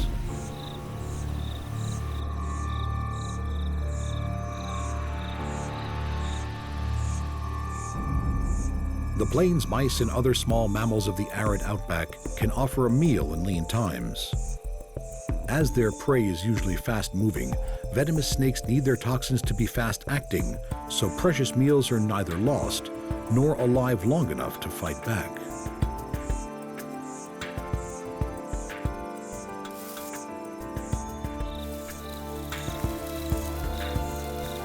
But these mice are not the taipan's favorite food. The population of these most venomous snakes really depends on the population of rats.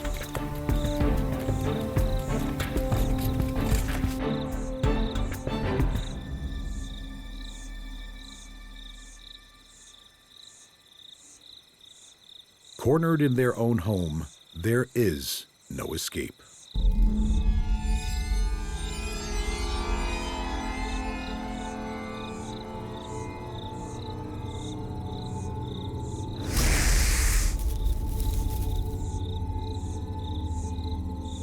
Death is rapid, as superpotent neurotoxin venom sears through the rat's body.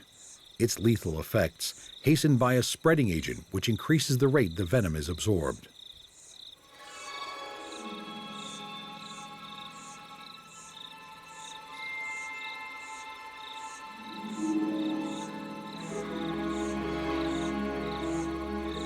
Nudging the lifeless rat to its favored position, the taipan aligns its meal.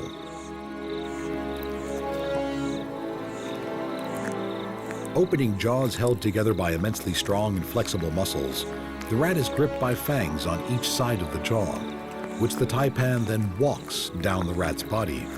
Massive amounts of saliva are produced to lubricate the furry meal.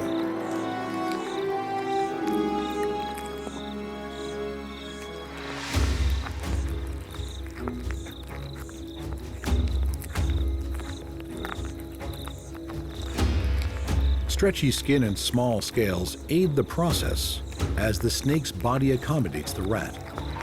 Ribs stretch apart and enlarge the body space as food moves downward.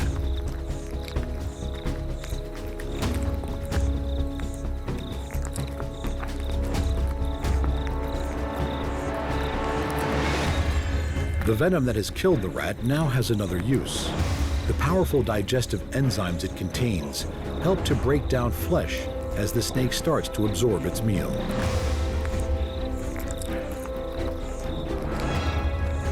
Despite being known as a fierce snake, with enough venom to kill 100 adult men in one bite, no human deaths have ever been recorded from this shy and reclusive serpent.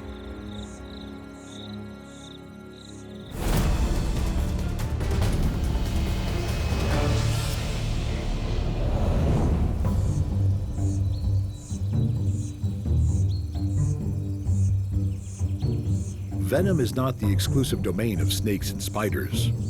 In the deserts of the southwest United States and the northwest of Mexico lives the striking and venomous Gila monster, the largest land lizard in North America.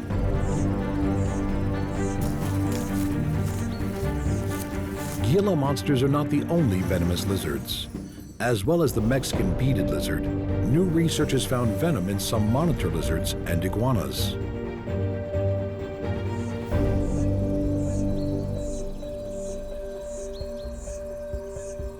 Gila monsters grow to just over half a meter. These stocky reptiles have venom glands below their teeth on their bottom jaw, and although usually sluggish animals, they can strike quickly and have an incredibly strong bite.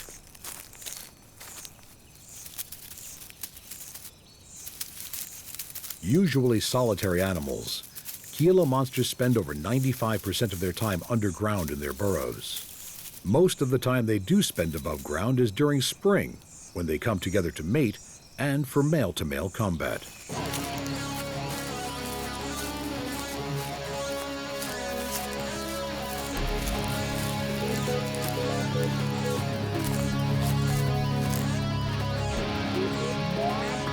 These monsters don't so much fight as engage in ritualistic wrestling matches, which appear to be a test of strength and endurance.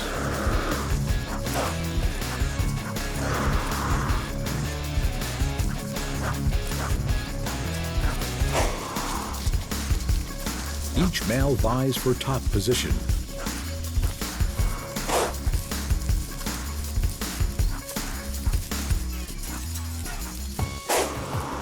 Unlike snakes, the venom of these animals is not injected. Grooves in the lizard's teeth allow venom to pass through into their victims as they chew down onto its flesh. They are immune to their own venom, and these wrestling bouts seldom result in serious injuries.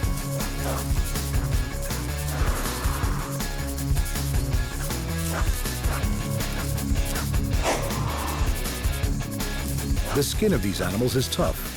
Its beaded appearance is due to osteoderms, tiny bones embedded within the scales, a type of skin common in the dinosaurs, but seldom seen in today's living reptiles.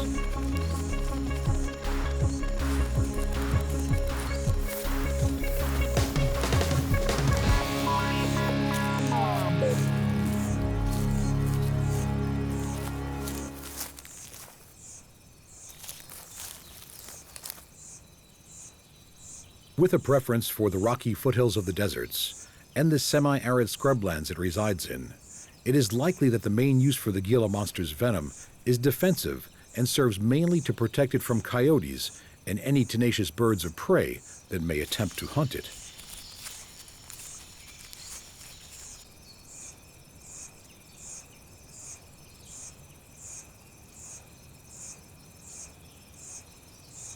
Its own prey does not need massive doses of toxins to subdue it. Gila monsters only need to eat a few times a year, and when they do, they have a diet that consists mainly of eggs and the helpless newborn of young mammals.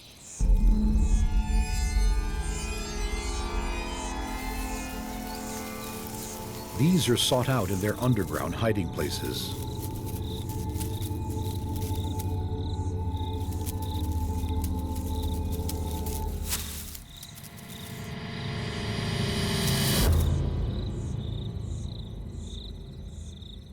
Although as toxic as the venom of the western diamondback rattlesnake, the Gila monster's teeth are much less effective venom transmitters than the injecting fangs of a snake, and a relatively small amount of venom is introduced in a bite.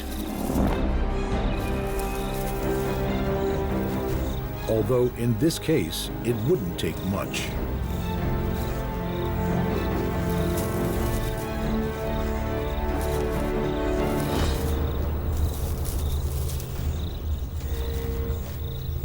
As it latches on to the helpless body, Gila monsters chew to allow neurotoxins to move through their teeth and into any wounds it has created.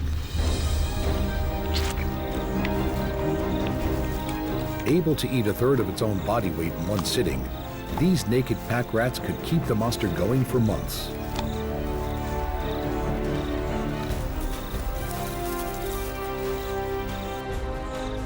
It may not always need or use the venom that lies beneath these teeth, but for the lethargic Gila monster, its venom could save its skin.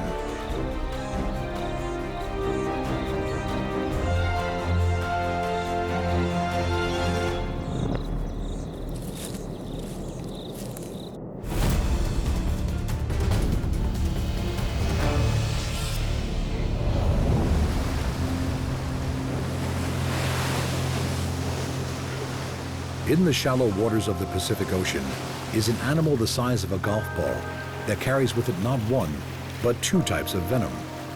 One is used on its main prey of crabs and is relatively harmless to humans. The other is used in defense and can kill an adult human in minutes. The magnificent blue-ringed octopus.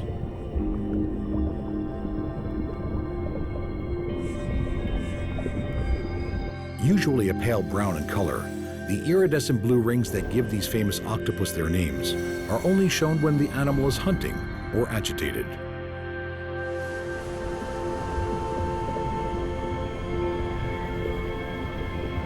With 3 hearts and transparent blue blood, there is nothing average or ordinary about an octopus. The blue-ringed octopus feeds on crabs and mollusks. These hard-bodied victims are often stalked and ambushed from behind.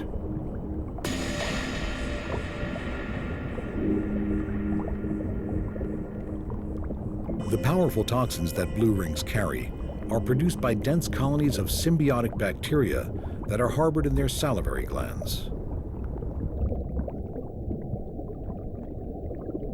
It is these bacteria that produce tetrodotoxin. 1 milligram can kill a human, making it one of the most potent neurotoxins known.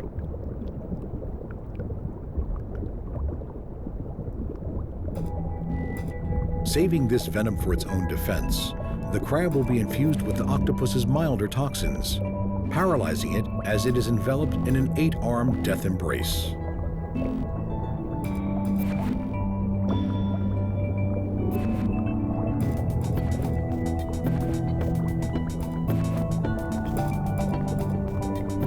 The mesmerizing blue rings of the octopus are activated by changes in its pigment-filled dermal sacs. If disturbed, threatened, or agitated, the unmistakable pulsating rings are a clear and direct warning signal.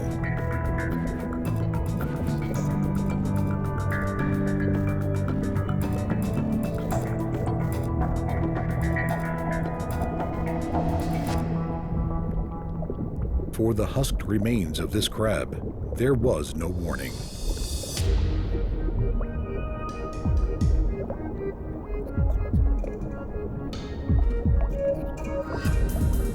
When the time comes to reproduce, blue-ringed octopuses are characteristically dramatic.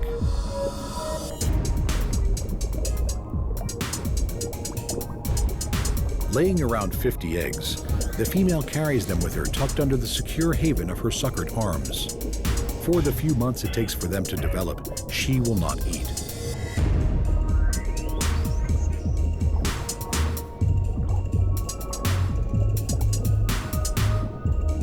Shortly after her pea-sized young hatch, she will die, leaving her deadly offspring to carry forward her genes.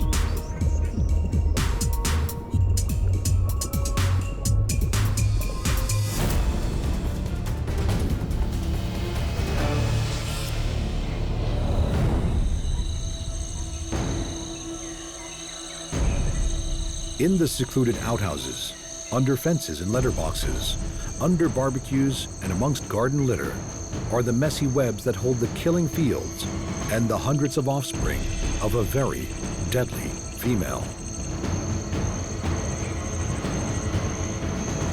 Tucked in the corner of her web, the scarlet stripe of the red-backed spider advertises her lethal capabilities.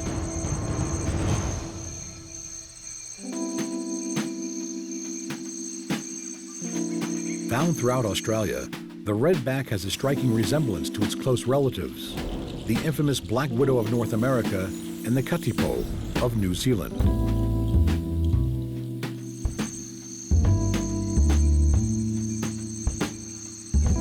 The webs of these comb-footed spiders are impressive feats of design engineering.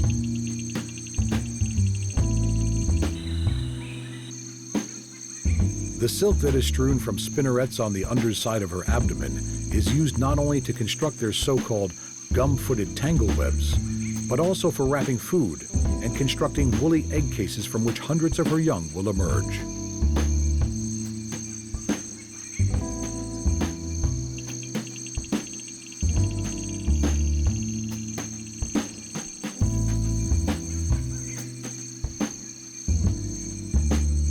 Young redback spiderlings will disperse from their maternal web by ballooning, taking themselves to a high point in the surrounding foliage and letting out a fine silken line that will be caught by the wind and carry them to their own new nest site.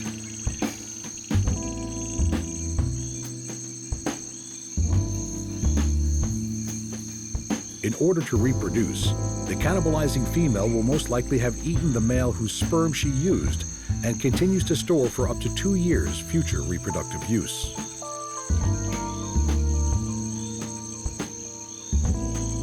The tiny, seldom seen male, 5 times smaller than the female, will have offered up his abdomen to the often striped female who consumes him while they meet.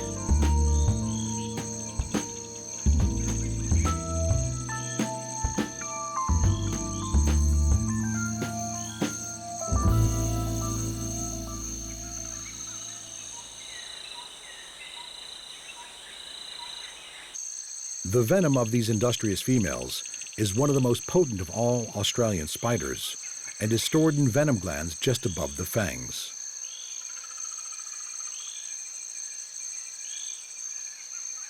Despite its high toxicity, the small size of these same fangs means that often only a very little venom is delivered in its bite.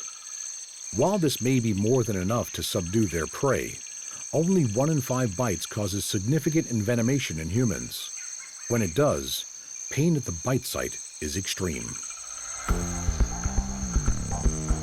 Although there have been no reported human deaths from the redback bites since the introduction of an effective anti-venom, this anti-venom is the most commonly used in Australia, reportedly used more than all other anti-venoms combined.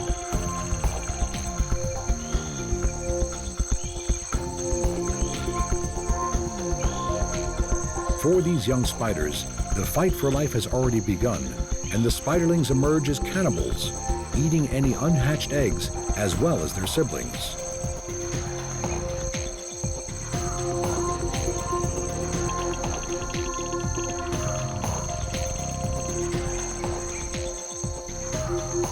Once their homes are established, these rather timid spiders rarely leave their webs. Most bites to humans occur from accidental contact while rummaging around gloveless and unaware outside the home.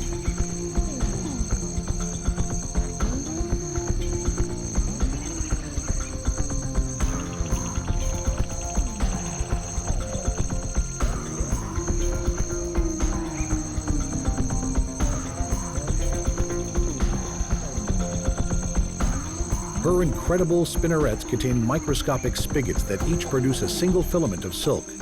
It is this which allows her to combine filaments in different arrays for different tasks of life.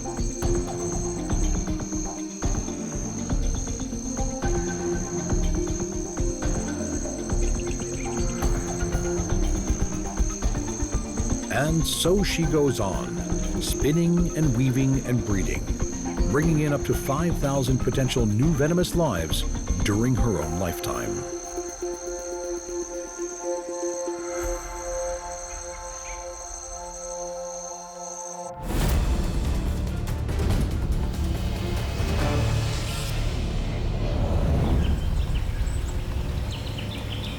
In contrast to the timid redback spider, the fearsome Sydney funnelweb is more inclined to stand its ground than to run. And in contrast to the redback, it is the male funnelweb that is the more dangerous of the two sexes. Funnelwebs can be extremely aggressive and are armed with downward-pointing fangs that are strong enough to pierce fingernails as they deliver their highly toxic venom. Different animals have very different reactions to funnelweb bites.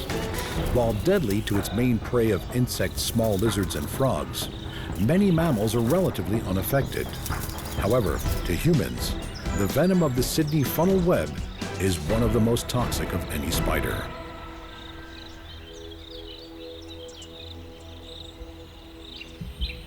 For this cricket, it will be lethal. There are 3 different types of bite. The first is the dry bite that contains no venom at all. The second, used mainly in prey capture, is where venom is released in an appropriate measure to the animal being hunted. The large cricket cornered under the striking stance of the spider is about to receive more venom than would a smaller fly or beetle.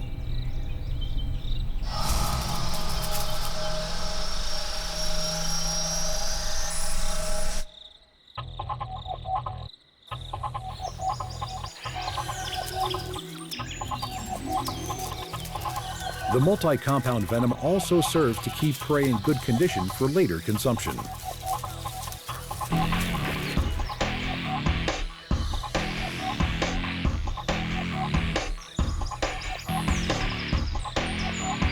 While there is no denying the severity of the venom on this cricket, it is the third type of bite, the maximal dose bite, that is the cause of much human concern.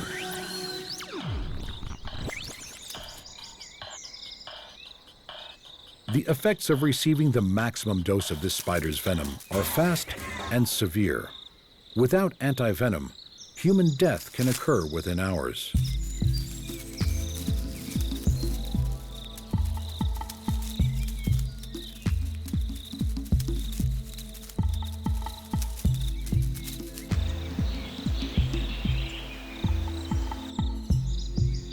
Funnelweb spiders need a humid environment to survive and spend most of their days in their underground burrows.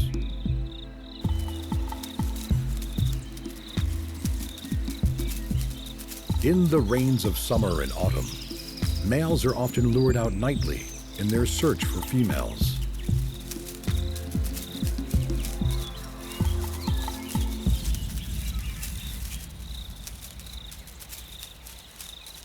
Mating in the funnelweb world is a dangerous affair. The female raises her body into strike pose, leaving the male the challenging task of holding her back while he delivers his precious cargo of sperm. He must do this before she kills him. If he survives the mating, either she will kill him anyway, or he will die soon afterwards.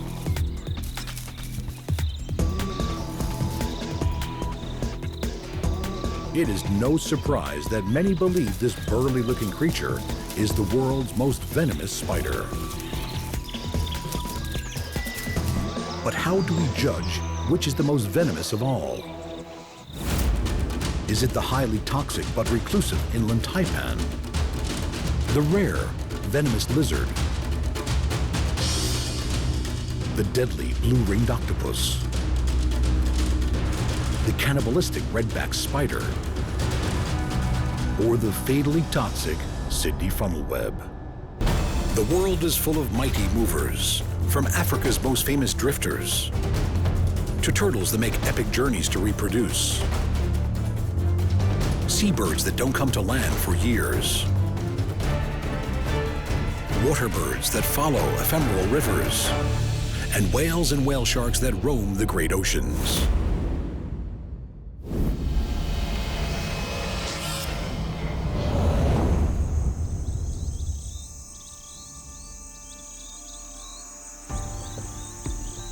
The colossal plains of the Serengeti span an enormous 30,000 square kilometers of East Central Africa. Probably the most well-known plains in the world, they are home to some of Africa's most well-known inhabitants.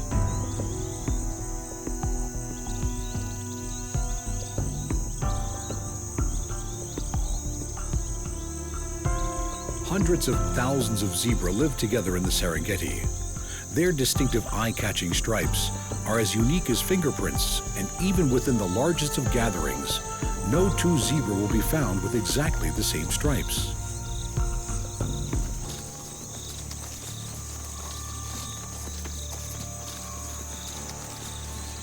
Almost 2 million shaggy-maned wildebeest share their home. Every year, the tough hooves of these animals will carry them almost 500 kilometers through Tanzania and Kenya in their constant search for fresh grass.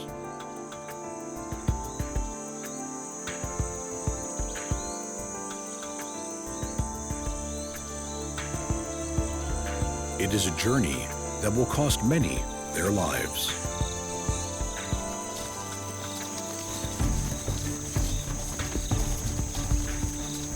During the rainy season, herds of wildebeest, zebra, and gazelle are scattered over the southern reaches of the Serengeti. But once the rains cease, it is not long before precious rivers and streams dry up.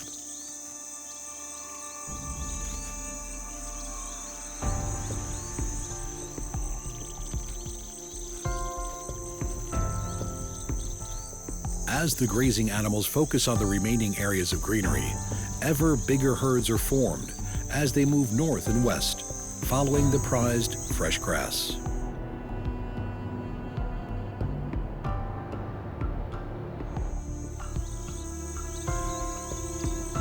Columns of animals 40 kilometers long can form as over 1 million wildebeest and hundreds of thousands of zebra and gazelle join together.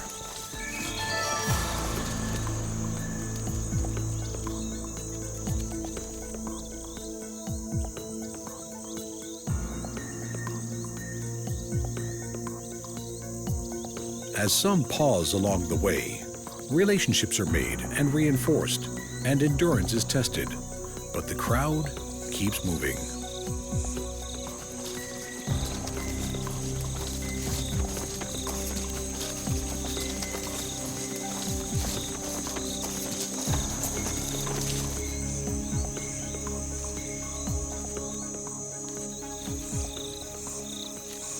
As the dry land they leave behind turns to dust, the migrating masses of animals move further north in an ever-circling loop. The rains ahead of them come later, and the herbivores of the plains follow the green grasses they will bring.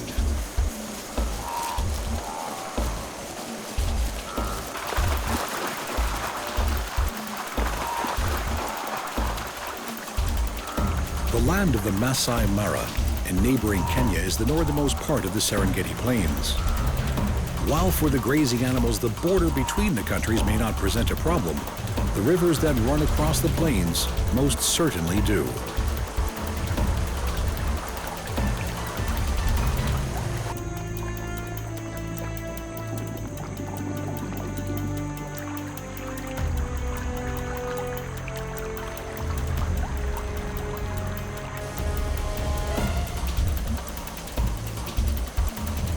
River crocodiles are attuned to this annual pilgrimage.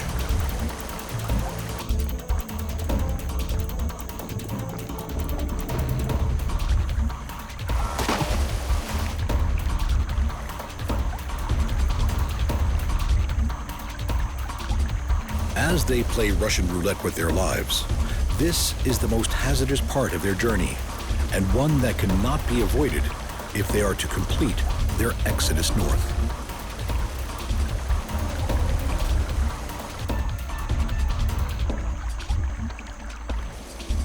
Never more alone, and with no option but to cross, thousands of animals plunge themselves into the perilous waters.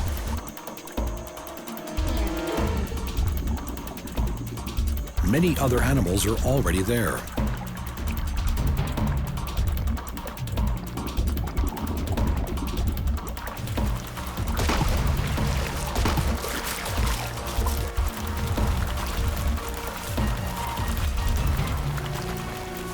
For those in the lethal embrace of the crocodile, it is the end of their journey.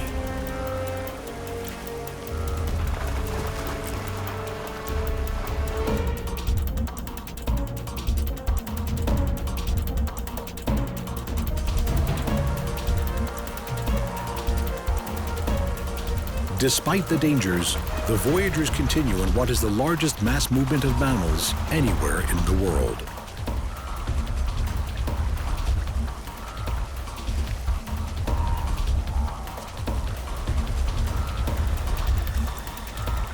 The need for fresh grass and water pulls the migrating vegetarians like a magnet.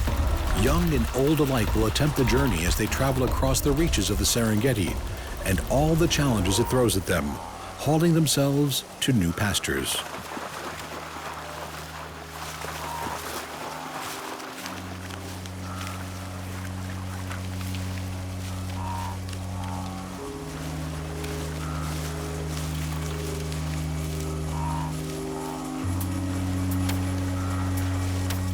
We do not fully understand how these hardy animals know which way to go, but it is likely that it is more than just following the rains and new growth, more than just following the lightning and thunderstorms that predict these.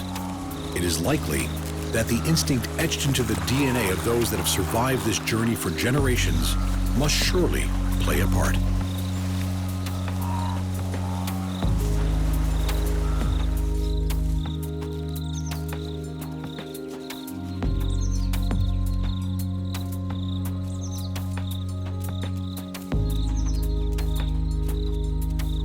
As they journey on, the wildebeest benefit from the superior vision and hearing of the zebra, young wildebeest often watching them for any signs of alarm.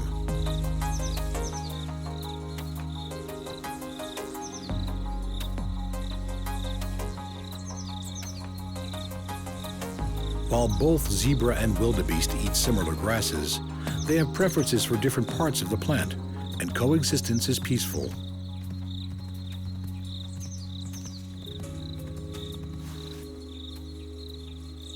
Having made it to the plains of southern Kenya, they can feast and enjoy the time of plenty. But they cannot stay. These grasses do not contain enough of the phosphorus they need, and when the southern rains begin again, they start to leave.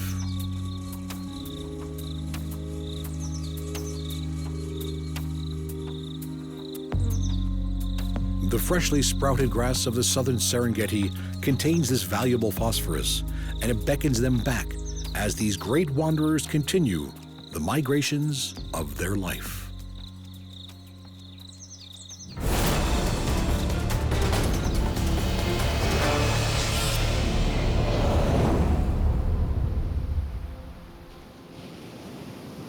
The most abundant sea turtle in the world, olive ridleys have extraordinary nesting habits.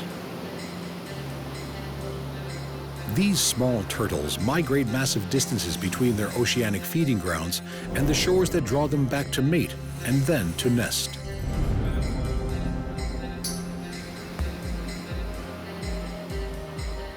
It's an effort that will have taken this female almost everything she has.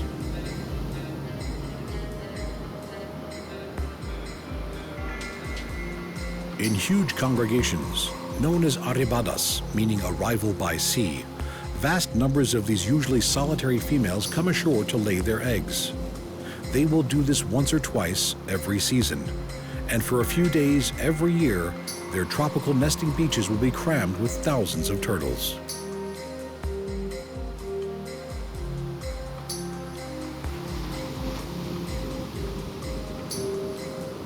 Olive ridleys have been seen 4,000 kilometers from shore and have an annual migration from pelagic foraging to coastal nesting site, and then all the way back to their oceanic feeding grounds.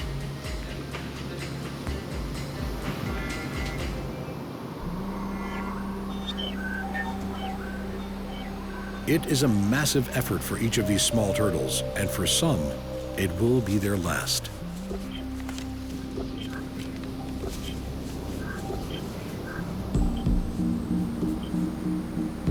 Dragging themselves out of the water, the arriving females lumber on shore, pulling themselves up beaches where they themselves hatched some years before.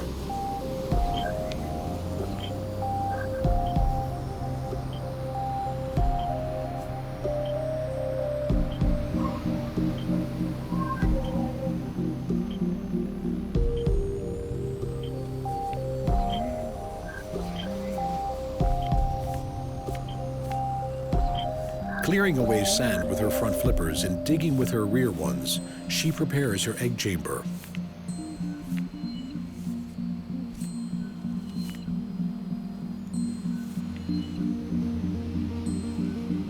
Into it, she will deposit around 100 white eggs. This could be the first of up to 3 batches she will lay in one season.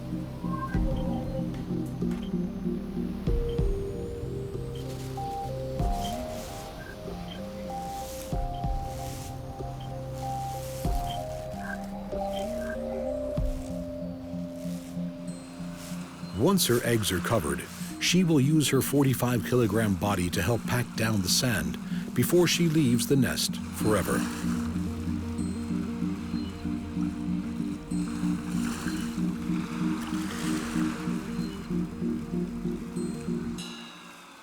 Their work done, the wary females make their way back to the ocean, leaving their eggs to incubate in the warm sands.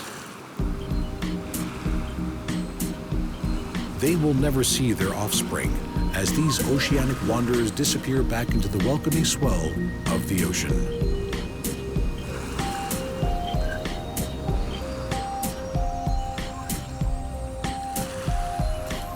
Back on shore, the residents know there is a feast coming.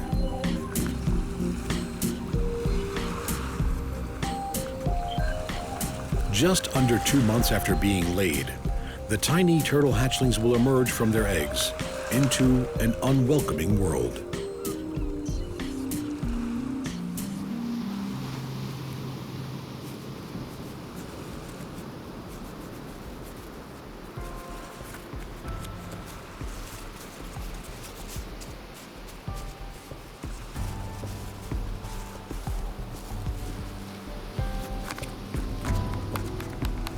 The beach that stretches like a marathon before them is daunting, and their chances of survival are not good. But these little hatchlings must make their first mini migration if they are to survive, and they run the gauntlet of the beach.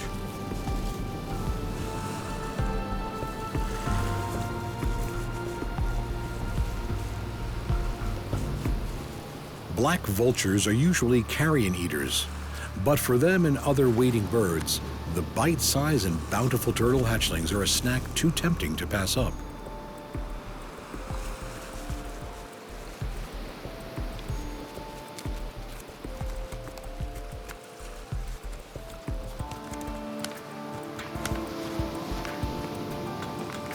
Crabs, too, yearn to join the feast.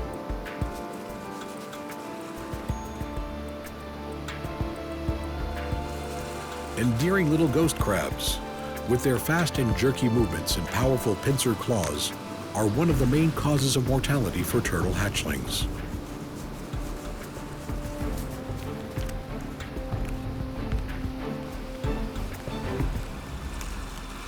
For this tiny fighter, it's a lucky day. Making a break for the beckoning surf line, its ocean home is in sight.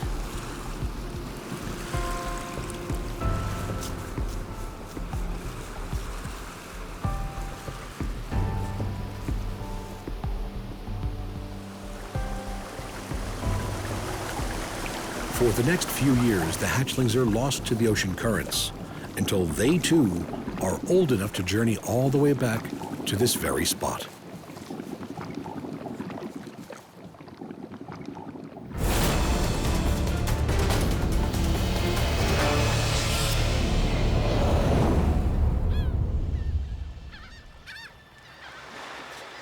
Like the turtle, once it has left land for the first time, a young sooty tern may not go back for years, spending all its time in the ocean skies until it is time to breed.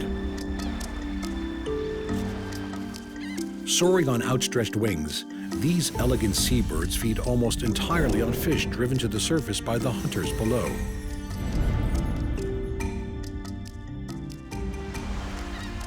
Sooty terns themselves rarely rest on the ocean surface.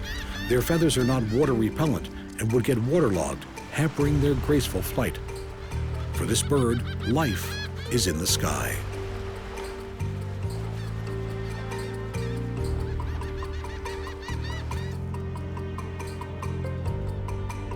They are so at home in the air that these terns are known for taking naps of a couple of seconds while they fly. This strange quirk of ability allows them to stay in the air for months.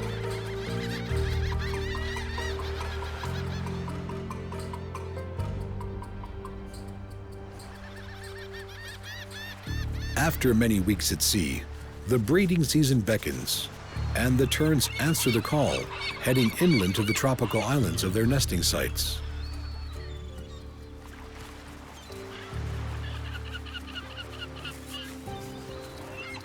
Their massive colonies are home to thousands of nesting birds. In these dense, noisy grounds, courtship displays are performed as monogamous couples make their bonds.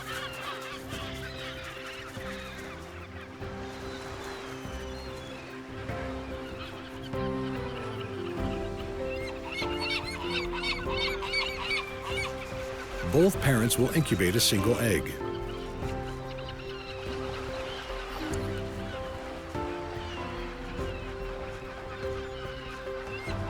Finding food for their young is a daily migration in itself, as adults forage up to 500 kilometers around the colony, returning to feed the ever-growing chick.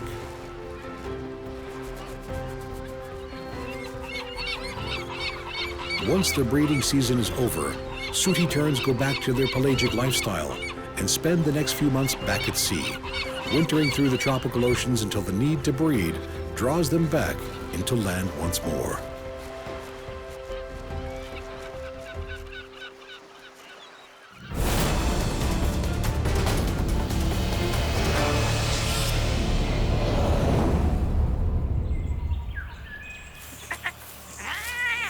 Pelicans. These quirky, comical, big-billed birds are usually thought of as spending all their time around coasts and harbors. They are widespread in Australia's lakes, rivers, billabongs, and estuaries, or other waterways with enough food for their fish-loving lifestyle.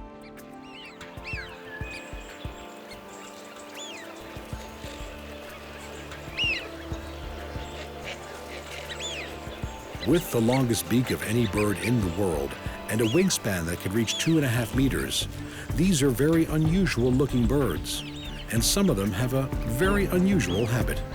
They migrate, but not over oceans. Some migrate inland.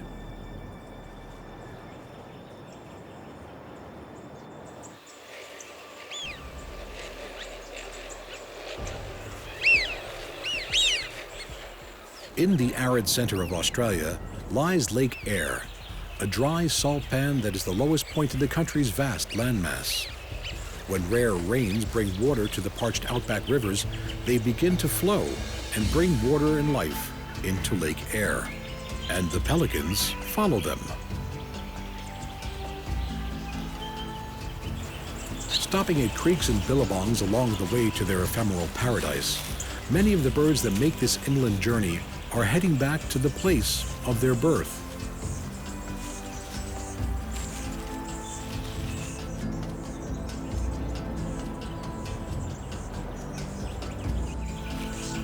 Soaring on thermals, these ingenious animals make a route map from the temporary waterways, following them ever deeper into the outback.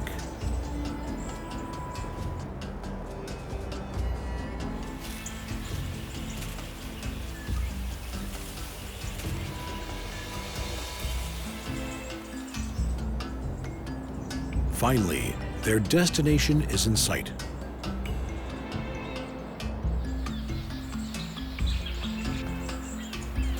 As each pelican comes into land on these magical waters, the population of the lake seems to grow by the minute.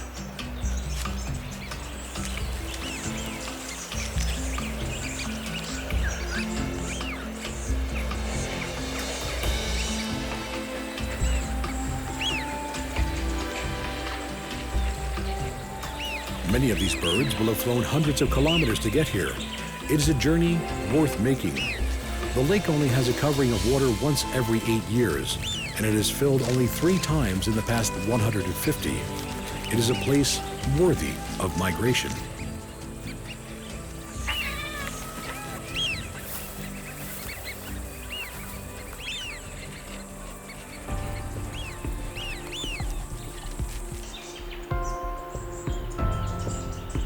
While there is water in plenty, the birds continue to come.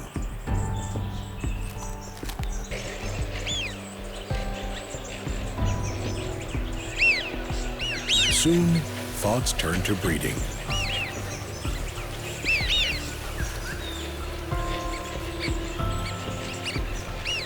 These ground nesters lay 2 or 3 eggs. After just over a month, the first to hatch peeks out of its egg.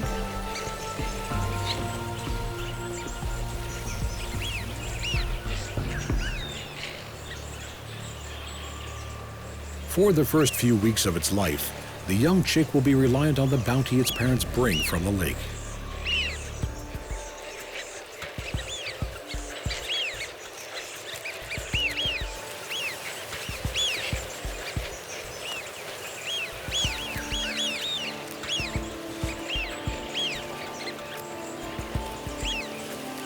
Lured to this fleeting paradise, the pelicans here have a rich start in life. They will make the most of this time of plenty. No one knows how long the bounty-giving water will last. They will stay and breed while they can.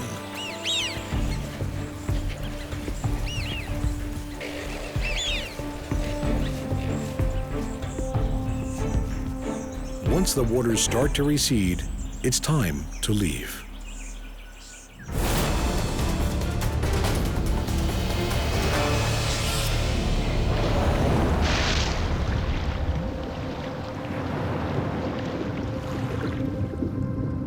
Some of the greatest migratory animals on Earth are those that live in its waters and traverse its great oceans.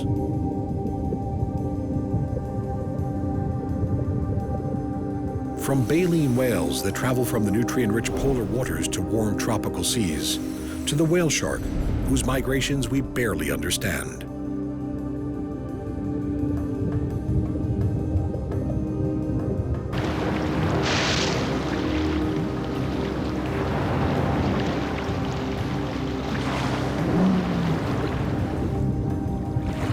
The mysterious migrations of the whale shark are thought to be linked to the availability of food, as these huge fish eke out their existence on tiny planktonic animals.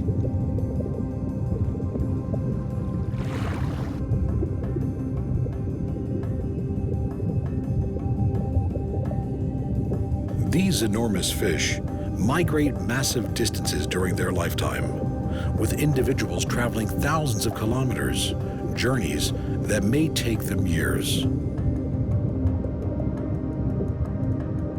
Other, even larger filter feeders migrate to breed.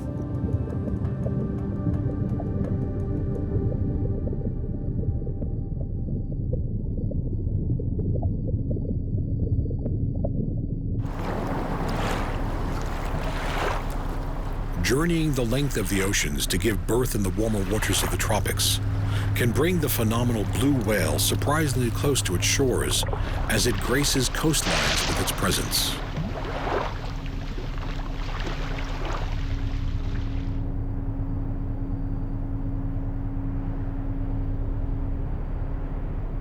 Gliding with an unparalleled grace and elegance, as well as with an unparalleled size, the ocean wanderers know no limits.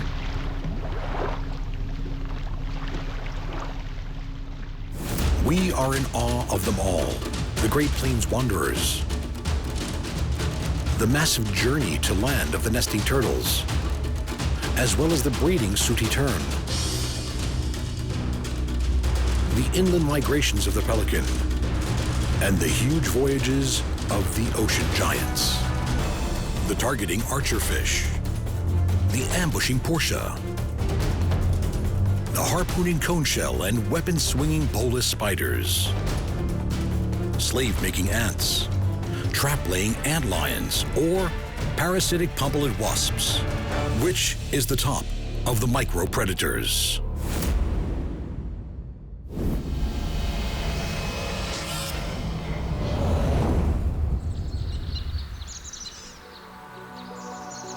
Just below the surface of the water is one of nature's most precise miniature hunters, the fabulous archerfish. Able to shoot down their prey with targeted jet-propelled water darts, the archerfish is bullseye accurate. These little fish have a strange hunting preference and feed on insects that live on land, a preference that needs a unique approach to catching their quarry. Pressing their tongues against the groove in the roof of their mouth, the archerfish creates its weapon. Reflections in the water help disguise them from being seen.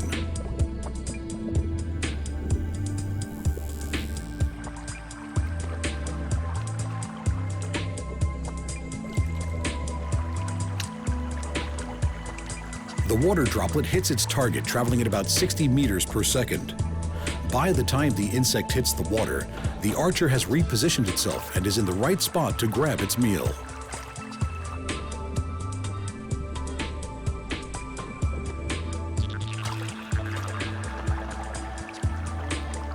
Closing their gills to force out their exploding water darts, they are accurate to up to 2 meters, the equivalent of 20 times the fish's body length.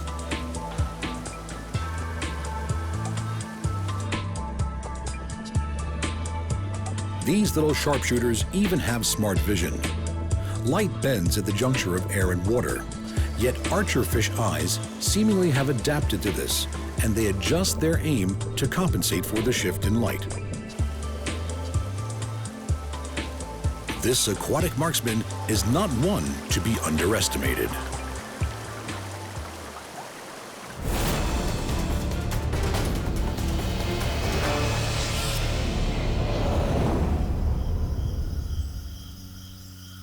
A mere centimeter in length, the portia spider is one of nature's most capable and intelligent hunters. A formidable serial killer of other spiders, portias are fast to learn and quick to adapt.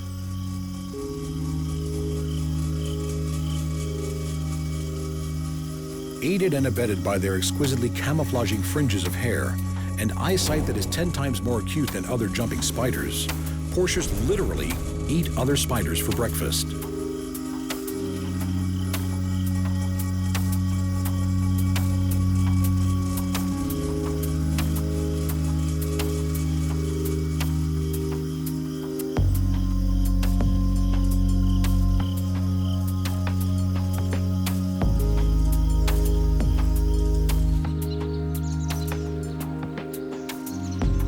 These are particularly accomplished and flexible hunters, with an arsenal of assault techniques and a dangerously clever mind.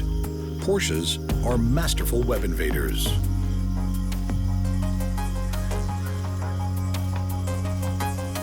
Highly skilled at moving on the silken webs and lines of at least 11 different families of spiders, each with their own unique traits.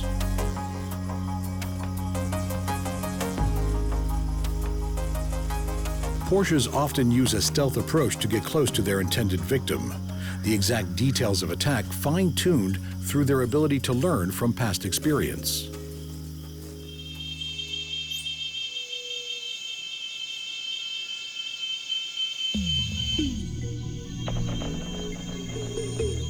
When it comes to this St. Andrew's cross spider, busy wrapping her own food parcel, the portia's goal is to get close enough to make an ambush strike.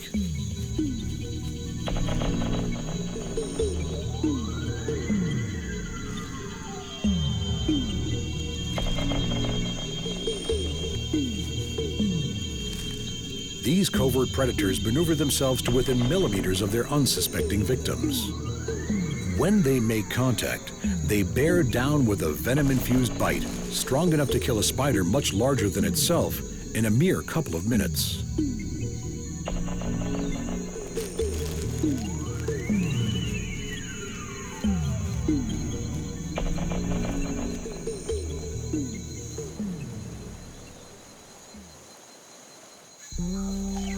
When the Portia spots her victim, the first thing she must do is to decide which attack method to use.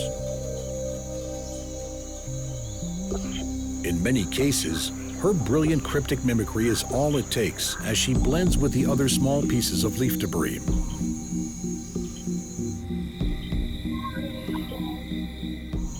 Often choosing to sneak up on their victim from behind, the Portia can remain motionless for hours.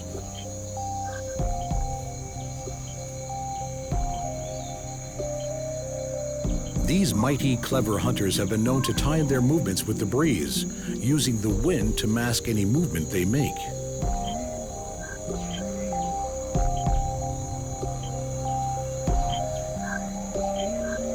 They will eat a spider at least the same size as themselves every 2 to 3 days. What works for one victim may need rethinking for the next.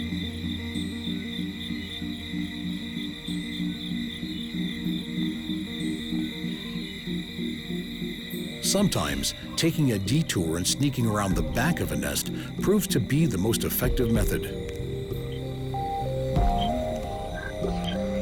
A keen predator of young and old alike, these emerging redback spiderlings are far from safe.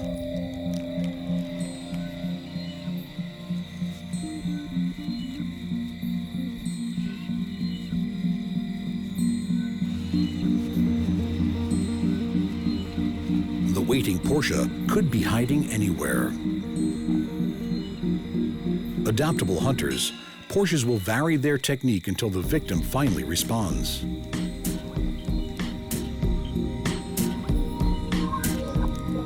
A winning method is to strum on the web lines of their intended prey. Either they will simulate the mating signals or try with a simulation of the web owner's own struggling prey, all intended to entice the homeowner out to investigate.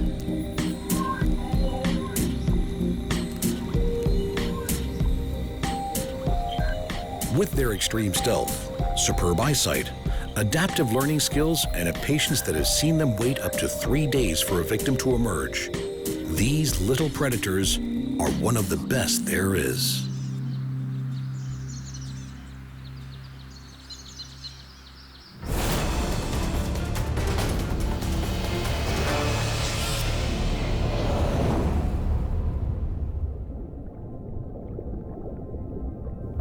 In an ocean full of fast-moving and agile fish, those that hunt them need surefire methods of capture. So it is perhaps surprising that one of their most deadly adversaries is a very slow-moving snail.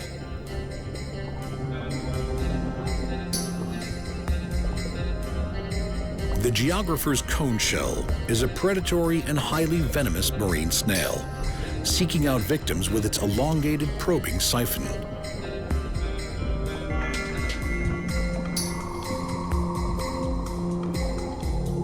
The lethal capabilities of this cone shell come from the venom that is supplied to its victim via a harpoon-like dart that shoots out from its proboscis.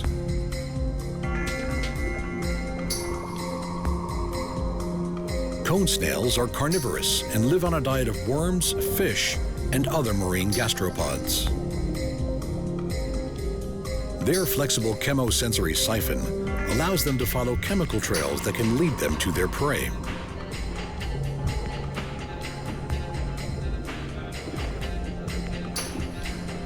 When that prey is a small fish, their hunting technique is particularly impressive.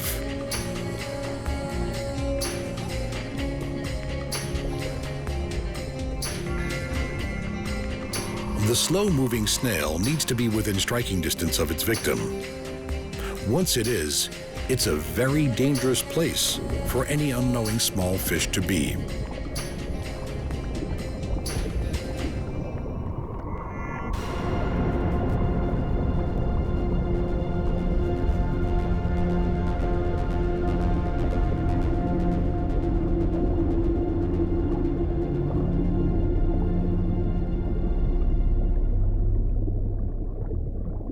Of the hundreds of species of cone snails that live on the sea floor, the geographer's cone snail is the most deadly and, in fact, the only gastropod known to present a danger to humans. The venom compounds of the geographer's cone snail are some of the most complex known in the animal world. Injected by a disposable harpoon that shoots out through the snail's proboscis, the toxins act in seconds.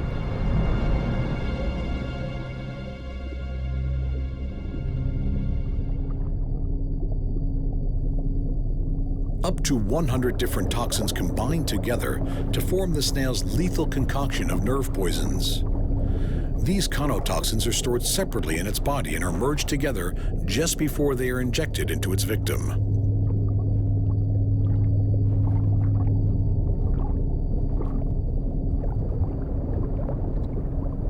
Its hugely flexible mouth allows this snail to dip into the vulnerable areas of some prey and completely engulf others. These small predators rank among the deadliest in the entire ocean.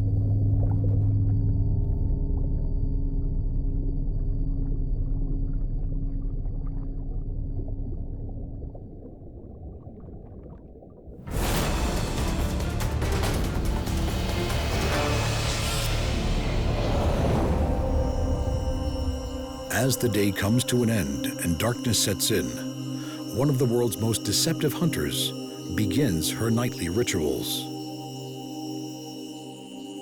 Dangling from the silken trapeze line she has just laid, the female bolus spider spins a short silken thread punctuated with tiny globules and ending in one huge sticky silken bolus. She has already wafted her scented pheromone lure into the air. Female bolus spiders seldom grow to be more than 1 or 2 centimeters. Their name is derived from the powerful South American hunting weapon made of stone balls and a rope.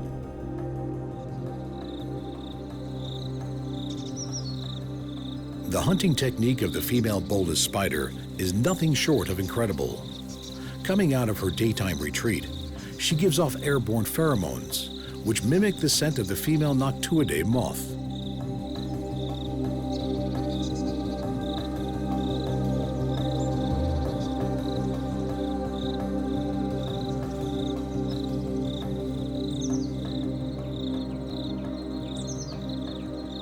Lured in by the false scent, male moths downwind of the spider flutter towards it. As it is female moths that are mimic, only male moths are subject to potential predation by the spider.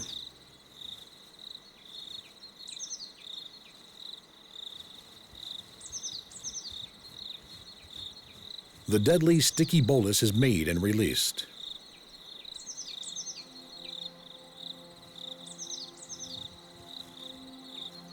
Acutely sensitive hairs on the spider's legs pick up the wing vibrations of an approaching male, and the bolus is swung.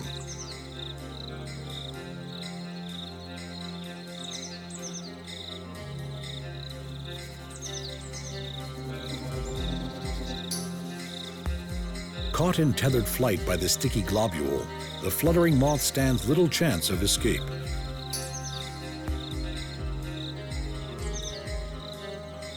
In one night's hunting, the spider may ensnare several moths.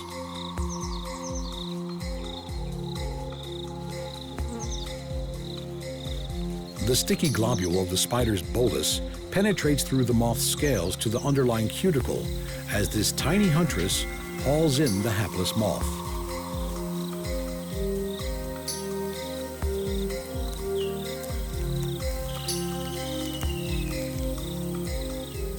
She bites and paralyzes it, waiting a few seconds before wrapping it in a silken death shroud.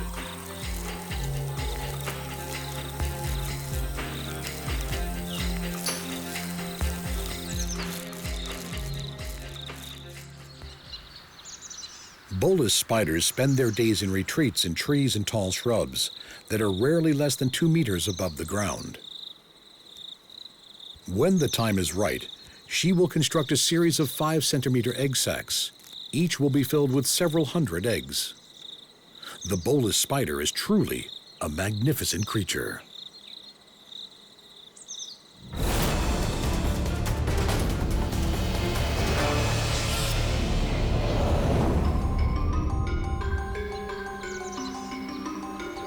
Running over almost every corner of the Earth are millions and millions of tiny worker ants. Yet, for some ant species, most of the workers are not their own blood. These are the slave makers. Slave-making ants make organized raids on the nests of others, stealing their larvae and enslaving them for a life of servitude as their own workers. These ants cannot survive without their slaves and rely on them to tend to their queen and raise their young. Unusual for ants, the queen slave maker will often come on the raids to carry out her own unique takeover. Having found her way to the Formica ant queen, the queen slave maker launches her attack. She will take on the identity of the soon-to-be-dead Formica queen, mimicking her using the pheromones she has consumed from her body. Releasing these chemicals, the Formica ants will fall under the slave queen's spell. The workers, too, have been busy. Thousands of Polyergus ants, the slave makers, return from a nest raid carrying their bounty, the larvae of the Formica ants.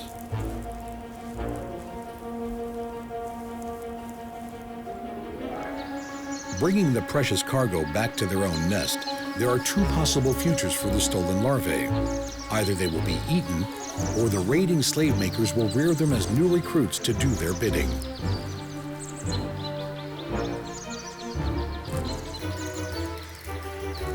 So complete is the takeover that the slaves will groom and feed both the larva and the queen of their rulers, even defending the colony against attacks by other insects.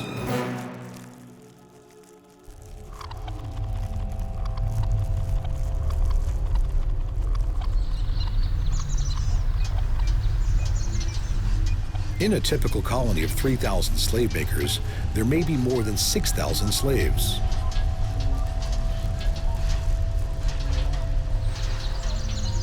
With a minute body that averages between 5 and 10 millimeters in length, like all ants, these tiny predators are incredibly strong.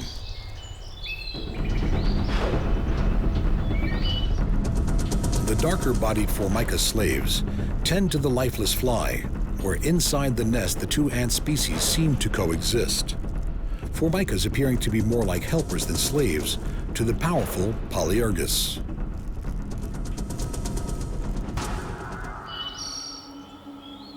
But it is not an equal relationship. Every few weeks, the Polyergus will need more workers to do their bidding, and every few weeks, a scout will be sent out to scour the ever-plentiful land for the site of their next attack, where more larvae will be stolen and eaten or raised into a life of bondage.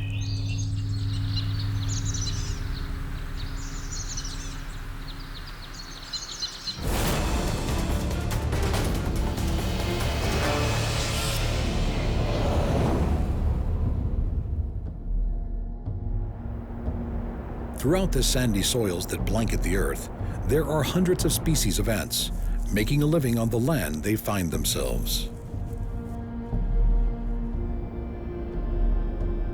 Yet there is one insect whose larvae makes a living on them, the 1.5 centimeter, cunning, powerful, ferocious, and often inconspicuous antlion. The larval antlion is a formidable predator.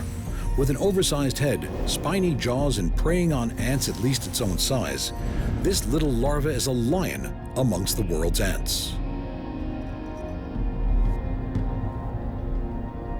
Using its massive jaws to flick away sand, the antlion digs out a pit in the sand. These conical traps are the size of a coin and 2 or 3 centimeters deep, massive in the miniature world of antlion and its hapless victims.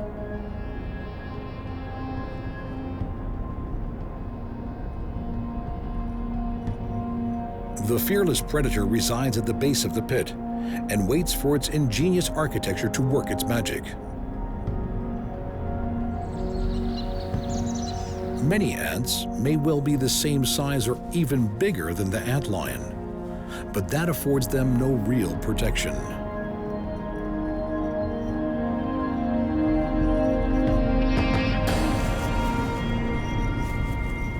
The loose, sloping walls of the lion's pit are a death slide to tiny passers-by.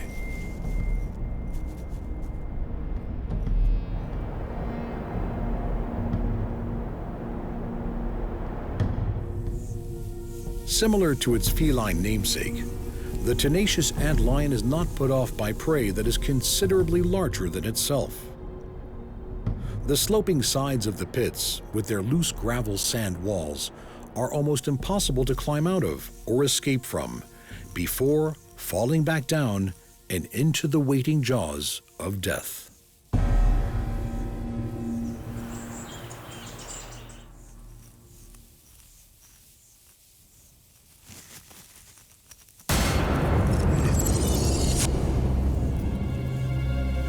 The jaws of the antlion are bigger than its head.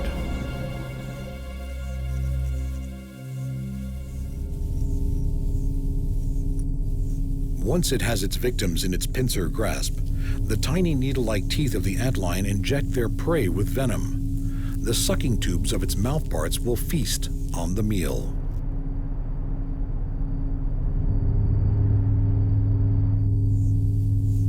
Such is the antlion's cunning that these little predators have even been observed flicking tiny grains of sand at the walls of their pits, as if attempting to knock their prey further off balance and into their waiting and lethal embrace.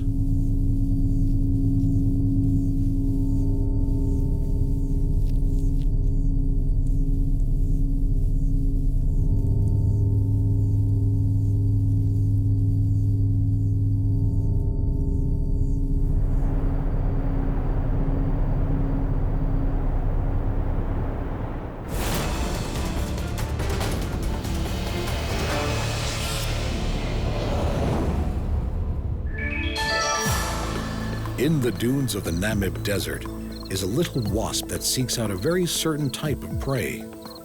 Pompilid wasps, also known as spider wasps, are named after the food they seek, and they are extremely good at seeking it. These wasps can sniff out a favorite spider in its burrow and are capable of shifting a massive amount of sand to get to it, but eating it is not its intention. Pompilid wasps are parasitic. Once a spider is caught, the wasp lays a single egg in its abdomen before sealing it in its burrow, leaving it as a living meal waiting for the arrival of the developing wasp.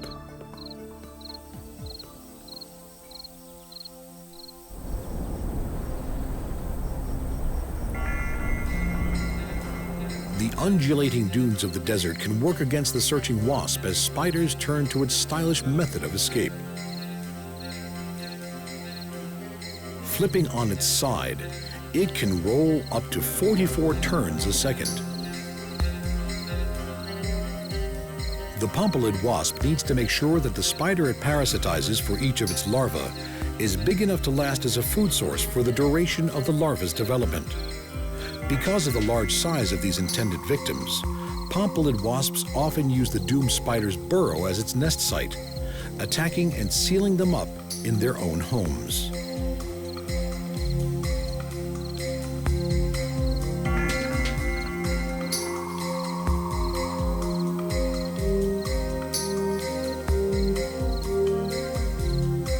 Sometimes, though, the wheels turn in favor of the spider as it makes an elegantly acrobatic retreat, leaving its tormentor to hunt elsewhere.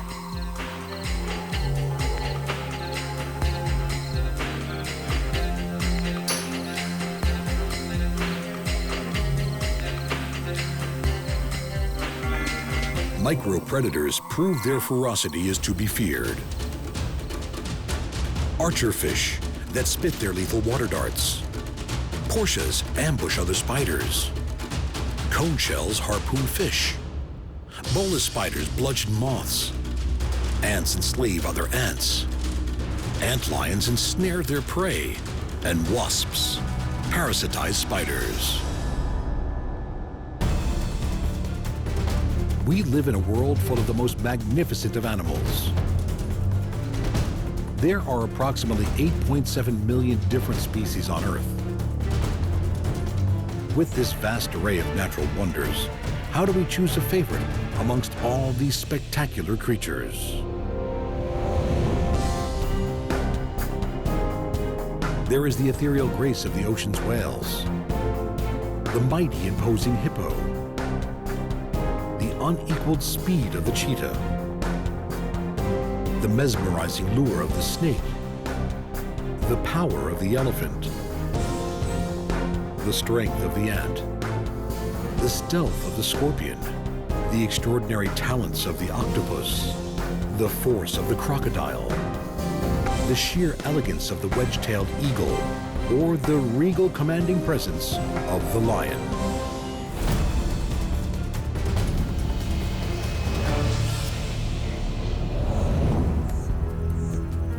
Of all the creatures of the vast and often desolate African plains, when it comes to speed and elegance, there is one that stands out from all the others.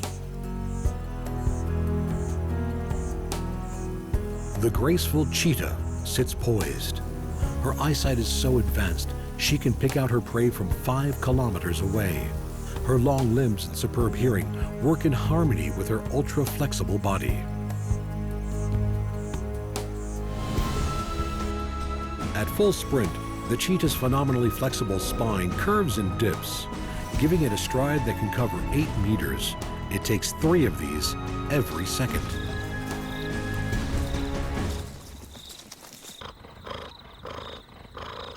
Unlike many other predators, the cheetah is much more active during the day. While others rest, she is alert and on the lookout for her next meal.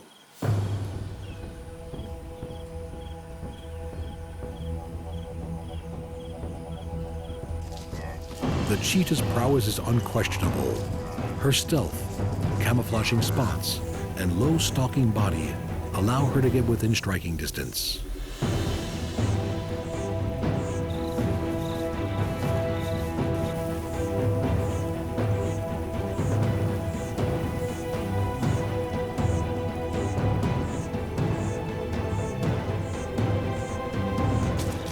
Reaching 113 kilometers an hour in 3 seconds, this elegant speed hunter knows no rival.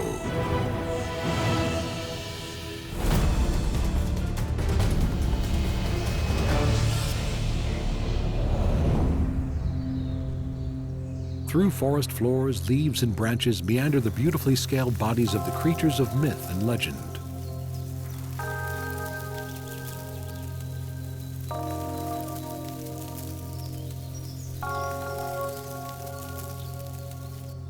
Tasting the air as their elongated bodies disappear in the undergrowth, their superb camouflage and the mesmerizing shimmer of their scales adds to the mystery and intrigue of the snake and nature in perfect harmony.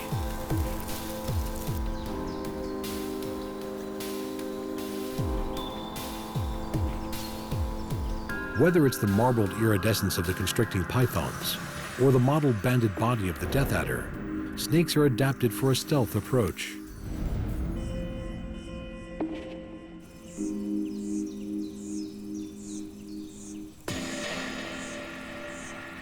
This skink may be safe here, but a few centimeters away, the master striker waits.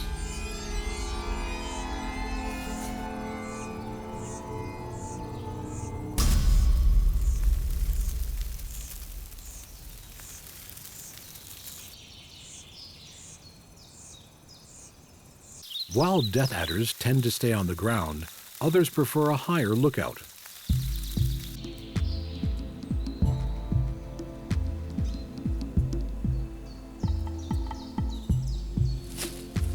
Equally a home amongst the leaf litter of the forest floor, or winding amongst the branches of its trees, carpet pythons have a sinuous beauty few can match.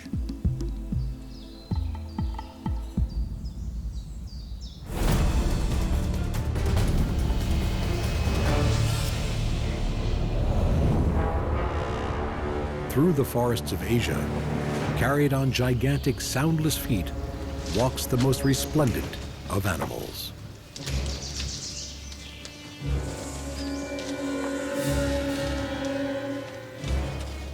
The Asian elephant, at 3 meters tall, 6 meters long, and with a body that weighs over 5 tons, is heralded as one of the most sacred animals on Earth.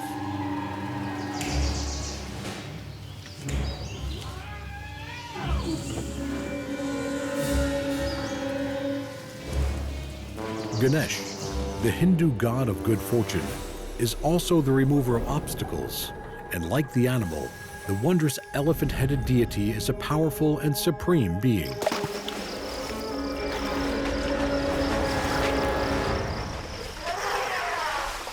Water-loving Asian elephants delight in the baths they must take, not just for pleasure, but also to cool and cleanse their massive bodies.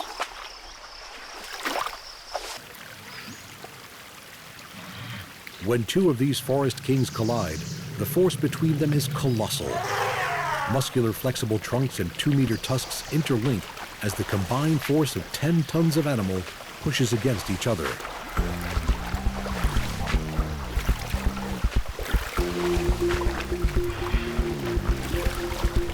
Powerful, intelligent, worshipped and adored, these mighty elephants rule the forests.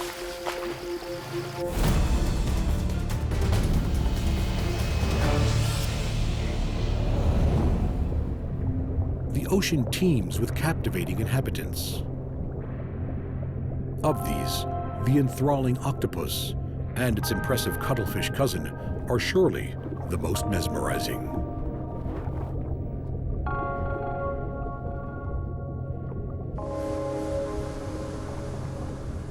Their array of vanishing tricks is second to none. Ranging from the massive 5-meter giant octopus to the golf ball-sized blue ring and the tiny 1.5-centimeter wolfie, all octopuses are incredibly smart.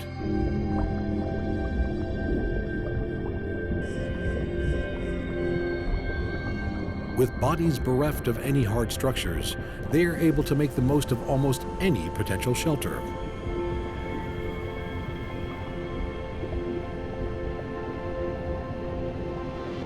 Even if they have to make the final adjustments themselves.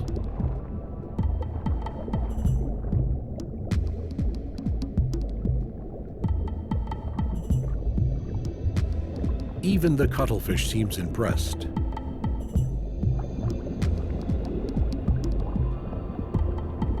Eight suckered arms pull in the new shelter to the required position, while its 3 hearts pump its blue blood around its amazing body.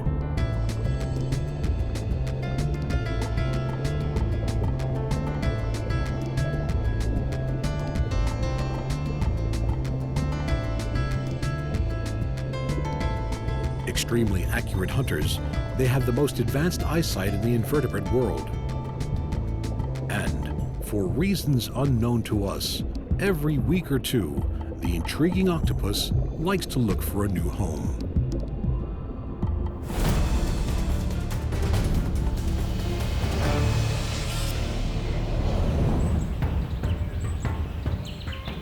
To fly like an eagle is synonymous with being graceful and free. To fly like the mightiest of all eagles is to master the very skies.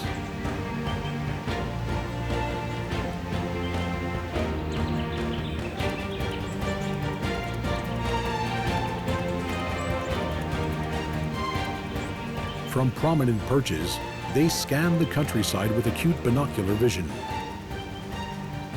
Mating for life and sharing chick-rearing duties, a pair of wedge-tailed eagles present a formidable and strikingly beautiful couple.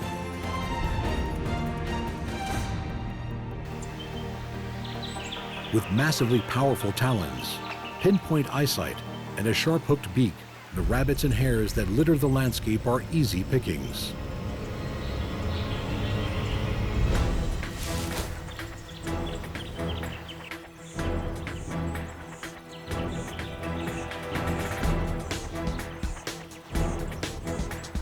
A phenomenal wingspan of over 2 meters, on wings edged with long slotted flight feathers, carry the eagle in its perfect low-flying approach.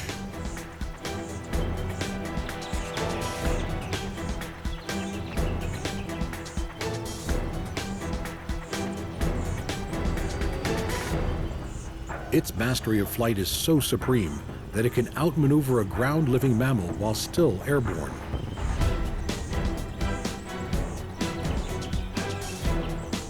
When wedge-tailed eagles choose to take to higher skies, they can soar on air currents for hours and reach altitudes of over 2,000 meters.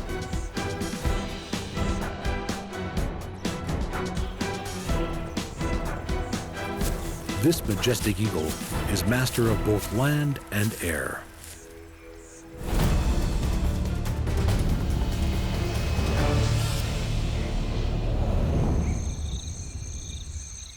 On almost every landmass on Earth, in deserts, savannas, in trees and amongst rocks, on sand and in the leaf litter, are scurrying animals with great powers.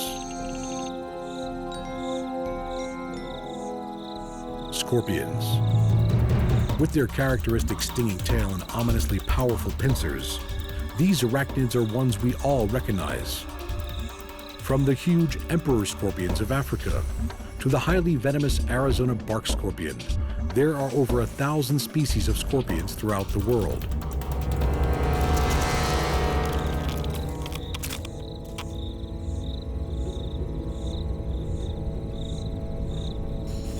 These scurrying creatures have been on Earth for over 400 million years, witnessing the rise and fall of the dinosaurs. And with their excellent predatory skills and toxic venom, they are set to stay around for much, much longer.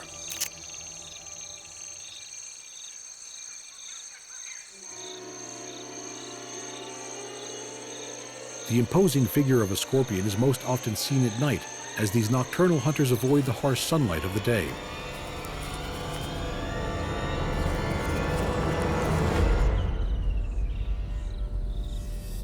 With a diet that includes beetles, insects, spiders, and other scorpions, this wind scorpion is a perfect victim.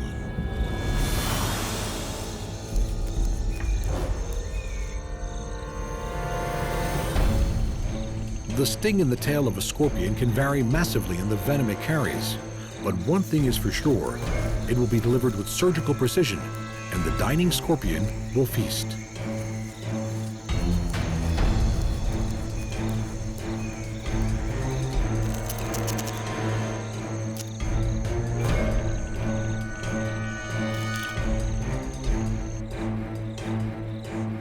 With fast scurrying bodies that glow in ultraviolet light, neurotoxic tails and vice-like claws, scorpions are one of the world's true wonders.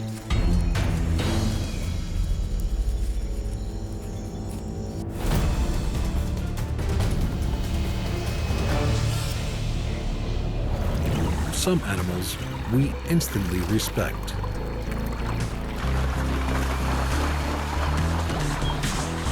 Of all the predators that roam the earth, there is something about the prehistoric might of the crocodile that sets them apart from all others.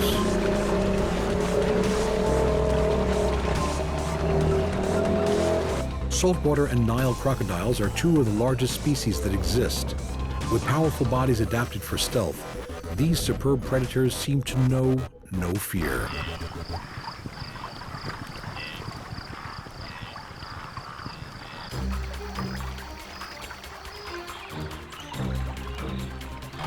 For the migrating wildebeest, negotiating crocodile-infested rivers is the most perilous part of their journey.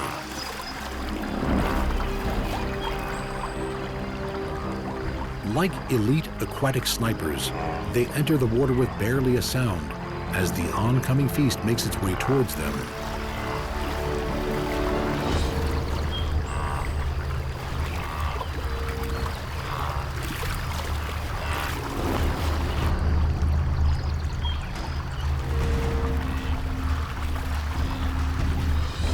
Able to slow their heartbeat to 2 or 3 beats per minute, these beautifully streamlined predators can stay submerged for hours. Magnifying crystals in their eyes and a second transparent eyelid help these haunting creatures to stay both invisible and all-seeing right until the end.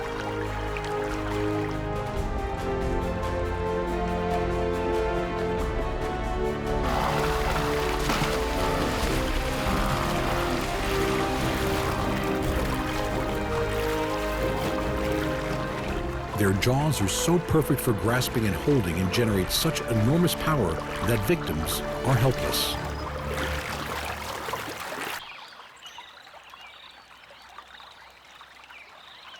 The jaw of a 4.5-meter saltwater crocodile can generate 2 tons of pressure, enough for their teeth to be able to puncture through metal.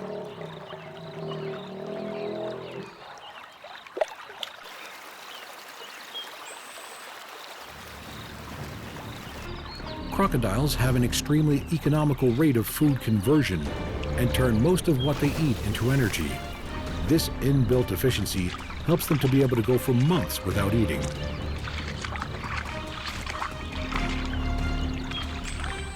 In its prehistoric elegance and explosive muscle power, the phenomenal crocodile remains unmatched.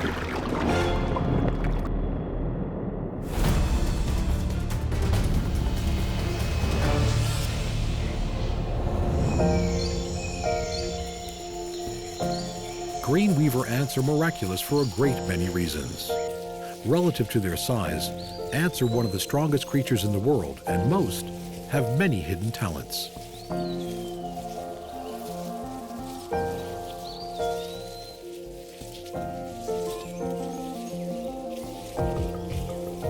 Green ants construct several communal nests that between them can hold a colony of up to 500,000 of these tiny, highly cooperative little insects.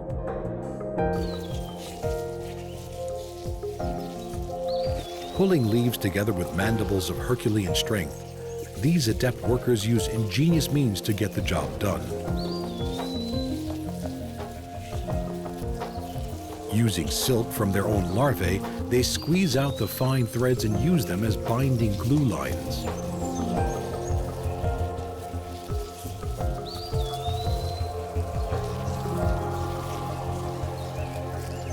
With the larval glue packets being constantly supplied by the worker ants, the ceaseless efforts of the colony continue until the task is complete.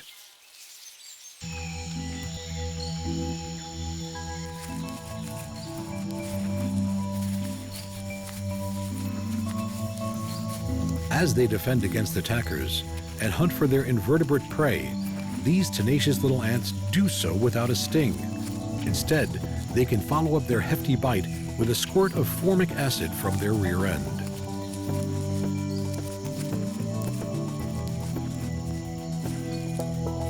Major worker ants deliver prey to the colony, where smaller workers stay, tending to the larvae inside the nest.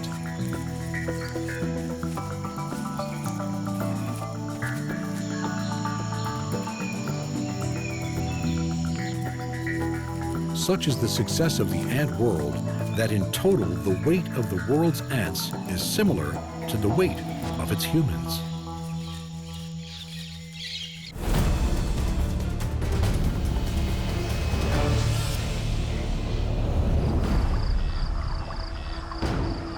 Lumbering down the banks of Africa's rivers is the gigantic and water-loving hippo.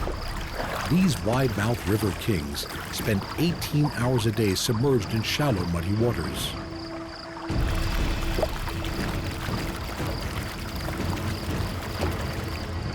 With thick tusks that can grow to 1/2 meter and a gape of an incredible 150 degrees, the hippo has one of the most powerful bite forces in the animal kingdom.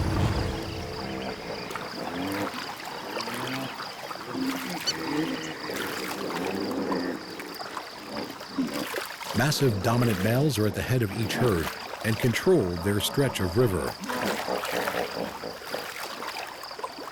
aggressively defending their territories against intruders and any rival males. Most of the time, a simple threat is enough.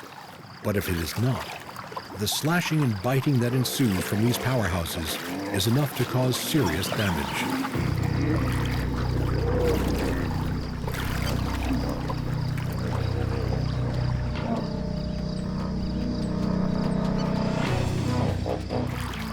The other side of hippo life is the gentle, nurturing start the young get from their mothers.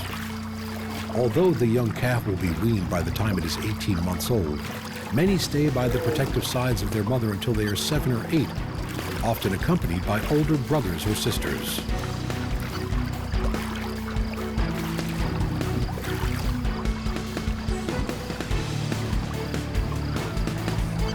There is so much more to these submerged keepers of Africa's rivers than meets the eye.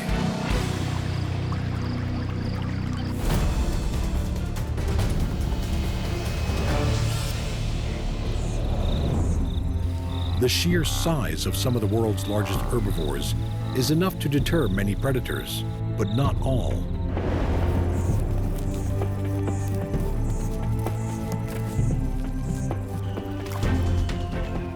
Kings of their respective domains, tigers and lions are at the top of the pecking order in their own corners of the world.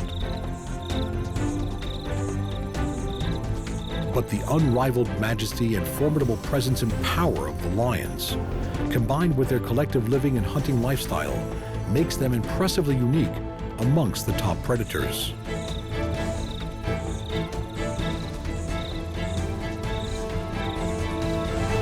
With a roar that resonates for 8 kilometers over the plains, their presence is heard even where it can't be seen.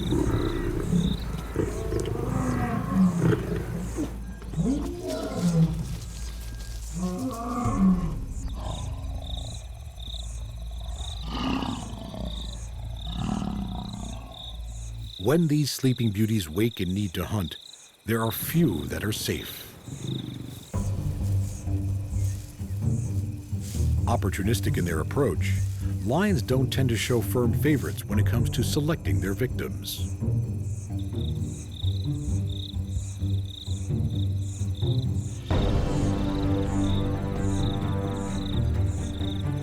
Lions are equal opportunity hunters, and for them, anything is fair game.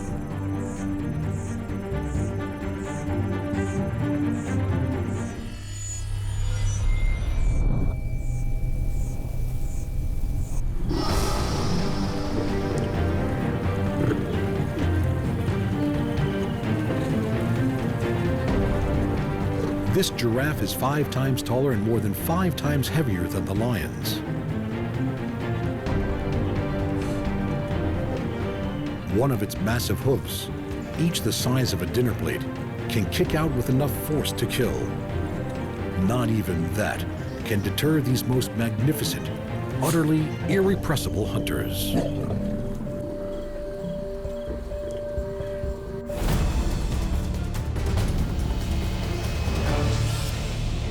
To appreciate the grace that can come with sheer size, we have to look underneath the surface.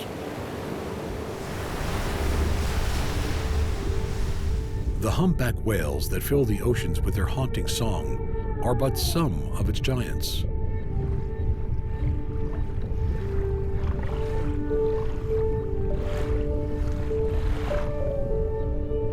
The elegant whale shark is literally the biggest fish in the sea, while the mighty blue whale takes the title of the largest animal in existence. It is 30 meters long and weighs almost 200 tons. The whale shark, with its modest maximums of 20 meters and 20 tons, is delicate in comparison. With graceful undulations of their tail and dappled spots that merge with water-breaking sunlight, whale sharks glide through the world's tropical waters.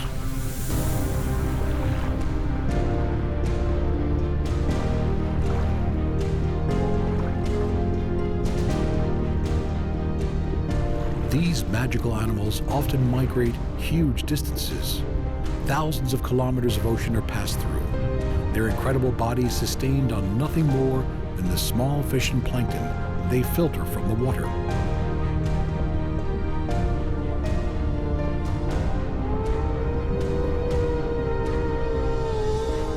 With mouths over a meter wide, the sublimely graceful whale shark can filter over 6,000 liters of water every hour.